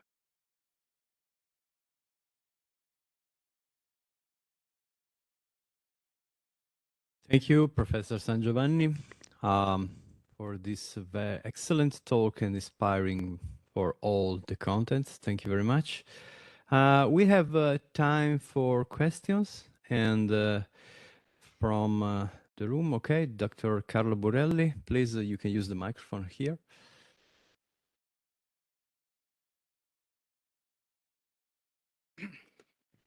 Yes, very fascinating as usual. So, and I think you're right that we have to solve this question before, this methodological question before hoping to answer the more substantive one. My question for you is that you didn't elaborate too much on why the search of the ordinary meaning of the word through empirical analysis is the wrong way to go about it. I agree with you that it is the wrong way about it, but my question is, doesn't it cause the same problem to your, or a similar problem to your historical approach? Because I thought the problem with the ordinary meaning approach is that people use concepts for different reasons. So they have different concepts, basically. And so if one tries to keep all normal occurrences of the word solidarity together in one concept or conception, then that category is basically empty or contradictory because people use the term in contradictory ways. And I was wondering then, wouldn't, first, if you agree with this being the problem, and the second question would be if a similar problem doesn't emerge as well once one look at the historically evolving social and political practices, because there as well you might have a high variance and even contradictory historical practical uses of solidarity. And perhaps, I'm not sure, but it might even be the case the historical variance could be higher than the variance here and now. So I was wondering whether this is a possible problem with your account. Thanks. Am I still? I haven't muted, have I? You can hear me. Okay. Let me just check. Oh, so annoying. Okay, I'm not muted. Okay, great. Carlo, great question. So the way I think of it is this. If we accept for now the view that the best kind of account of how solidarity works is it's tracking the term solidarity, is there are attempts to track a social kind, right? So the reference is fixed by that social reality. So even within particular practice, even within the 19th century debates, these are all attempts that people are making at capturing this thing out there, at what unifies this particular set of social practices. They're all different attempts in different contexts at capturing this phenomenon, this social phenomenon, right? So, a parallel could be like if you take a natural kind term, like a gene, the idea of a gene in biology, right? So if you wanted to study what a gene is, right, you're not going to study, ordinary usage, right? That people like people's ordinary usage of the term gene. They have a vague understanding. They're deferring to experts. They have a sense of what the debate, right? You're going to look, for example, to the experts, and the experts are going to use the term gene to refer to these paradigm instances that govern their understanding of a set of biological processes, right? And the way biologists think when they develop, and there's been lots of changes, interestingly, in the concept of a gene over time, they're thinking, oh, we're learning more about how genes work. And so we're changing our concepts to track the reality that we're learning more about. And what's anchoring this conceptual change and so on is the reality itself and our understanding of it, right? So that's sort of this, that's the same kind of picture that I want us to have with respect to things like solidarity or democracy, right? They're attempts to latch onto a phenomenon out there, and we're learning more and more about the phenomenon as these practices emerge and develop. Now, of course, like Ian Hacking showed, right, the more we learn about them also changes the phenomenon itself. So there's what makes social kind interesting, unlike natural kinds, is there's a feedback, right? So there's the social practices, and then there's our conceptual understanding of the practices. And then once those concepts emerge and develop, they also change the practice. And so this is constantly evolving back and forth. And that's something that Ian Hacking has looked at quite a lot with all kinds of social kinds, things like anorexia, or the idea of child abuse, famously, and so on, right? So those are social kinds. We can study the nature of them, but they also have an effect once people start to interpret themselves as being abused as children or whatever. That changes what the nature of child abuse is. So the same thing goes, I think, for solidarity. Okay, we have two questions. One is from Professor Tiziana Andina. Thank you. And thank you for, first of all, for the talk, which was really, really interesting. I have 2 points, probably minor point. The first one is a point of clarification, I would say. What do you mean by saying that marriage depends on an attitude? It was written in the first part of your presentation, if I remember correctly, because to me, marriage is something depending not of human attitude, but on some rule, normative aspect of society, a way in which society works, and so on and so forth. So, first of all, if you can explain that passage of your talk. The second point is a sort of impression I have. When you describe your methodological approach in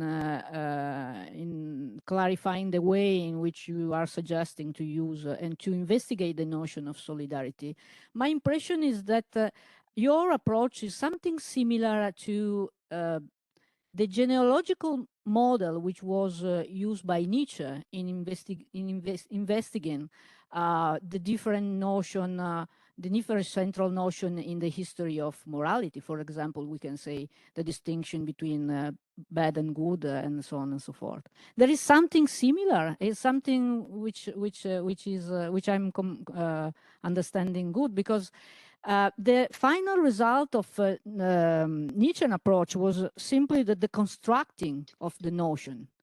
So we can talk about good in general, but we can talk about some way of approaching value in the historical, in the human history. If my impression is correct, the final result of your approach, and if your approach is similar to Nietzsche's one, is the deconstruction of the use of the words of solidarity. Okay, excellent questions, Tiziana. So let me start with the second one first. Yes, there is a bit of Nietzsche in the background, not explicitly, and it's not an interpretation of Nietzsche, and I don't think, but there is something there, right? Because you can even think of his analysis of morality very much, you could interpret it using some of the tools that I gave. But so you say, is it deconstructing? Is it a debunking genealogy? So in Nietzsche's case, when he's looking at morality as a social kind, it is debunking, right? He's meant to show that once we understand how it actually works and what functions it plays and so on, then we ought to reject it. But you can have what Bernard Williams called a vindicatory genealogy, right? So you could look at the genealogy of a practice or a social kind, and then think, oh, but it does lots of good things. It has value. as a practice. Okay, and that's what I think about solidarity. So in fact, not surprisingly, chapter 1 of the book is called The Nature of Solidarity. Chapter 2 of the book is the history or genealogy. And chapter 3 is about, well, chapter 3 is about the grounds of solidarity. Okay, leave that aside. And chapter 4 is about the value of solidarity. Okay. And so here I give an account of why solidarity, so I have, my view of solidarity is purely descriptive. So I think that the mafia and really bad groups, neo-Nazis, can be in solidarity. But I still think that solidarity has value. And so that chapter explains what kind of value it has. So the value isn't internal to the definition, it's external. So I don't think of it as a thick concept, I think of it as purely descriptive, but it has value. We can talk more about that. So it's value laden rather than thick. Okay, so I hope that's enough to answer the Nietzsche genealogy Absolutely. thing. Thank you. And then on your first point, just give me a word. Where you wrote in the slide that marriage is an attitude. Marriage. Yeah. So marriage, right? It depends on a set of social institutions, right? So there isn't, I mean, to put it bluntly, like marriage in nature. We have to know something. We have to have certain attitudes, certain intentions, certain desires, beliefs, which have to come together in the right kind of way. And that's a story for social ontology, how that happens, such that we create a practice of marriage that has certain rules, such that when we meet the rules, people count as married, right? So it's a social kind in that sense, rather than a natural kind like plutonium or cows or mountains or water or whatever. Because it wouldn't exist unless we had the social institution. Sorry. Okay. We have time, because we have time. We have 10 minutes or something like this. And we have 2 questions from people online. The first one is from Hervin Kondakachu. Please.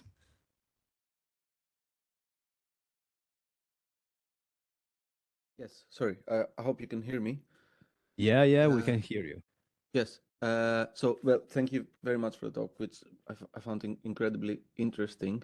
I only have one question, one clarificatory question, I believe. So you use the term of a social kind, and then I am a bit confused now whether solidarity is a social kind or it is one manifestation of the social kind that one could call I don't know, joint action or order or cohesion or like group cohesion or something like that. So what I was thinking was that you came up with this approach, like historical approach, and you posed the question, what does keep groups or society or even societies together?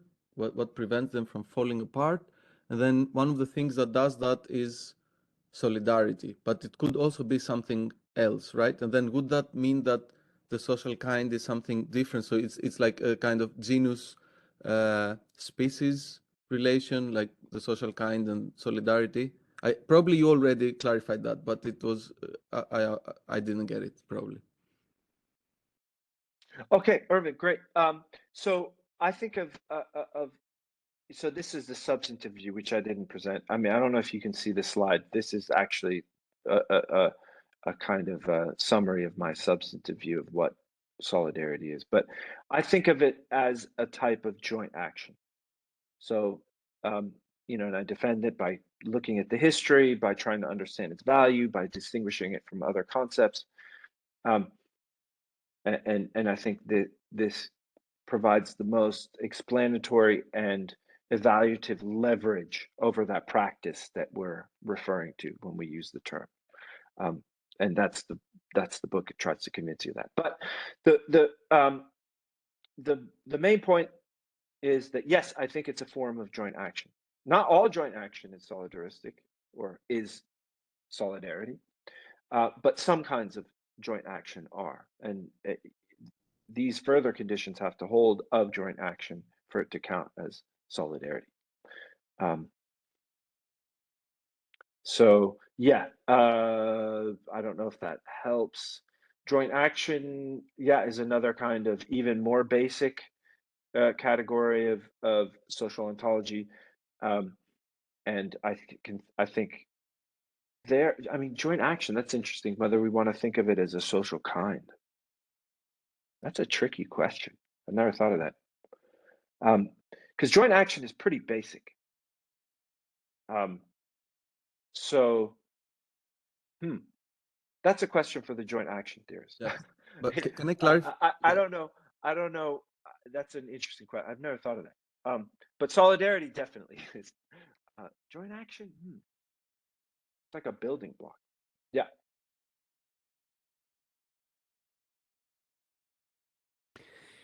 Okay, thank you. We can follow the order now. Another question online. Raoul Hackley, please.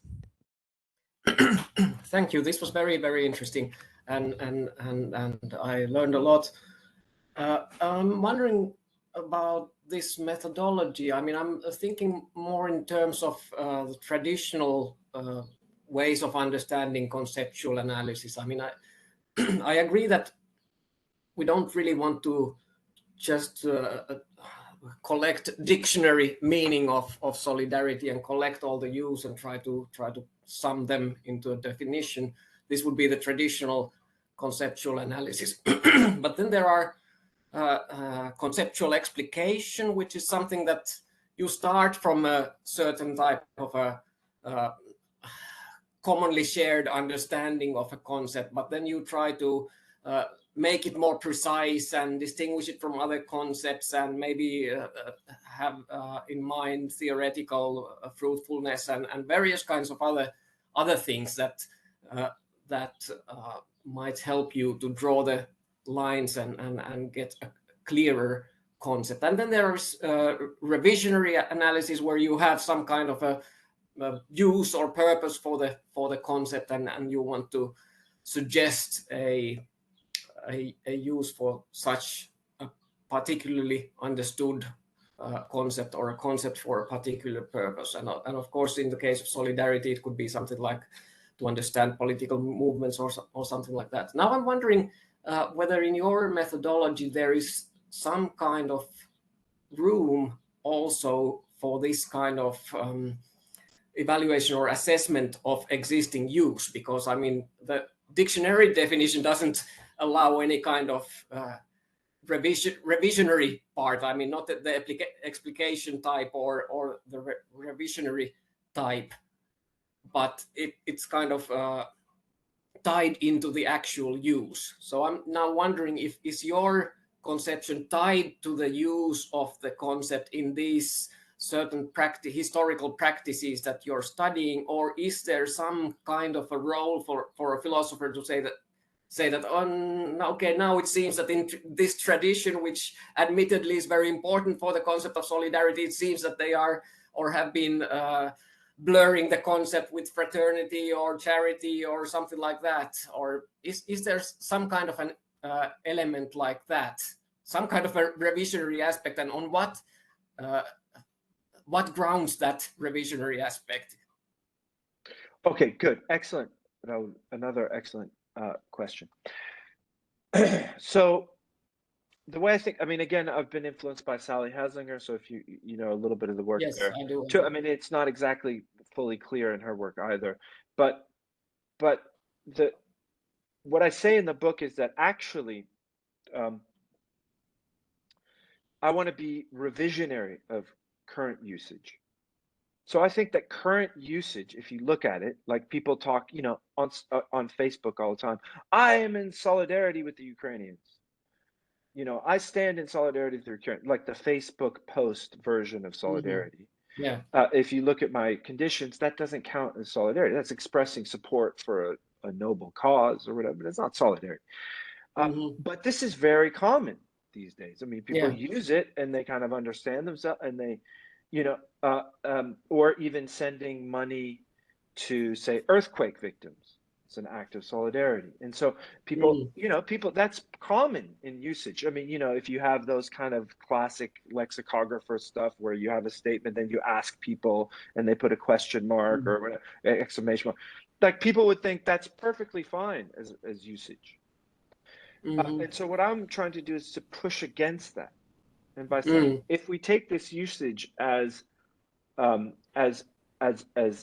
know, defining or giving the content of the structure of our concept, then we miss out on its historical particularity. We miss out on what makes it valuable. We miss out on all these other features that I think make it distinctive. So I want to put, so it's revisionary with respect to current usage. Yeah. But I'm also trying to tell you, I'm trying to give you a sense of what kind of evidence we can bring to bear. And so I'm trying to make room for historical evidence and, you know, evaluative evidence by saying it's a social kind, right? So like people like Nietzsche or like Ian Hacking will look at the social record in defense of their view of what child abuse is, or anorexia, or morality, right? They look at the historical record. That's how they're trying to understand what this thing is out there that we're referring to when we use the term morality or anorexia or whatever.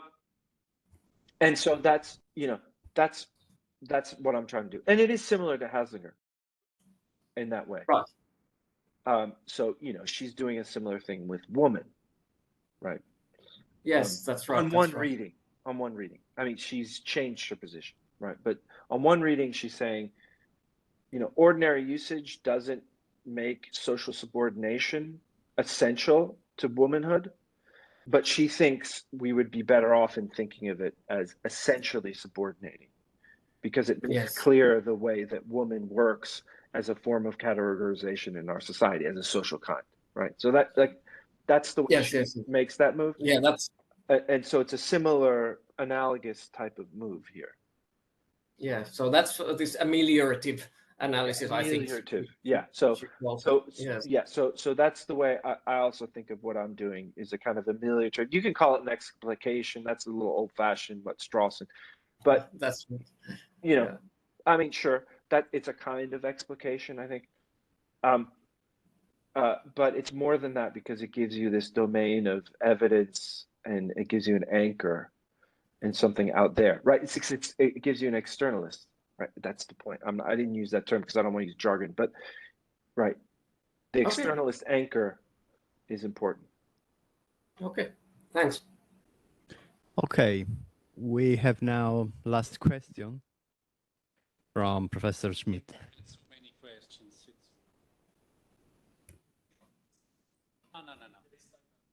No, there is time. No time. You are the last one. Yeah, of course. Yeah, because we have now no time. Yeah, I was very interested when you sort of hesitated calling joint action a social kind. And I was worried a little bit when you said about social kinds that they are out there, because you at the same time endorsed a view of social kinds according to which they are ontically, I think Searle calls it ontologically subjective, which means that they are not out there, but they are what they are for us. They are subjective. And now, but they're if out there. They're out there. Is, just a quick clarification. Okay, sorry. Go ahead. Sorry. So if solidarity is joint action, I think one problem that could arise is, depending on your concept of social kind, take for example the conferralist view, which is maybe also an interesting view on the table, or a joint acceptance view, according to which it is via some sort of joint actions that social kinds come about. They would be that which explains the social kind rather than the social kinds in general, rather than that which is to be explained as a social kind. So, you know, solidarity in this conception would very easily, if it is joint action, it would very easily be transcendental with regards to the target of explanation, and thereby, I guess, not be a social kind. However, I worry, and I think I'd be totally with you, even if you went so far, according to a roughly Durkheimian notion of solidarity. I would resist with regards to what was debated between the Catholics and the Marxists at the beginning of the 20th century. I don't think this would be a good approach to this debate. You offer the metalinguistic view as an alternative. I'm not sure if it's merely metalinguistic. So this is the case where you say the issue is what's appropriate around here in terms of concept or conception. I think it's a bit more than that. It's a real political controversy. And maybe we could even agree that social kinds should be determined by politics rather than by philosophy, because it's up to us together to determine what the relevant entities in the social world are, because the social world is of our making, and we ought to make it such that it serves our purpose of living well together. So I wonder whether the social kinds approach is a bit limited because solidarity is more basic than a social kind. It's that in virtue of which there are social kinds, and how you see the point concerning the alternative being merely metalinguistic rather than sort of political. That's really interesting. Yeah, so I don't have any time to answer. That's really interesting. I'll just try to be really quick. To a question that I think would require much more. So I do want to think of solidarity not as a basic building block in the way that I was talking about joint action, as, for example, you know, a precondition for any kind of social kind in the first place. I don't think solidarity is like that. I think joint action is like that. But solidarity is a particular kind of joint action. And it's much more contingent historically. So like, I really think it emerges in the 19th century in response to a very specific set of concerns as a set of practices. You know, in the same way as anorexia didn't always exist, right? Like, this is the unpacking thing. It kind of emerges at a certain point and becomes an issue. Or child abuse as such.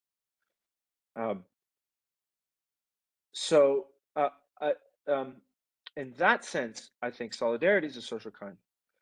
Joint action is the precondition in that basic building block sense, and it can't really be a social kind in that, for the reason that you gave. Okay.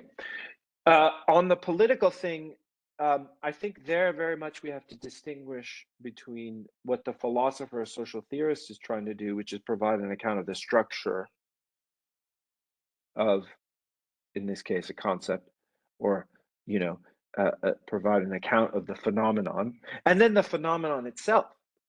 And the phenomenon itself is absolutely political all the way down, and it's doing all kinds of work, and, you know, in the sense that you gave.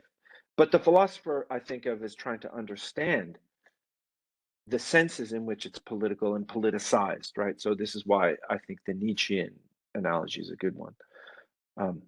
Yeah. Thank you very much.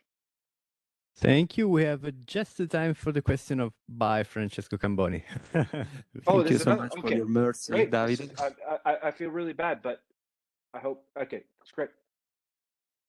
Okay, thank you, Andrea, for your talk. I really appreciated the, so to say, general spirit of tracing some methodological constraints before theorizing solidarity. I think it meets a, so to say, systematic need that is often neglected in the philosophical literature on solidarity.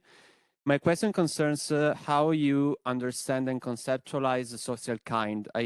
Admittedly, I'm not an expert in this field, so my question might sound very naive, but I was just wondering to what extent is your notion of social kind overlapping on what Durkheim had in mind when he talked about social facts, which he identifies as external to the individual, normative toward the individual, so that, for instance, marriage is a social fact because for an event to count as a marriage, it has to meet certain conditions, and in this sense, it is normative, and it must also be, as Stephen Lukes put it, general plus independent on individual beliefs and behavior. And I was wondering to what extent the concept of social kind can be mapped onto, or at least related to, this account of social facts by Durkheim. And that's it.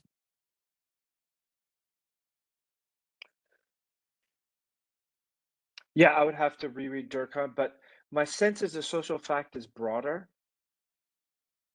Because as I remember, I'm thinking of suicide, right? So in suicide, what's interesting in what he looks at the social fact, he says we can't explain suicide in terms of individual psychology. We're going to miss the whole phenomenon as a social fact, because individual psychology, you know, it looks variable. It looks like it doesn't. But if you look at the statistics, he says, of suicide, it's amazing that, you know, it rises and falls with certain patterns.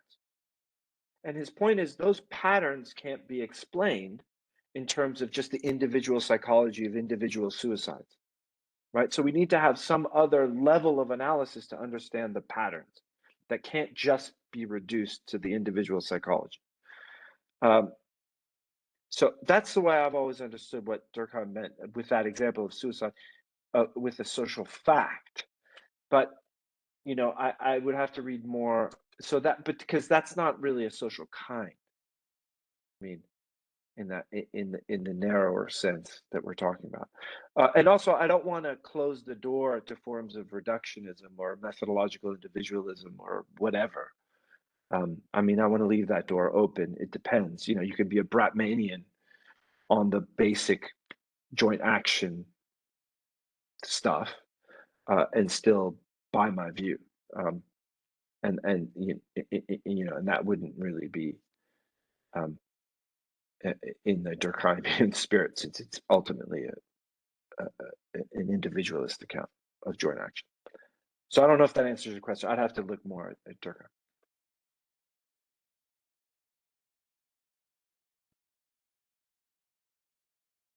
Okay, thank you, Professor San Giovanni. Thank you for all the questions and the participants. We can continue the workshop with the last speaker, who is Professor Tiziana Andina.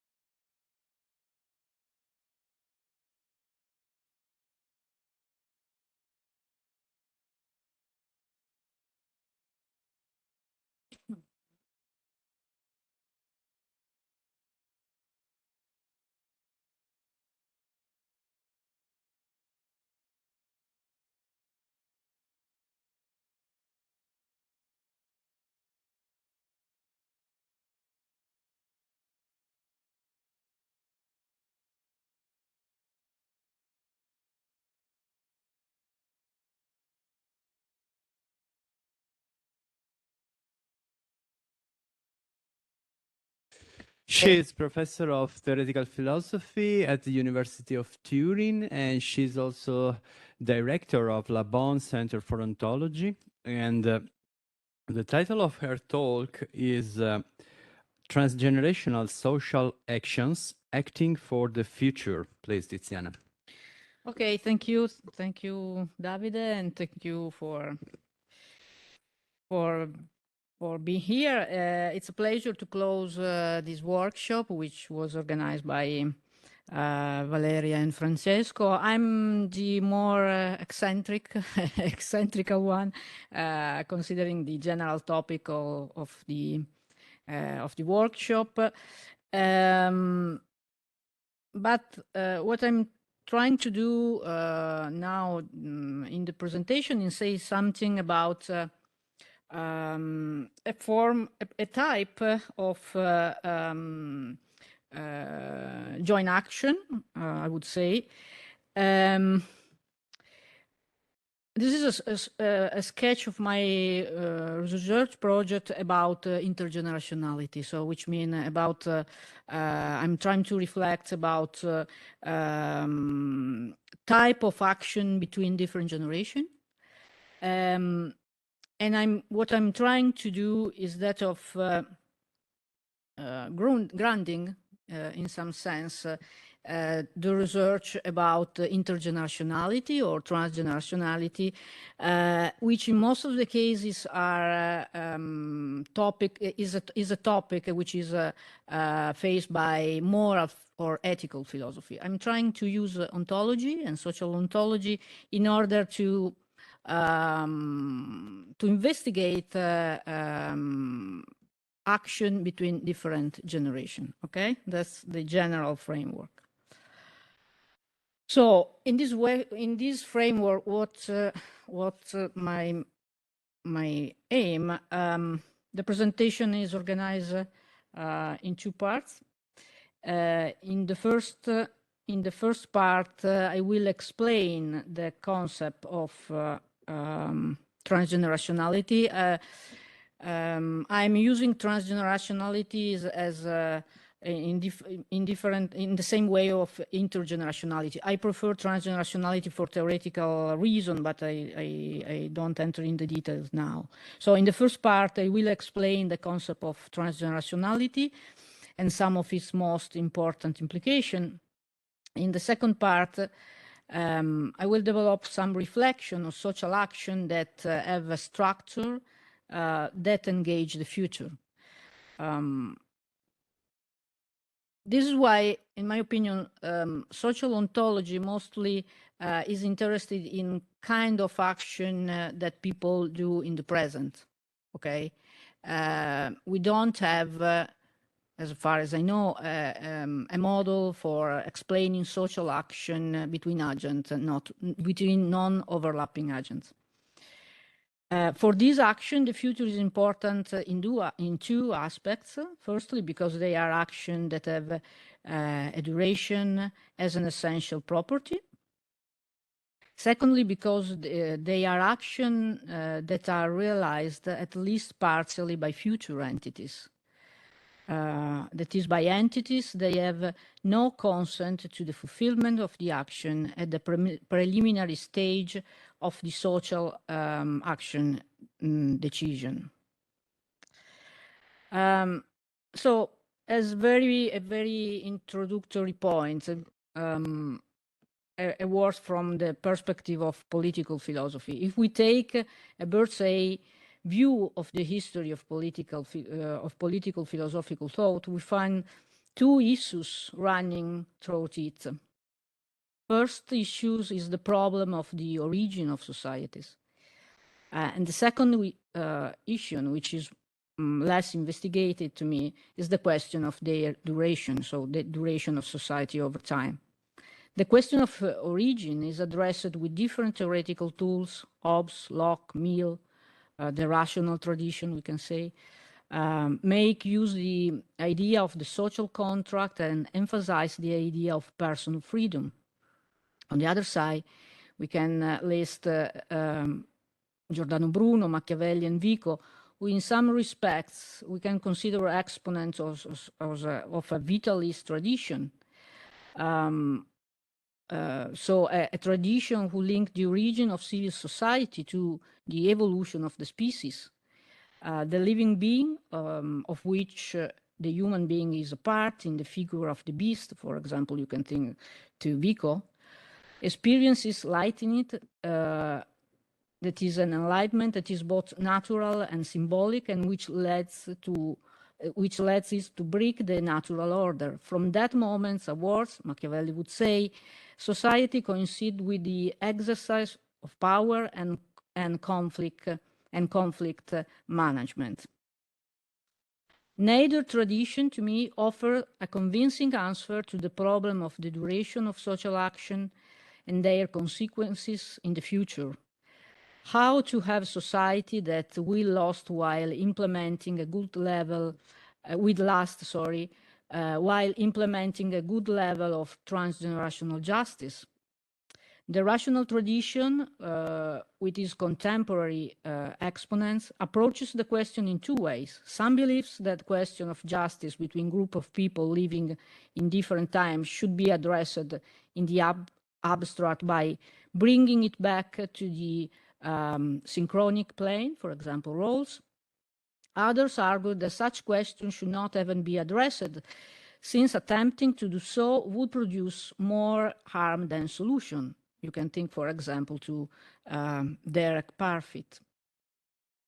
The vitalist tradition, with its contemporary exponent, for example, an Italian philosopher, Roberto Esposito, suggests referring to the rule of institution and communities without going into much detail in explaining how institution would solve the problem of the lasting society over time. Basically, what we notice is that the problem of the future has always been considered less urgent than the problem of the origin, whereas the several decide now it has been proving to be the problem that needs to be addressed more urgently. Hans Jonas was one of the first to point out this urgency, whereas research in social ontology seem on the whole less interested in the question of time, for example, of the society to the question to the problem of the society that endure over time. So how we can face this problem? My tentative is that of investigating with the instrument of social ontology the notion of intergenerationality or of transgenerationality. To explain the fact that society endure over time, I propose that social ontology and social philosophy include the concept of the notion of transgenerationality among their tool of analysis. This will allow the transgenerational question to be considered from a foundational perspective and not just a moral one, as is often the case. I propose to consider transgenerationality as a constraint that manifests itself in different forms and is present in both the natural and the social sphere. It emerges in a particular type of action that we can call transgenerational social action. I do not enter in the detail of, we can say, natural transgenerationality, but I can try to say something about the application of this notion to the social sphere. So in this presentation, I will focus on the social transgenerationality and the type of social action in which it emerges. In the explanation, I will propose, I will have recourse to the concept of future generation, for which I will try to offer a justification from an ontological point of view. So why it is important to face the question of intergenerationality? Humans are generally willing to engage in a transgenerational behavior. Ultimately, the choice to favor the transgenerational action and behaviors is to be understood as a competitive advantage for the human species, which utilizes transgenerationality in much more conscious, structured, and systematic ways than other animal species do. We can cite several examples of transgenerational practices that are crucial for us. Education, for example, the development of science, the creation of social and political institutions, etc. It follows, of course, that the more we are able to reinforce the importance and impact of social structure that are inherently transgenerational, the more we'll be able to promote behavior centered on transgenerational logic, thereby fostering the implementation of greater intergenerational justice. So what about, or how we can try to describe this particular kind of action? To understand social transgenerationality, we will focus on three aspects. First, we will point to transgenerational social action as the place of emergence of social transgenerationality, and will explain what we are talking about when we speak of transgenerational social action. Secondly, we will develop some remarks about the concept of future generation. Finally, we will develop some thought on the appropriateness of attribution of consent that is generally provided for or in transgenerational social action. Unlike biological transgenerationality, social transgenerationality is a bound that emerges in a range of social and institutional practices, particularly in a certain type of social action, namely transgenerational social action. Transgenerational social actions show the characteristic of requiring the necessary cooperation between at least two generations. One of the two decides to carry out the action that has a transgenerational character, while the second has the task of continuity and possible concluding the transgenerational action. So it's a sort of cooperative action, which I'm trying to describe. We can define transgenerational action as action that require necessary cooperation between two or more different generations for the completion of the action. In the model we are reflecting on, one of the two agents is a future generation. So one is a actor, I would say, that exists in space and time. The other is a non-existing being. The central theoretical point of this kind of action lies in the fact that generation completing the social action generally do not have the opportunity to give prior consent to the action. The critical point of transgenerational action is that the generation deciding on the transgenerational action cannot demand that others, in most cases future generation, consent to the completion of the action. Material impossibility, however, does not exclude that from an ethical point of view, this type of action, if taken, should not include taking special precaution towards future generation. So one of the actors is not problematic, I would say.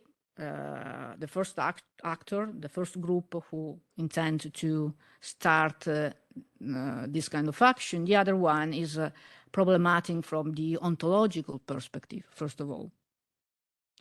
Since the notion of transgenerational social action refers in many circumstances to the concept of generation, it is necessary to make an ontological commitment to determine the type of entity we are talking about when referring to generation past and future. To do so, we can use the following mapping of fictional entity. In the next passage of the presentation, and well, I try to make a sort of comparison between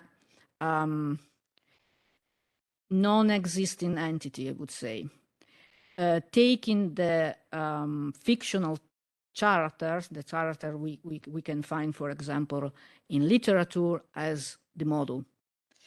So in this kind of mapping, we can have we can enlist at least 3 different kinds of this entity: fictional characters, characters we can we find in literature, for example.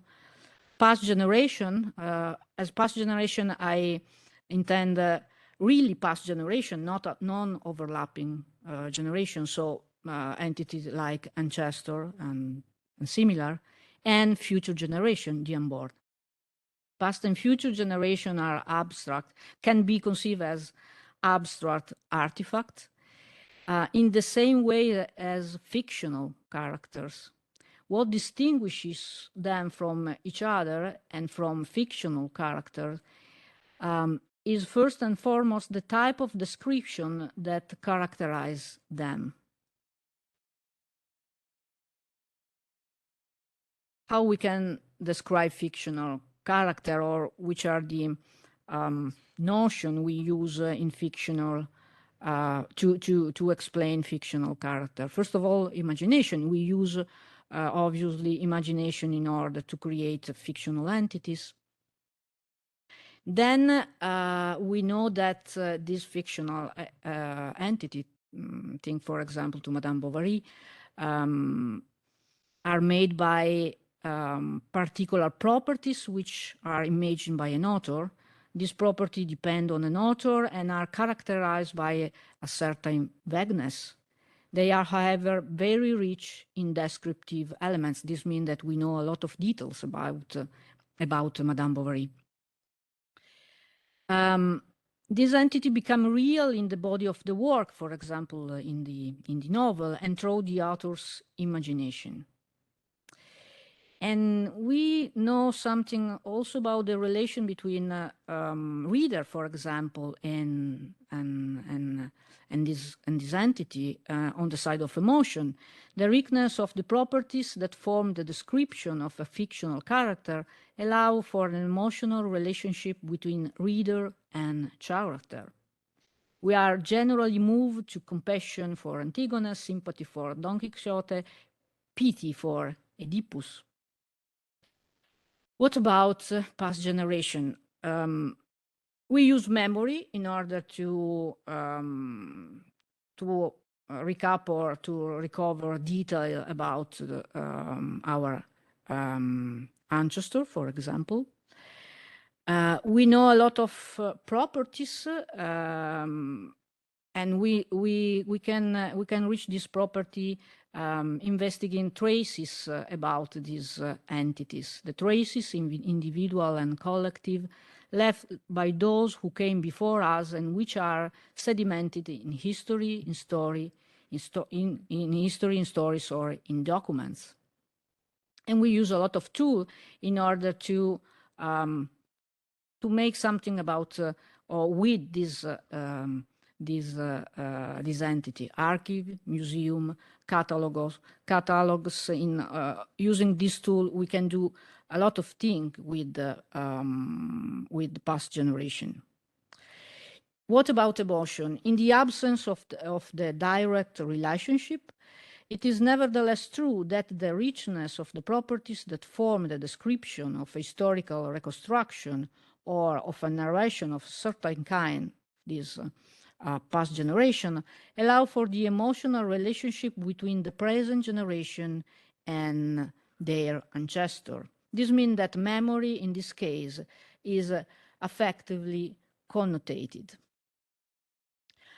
Finally, what we can say about using this sort of comparison about future generation, which is the entity we made as the second actor in the transgenerational social action.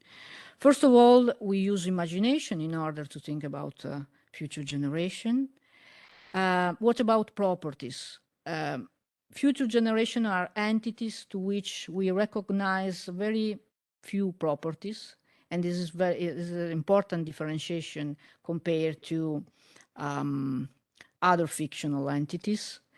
And we recognize basically the property of moving from power to acts. Future generation are non-being entity, so entity which will enter in the domain of being sometime at points in time. In many cases, we assume that they consent to the action. We will back again on this point. In what way they are real? They can be considered in two ways: as a regulative, a sort of a regulative principle for the transgenerational action, or as that whose possible existence allows transgenerational social action to being. What about emotion? The scarcity of properties that form the description of future generation, we know only that we know just one properties, that they will enter into being at some point in time, generally makes for a difficult emotional relationship between this kind of entity. So, to sum up, we usually relate to the past and future through the creation of fictional entity. This is an assumption, obviously. Past generation are fictional entity whose properties derive, at least in part, from the traces that those no longer alive have left in the history. Future generation are fictitious entities to which we generally attribute three properties. The first is that of not having been born yet. The second is that of having the possibility of being born. The third one is that of expressing consent, in many cases, to the completion of transgenerational action. The third property is both the most useful, as it allows long-term action to be taken, and the most problematic one. My idea is that these entities are useful for our ontology to program long-lasting action by capitalizing on the transition from being in power to being in action. We have created the expectation that future generation will enter into the dynamic of transgenerational action by continuing the action and concluding it. In doing so, we harness psychological mechanisms that have social impact and use trust as a tool to regulate social dynamics. In general, the attitude towards future generation is like this. In some circumstances, we shift the burden of decision or action that should be taken or performed in the present onto future generation. This is the case, for example, with action concerning the mitigation of the climate crisis. In other circumstances, we commit future generation to action that bind them to decision of previous generation.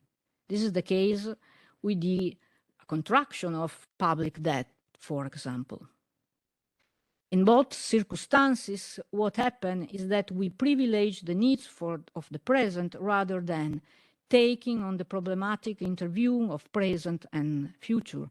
In particular, this is evident in all those cases in which we oblige future generation to perform action resulting from decisions made by those who preceded them. Just one word about the question which we can call attribution of consent, because in my in the model I'm trying to draw, the second actor, the future generation, are intended to give consent by the first actor of the social action. The activation of the dynamic of this dynamic in somewhat can be described as a false attribution of consent mechanism. In other words, and to give a concrete example, the idea that future generation agree to pay the debts contracted by previous generation, for example, express their consent to conclude a transgenerational action, that consistent in contracting a certain debt presuppose the consent of future generation.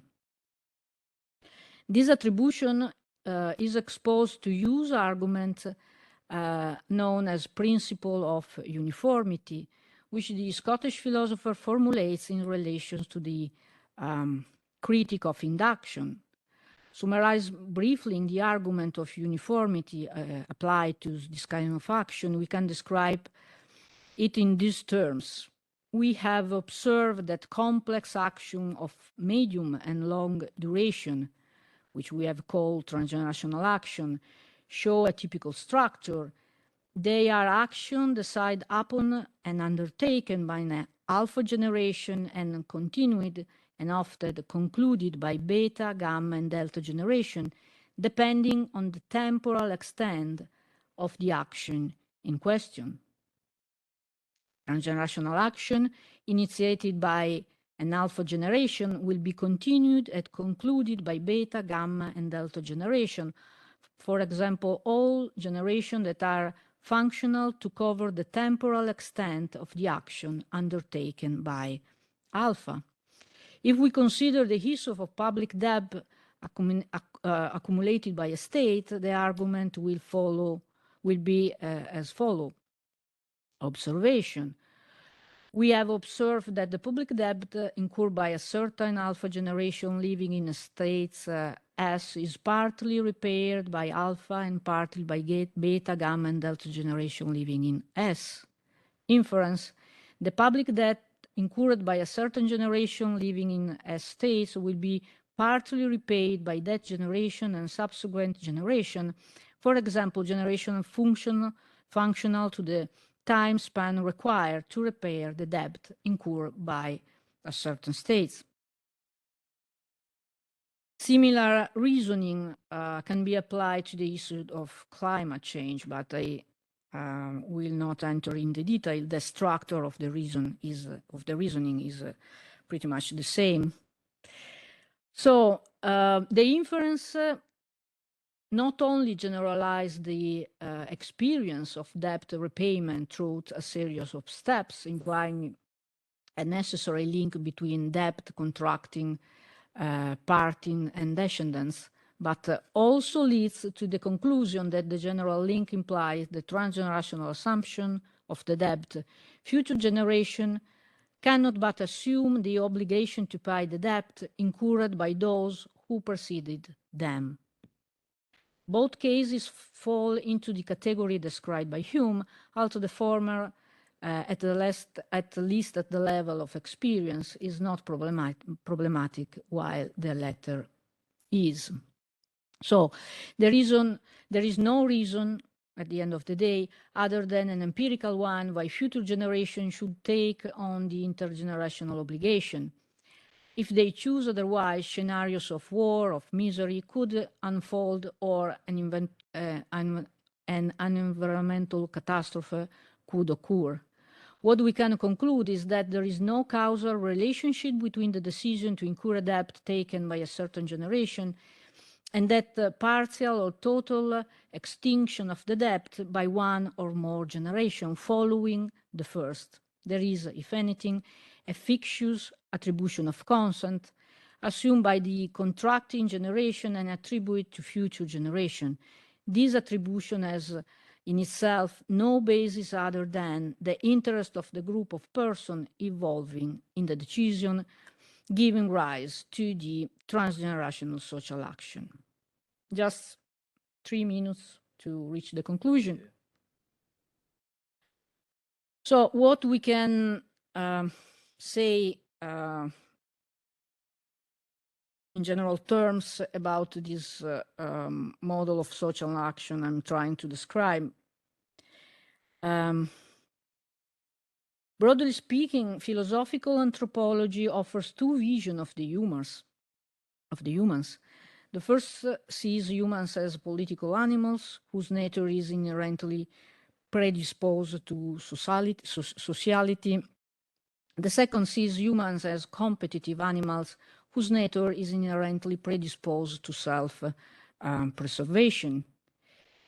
The position I propose supports the idea that human beings are animals who are willing to be educated, who therefore show a particular predisposition to social cooperation, to social transgenerationality, which is a cooperation not only between existing beings, but also between existing and non-existing beings in my idea.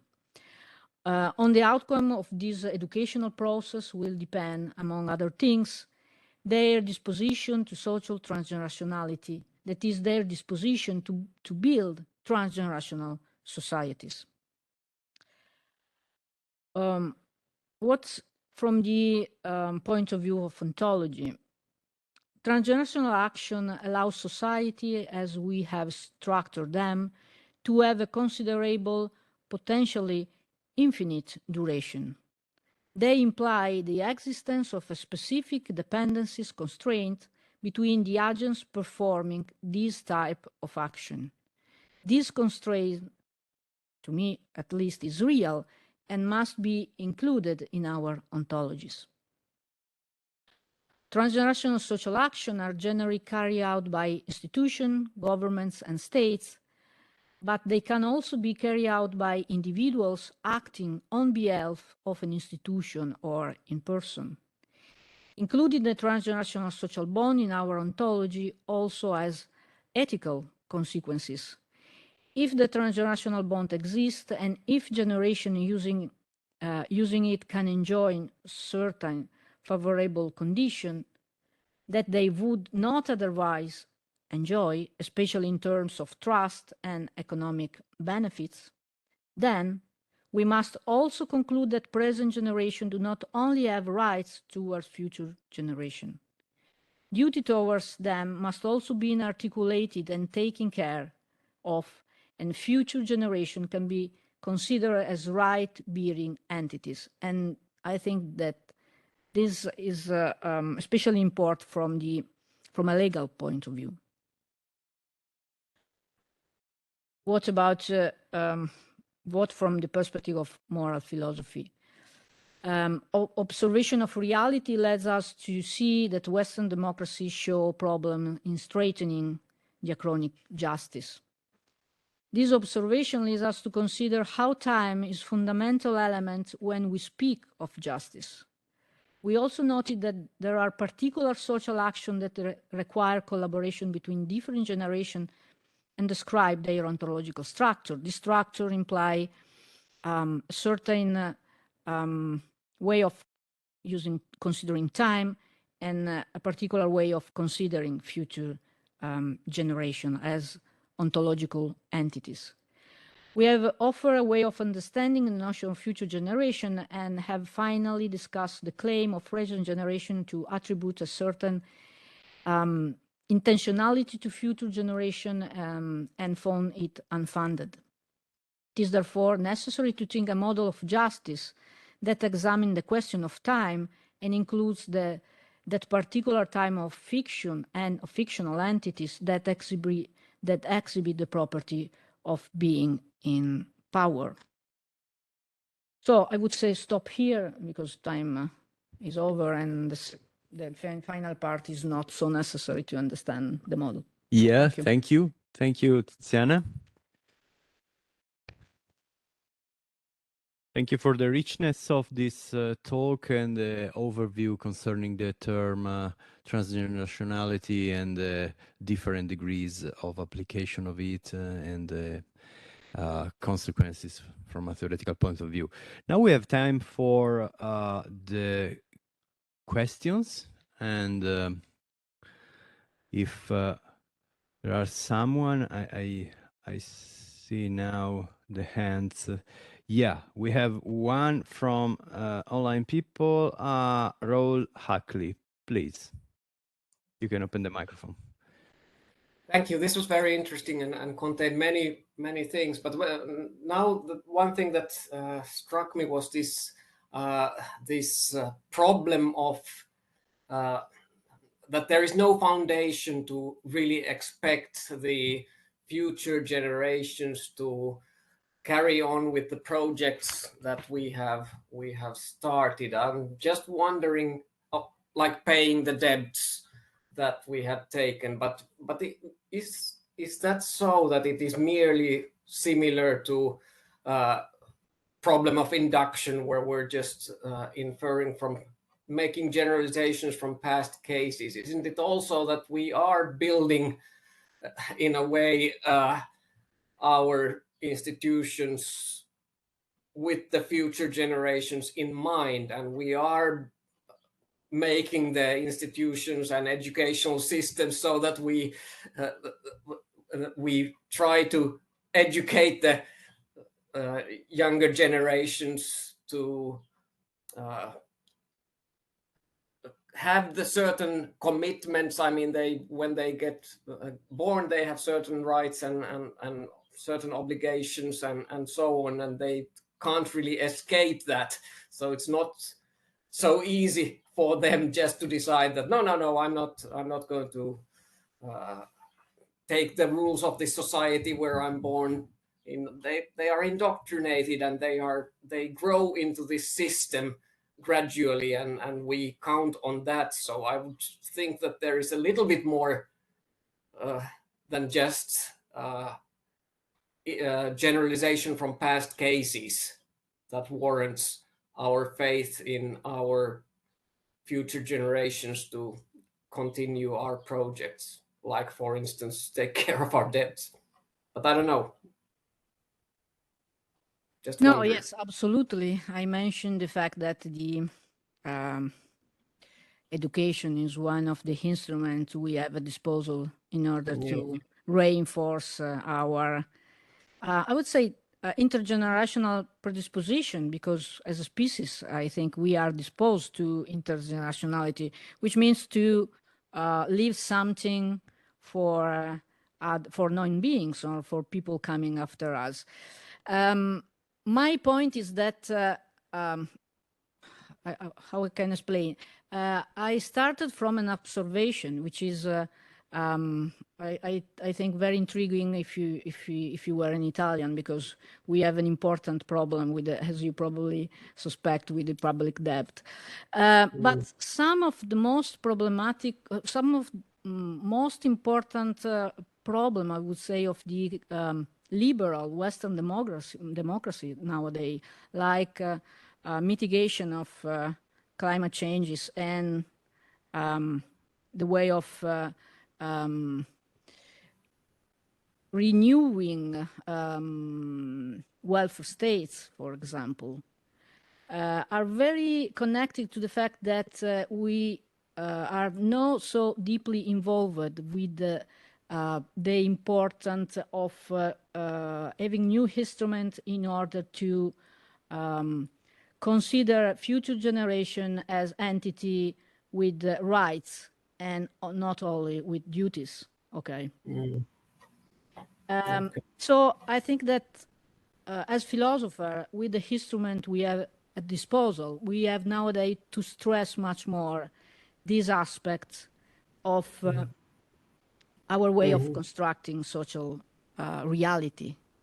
So the fact of intergenerationality was discussed, for example, by Kant, in his political writing. So I'm conscious that is a problem that is present in philosophy. But I would stress the necessity of reinforce the attention of philosophers on this point, because it's not only a problem of that of intergenerationality on the side of moral and political philosophy. As moral philosophers, they are trying to say something about this. They are tries to say something about the diachronic justice, which is not an easy problem to solve, obviously. But I think that if we can say something or try to make much more in deep investigation on the ontological concept of social reality, we can offer some basis in order to reshape some aspect of social reality, to improve moral and political investigation. Okay, thank you. Okay, now we have some questions from people in presence. So the first one is from Carlo Borelli. Please, you can use the microphone, the mobile microphone. Okay, perfect. Thanks a lot. This was very interesting to think through. I have two, I think, broad point that I wanted to pick your mind on. So the first is about, I agree that the interesting thing is that this sort of transgenerational we seems like a logical extension of the cooperative we that we were talking about this morning. But I was wondering whether it actually sort of exacerbates, I don't know if it's an English word, sorry, the Italians understand me, I think, the problem that there are in the sort of intratemporal collective we, in the sense that both the sort of epistemological doubts about who is part of this we and where this we is actually located is made even more difficult to answer, right? How can we ever talk of a we with people that aren't yet born, that they can't consent really, and we can only make assumptions about that consent, whether likely or unlikely they may be. We have no conclusive proof. And also maybe the moral doubts, so whether we are sort of imposing uniformity on a very varied subject, which if we think transgenerationally is even more varied. So I was wondering whether what seems like a logical extension of the collective we reveals also some, basically a worse version of the same problems that we faced in the intratemporal collective we. And then I have another question, which is about, so to put it perhaps very roughly, I was wondering whether there is a sort of systemic need for individual sacrifice. And this is something that emerges, I think, both at the collective level, while we think that to cooperate, we need to make individual sacrifice for other cooperators, but also perhaps even more in the transgenerational framework, because we need to make sacrifice now for future generation. Now, I was wondering whether this systemic need can be discharged by, so to say, two different mechanisms. One might be at the ideal or ideological level. I don't know. Maybe they are different or maybe they are the same depending on the outlook. But you can think if you have the proper ideal, maybe human concern for human rights, then you might motivate individual sacrifice right now for the future. Or maybe you need some sort of ideological, so something you construct precisely for that objective of, for that systemic need, without which you can't have really a transgenerational social group. And or different way, maybe the direction is to go toward institutional devices, right? So something we construct here and now to ensure that the strains of commitment, the cost of cooperation are actually paid by individual people, even though they would likely just free ride if they were allowed to be free. We have taxation now to ensure like welfare solidarity, if you wish to call it that. That is mandatory, coercive, and well, maybe not so much in Italy, but you get the point. So I was wondering, are these two directions one might go? So set up a sort of moral ideal or maybe a moral ideology, or set up institutional devices which are coercive but allow for this sort of systemic need of individual sacrifice. I realize individual sacrifice is a very contentious ways of putting it, but that's what I came up with.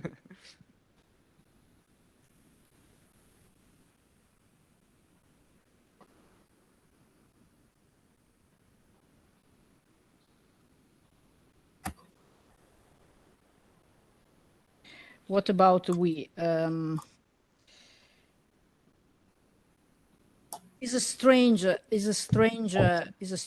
we from my perspective, because obviously it's impossible to say that we are we with the future, with future entity, with not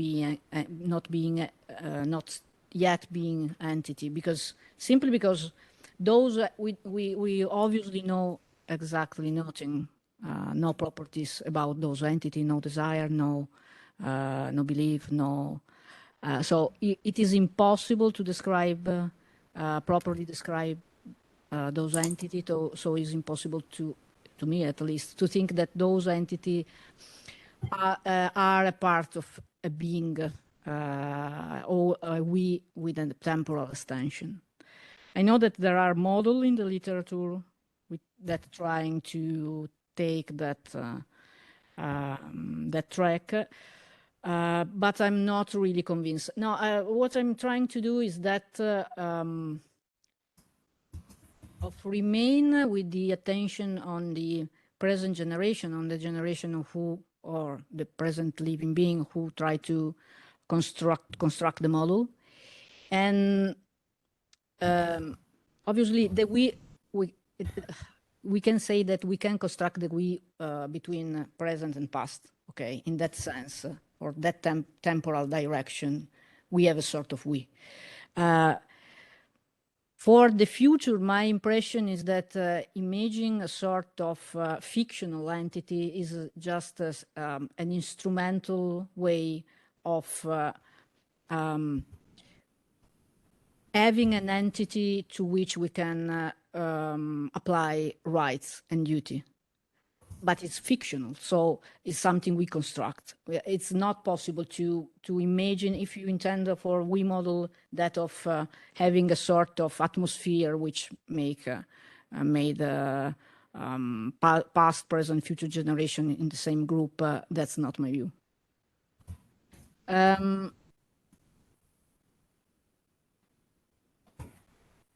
On the moral side, what about the alternative you posed?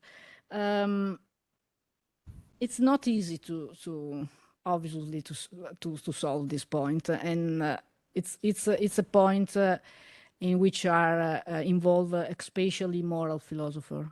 Okay. My impression is that we can do something on the normative side, working about the model, or the revising the notion of states and social institution in order to guarantee a sort of institutional objects in order to put the normative instruments at play to guarantee the rights of future generation. I'm not sure to have answer to your question, but I think that's on the alternative you posed, the second one, I think the best one, that of using a normative instruments, which can be states in a sense, conceiving the states as those political and social objects which guarantee not just security, but the fact that a society can endure over the time. So it's a sort of legal, it's a sort of the entity which have to safeguard the temporality of a society. So the second option.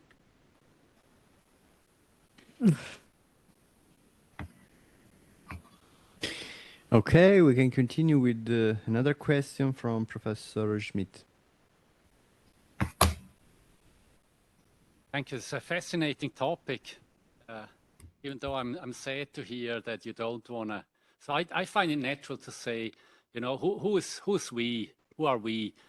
Some of us have already died, and hopefully many of us are yet to be born. I find this quite natural.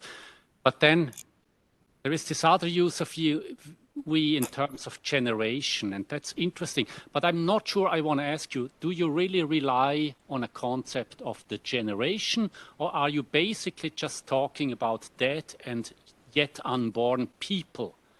No, that would be a different thing. So are you sure you want to use the concept of generation here? And if so, and I think you should, because with generation, the fascinating thing is that there is never just one generation that's alive.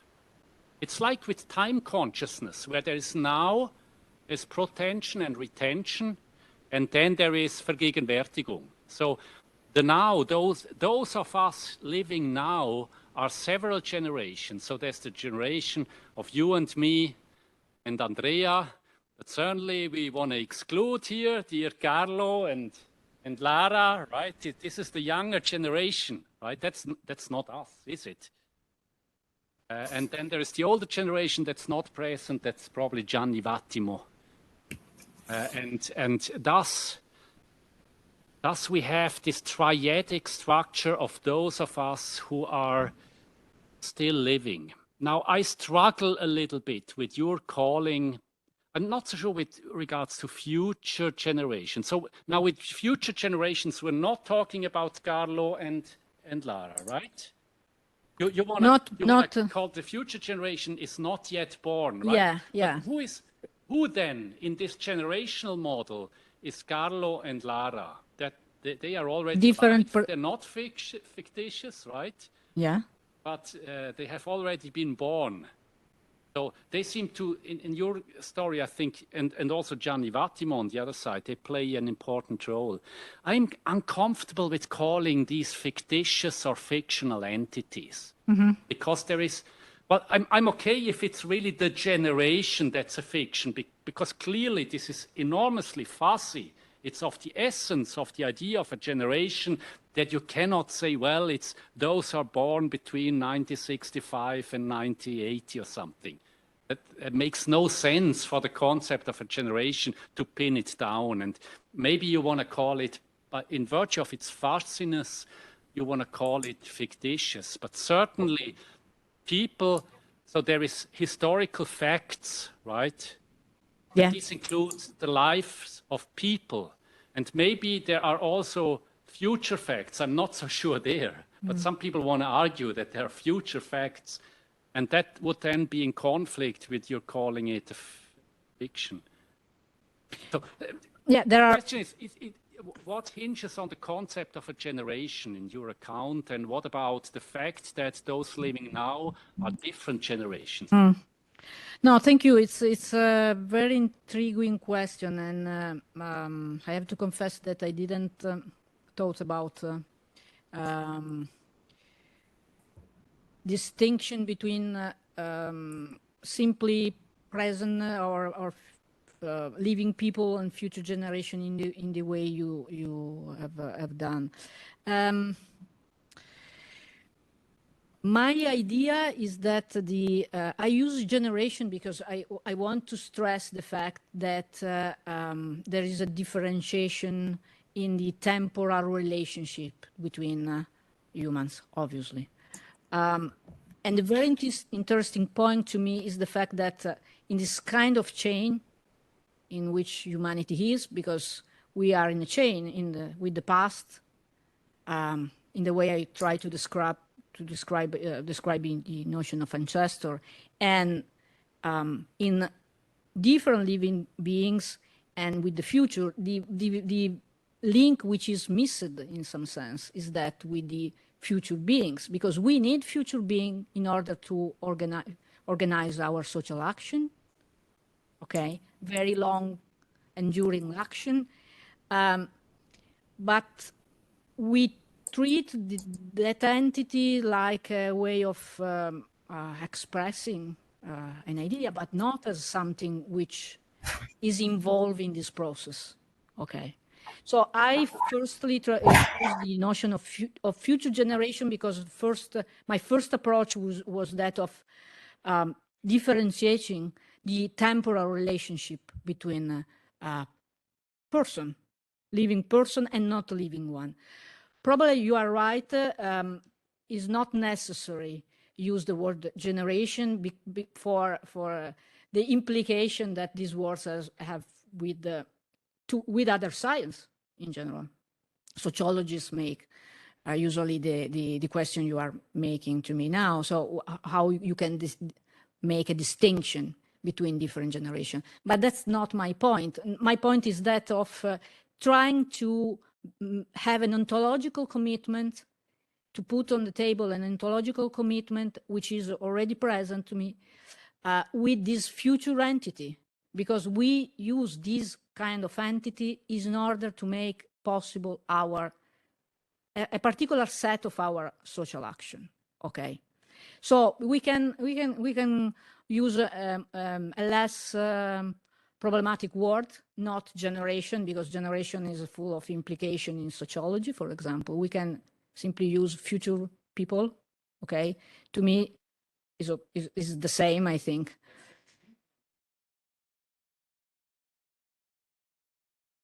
It's depend on the notion of temporality you use in your metaphysics. They are facts in the measure in which we know that in this situation, in this general situation, in the situation of our universe, you can say, that's being will enter in the sphere of being in some sense. So they will move from the power to act in metaphysical terms. They change their ontology. Okay.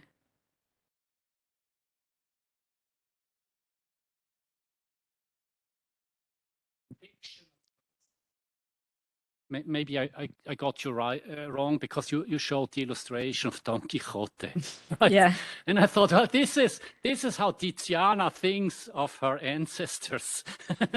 Maybe you should. No, and now you're taking the generation off the table, and I was hoping you were saying, well, it's the generation that's a fiction, and I would completely understand. Now you're saying, no, it's the people, and now I don't understand.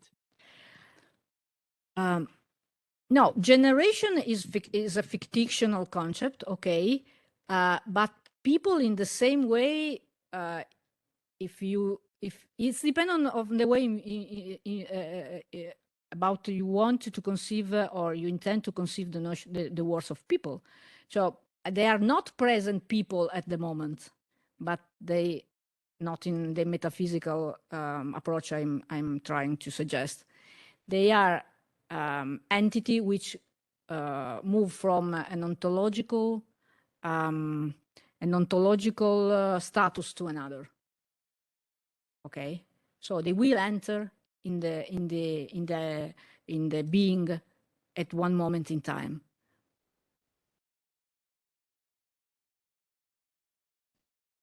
Yes, you can follow up very short, please, because there is another question. So I understand the problem with the future, people who are not yet born. So I'm not quite sure there.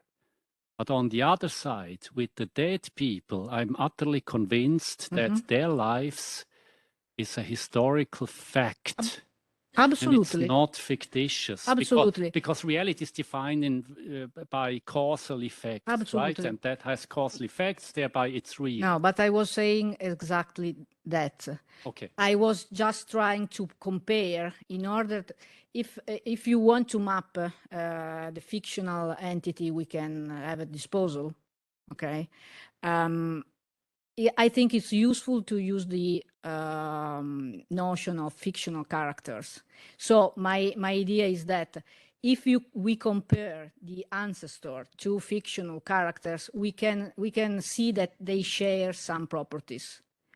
But were not saying that they are fictional in the same way that Don Quixote.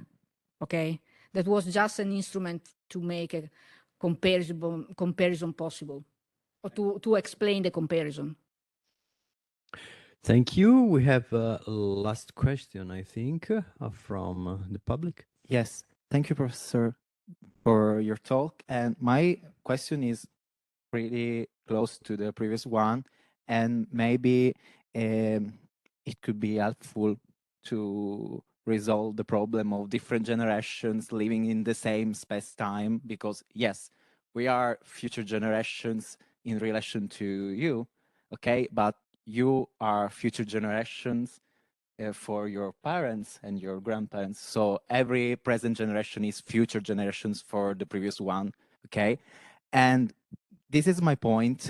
I totally agree with the fact that future generations are entities, not existing entities, and they have regulative power for regulative use for our action, for the policy making about climate change, solidarity in Europe, in our world. The future generations are important, yes, and so I agree with the structure and dynamic of transgenerational actions in this perspective, but I'm wondering if your account is helpful to understand and renewing the concept of future generations, actually, because, for example, the present, if we consider future not just a time, no, but the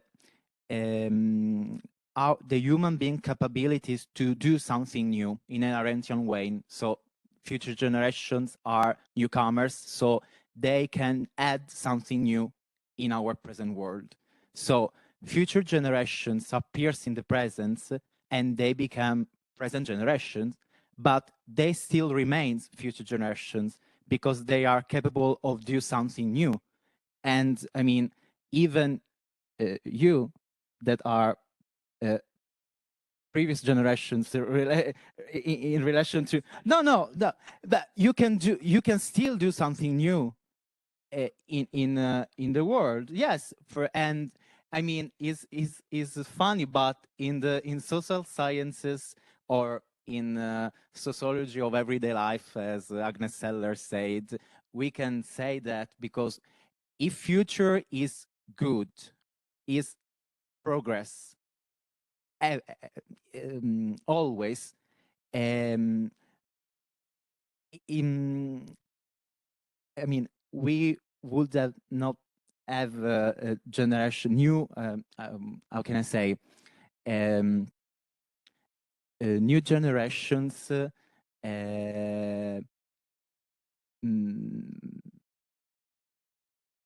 can I say, if future is good, is always good, why, for example, newcomers, future generations still reproducing bad actions? And for example, we can have a young guy reproducing discriminatory action, and his grandma is different because she said no, it's bad. But the new generation, the young people, the young guy in my example is still reproducing something bad, and the previous generation is schooling him. No, it is good, it is bad. I mean, maybe we can talk about generation with the capabilities to create the future in the present, not future generations. I don't know if I am clear. Because I try to say what I have understood from your question.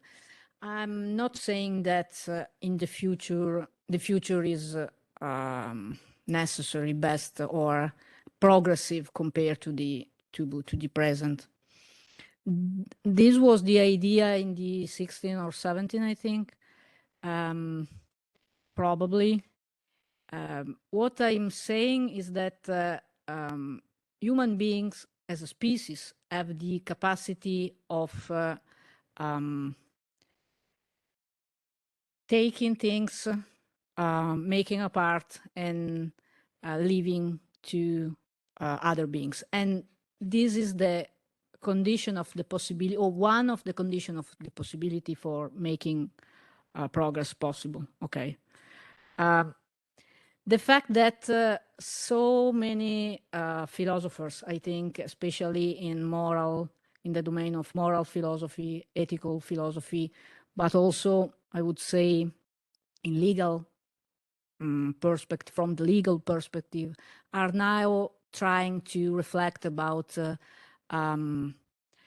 transgenerationality or intergenerationality is something which depends on the fact that something in this idea of, in this capacity of taking things and putting aside and leaving to the others seems not working very well.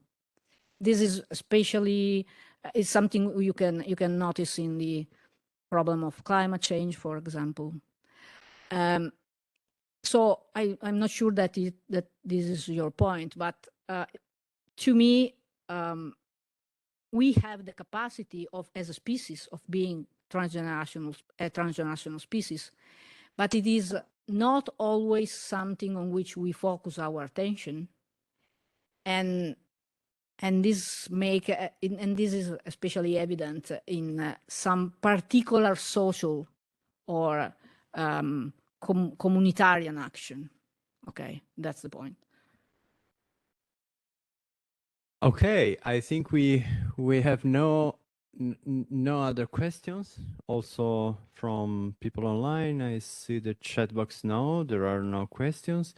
So I think we can conclude our works here, this workshop, and I speak also by the organizers.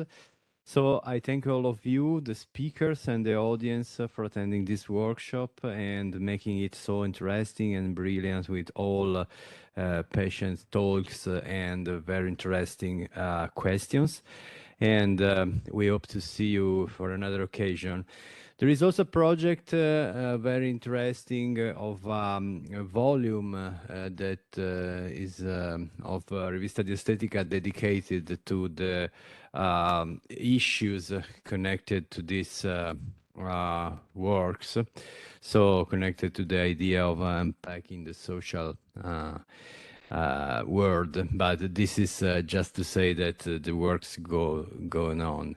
So thank you very much and have good evening to everyone.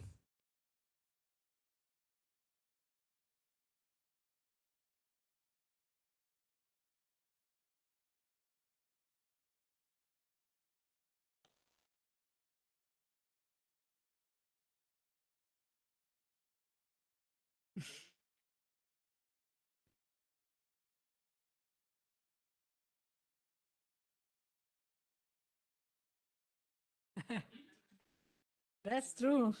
That's true.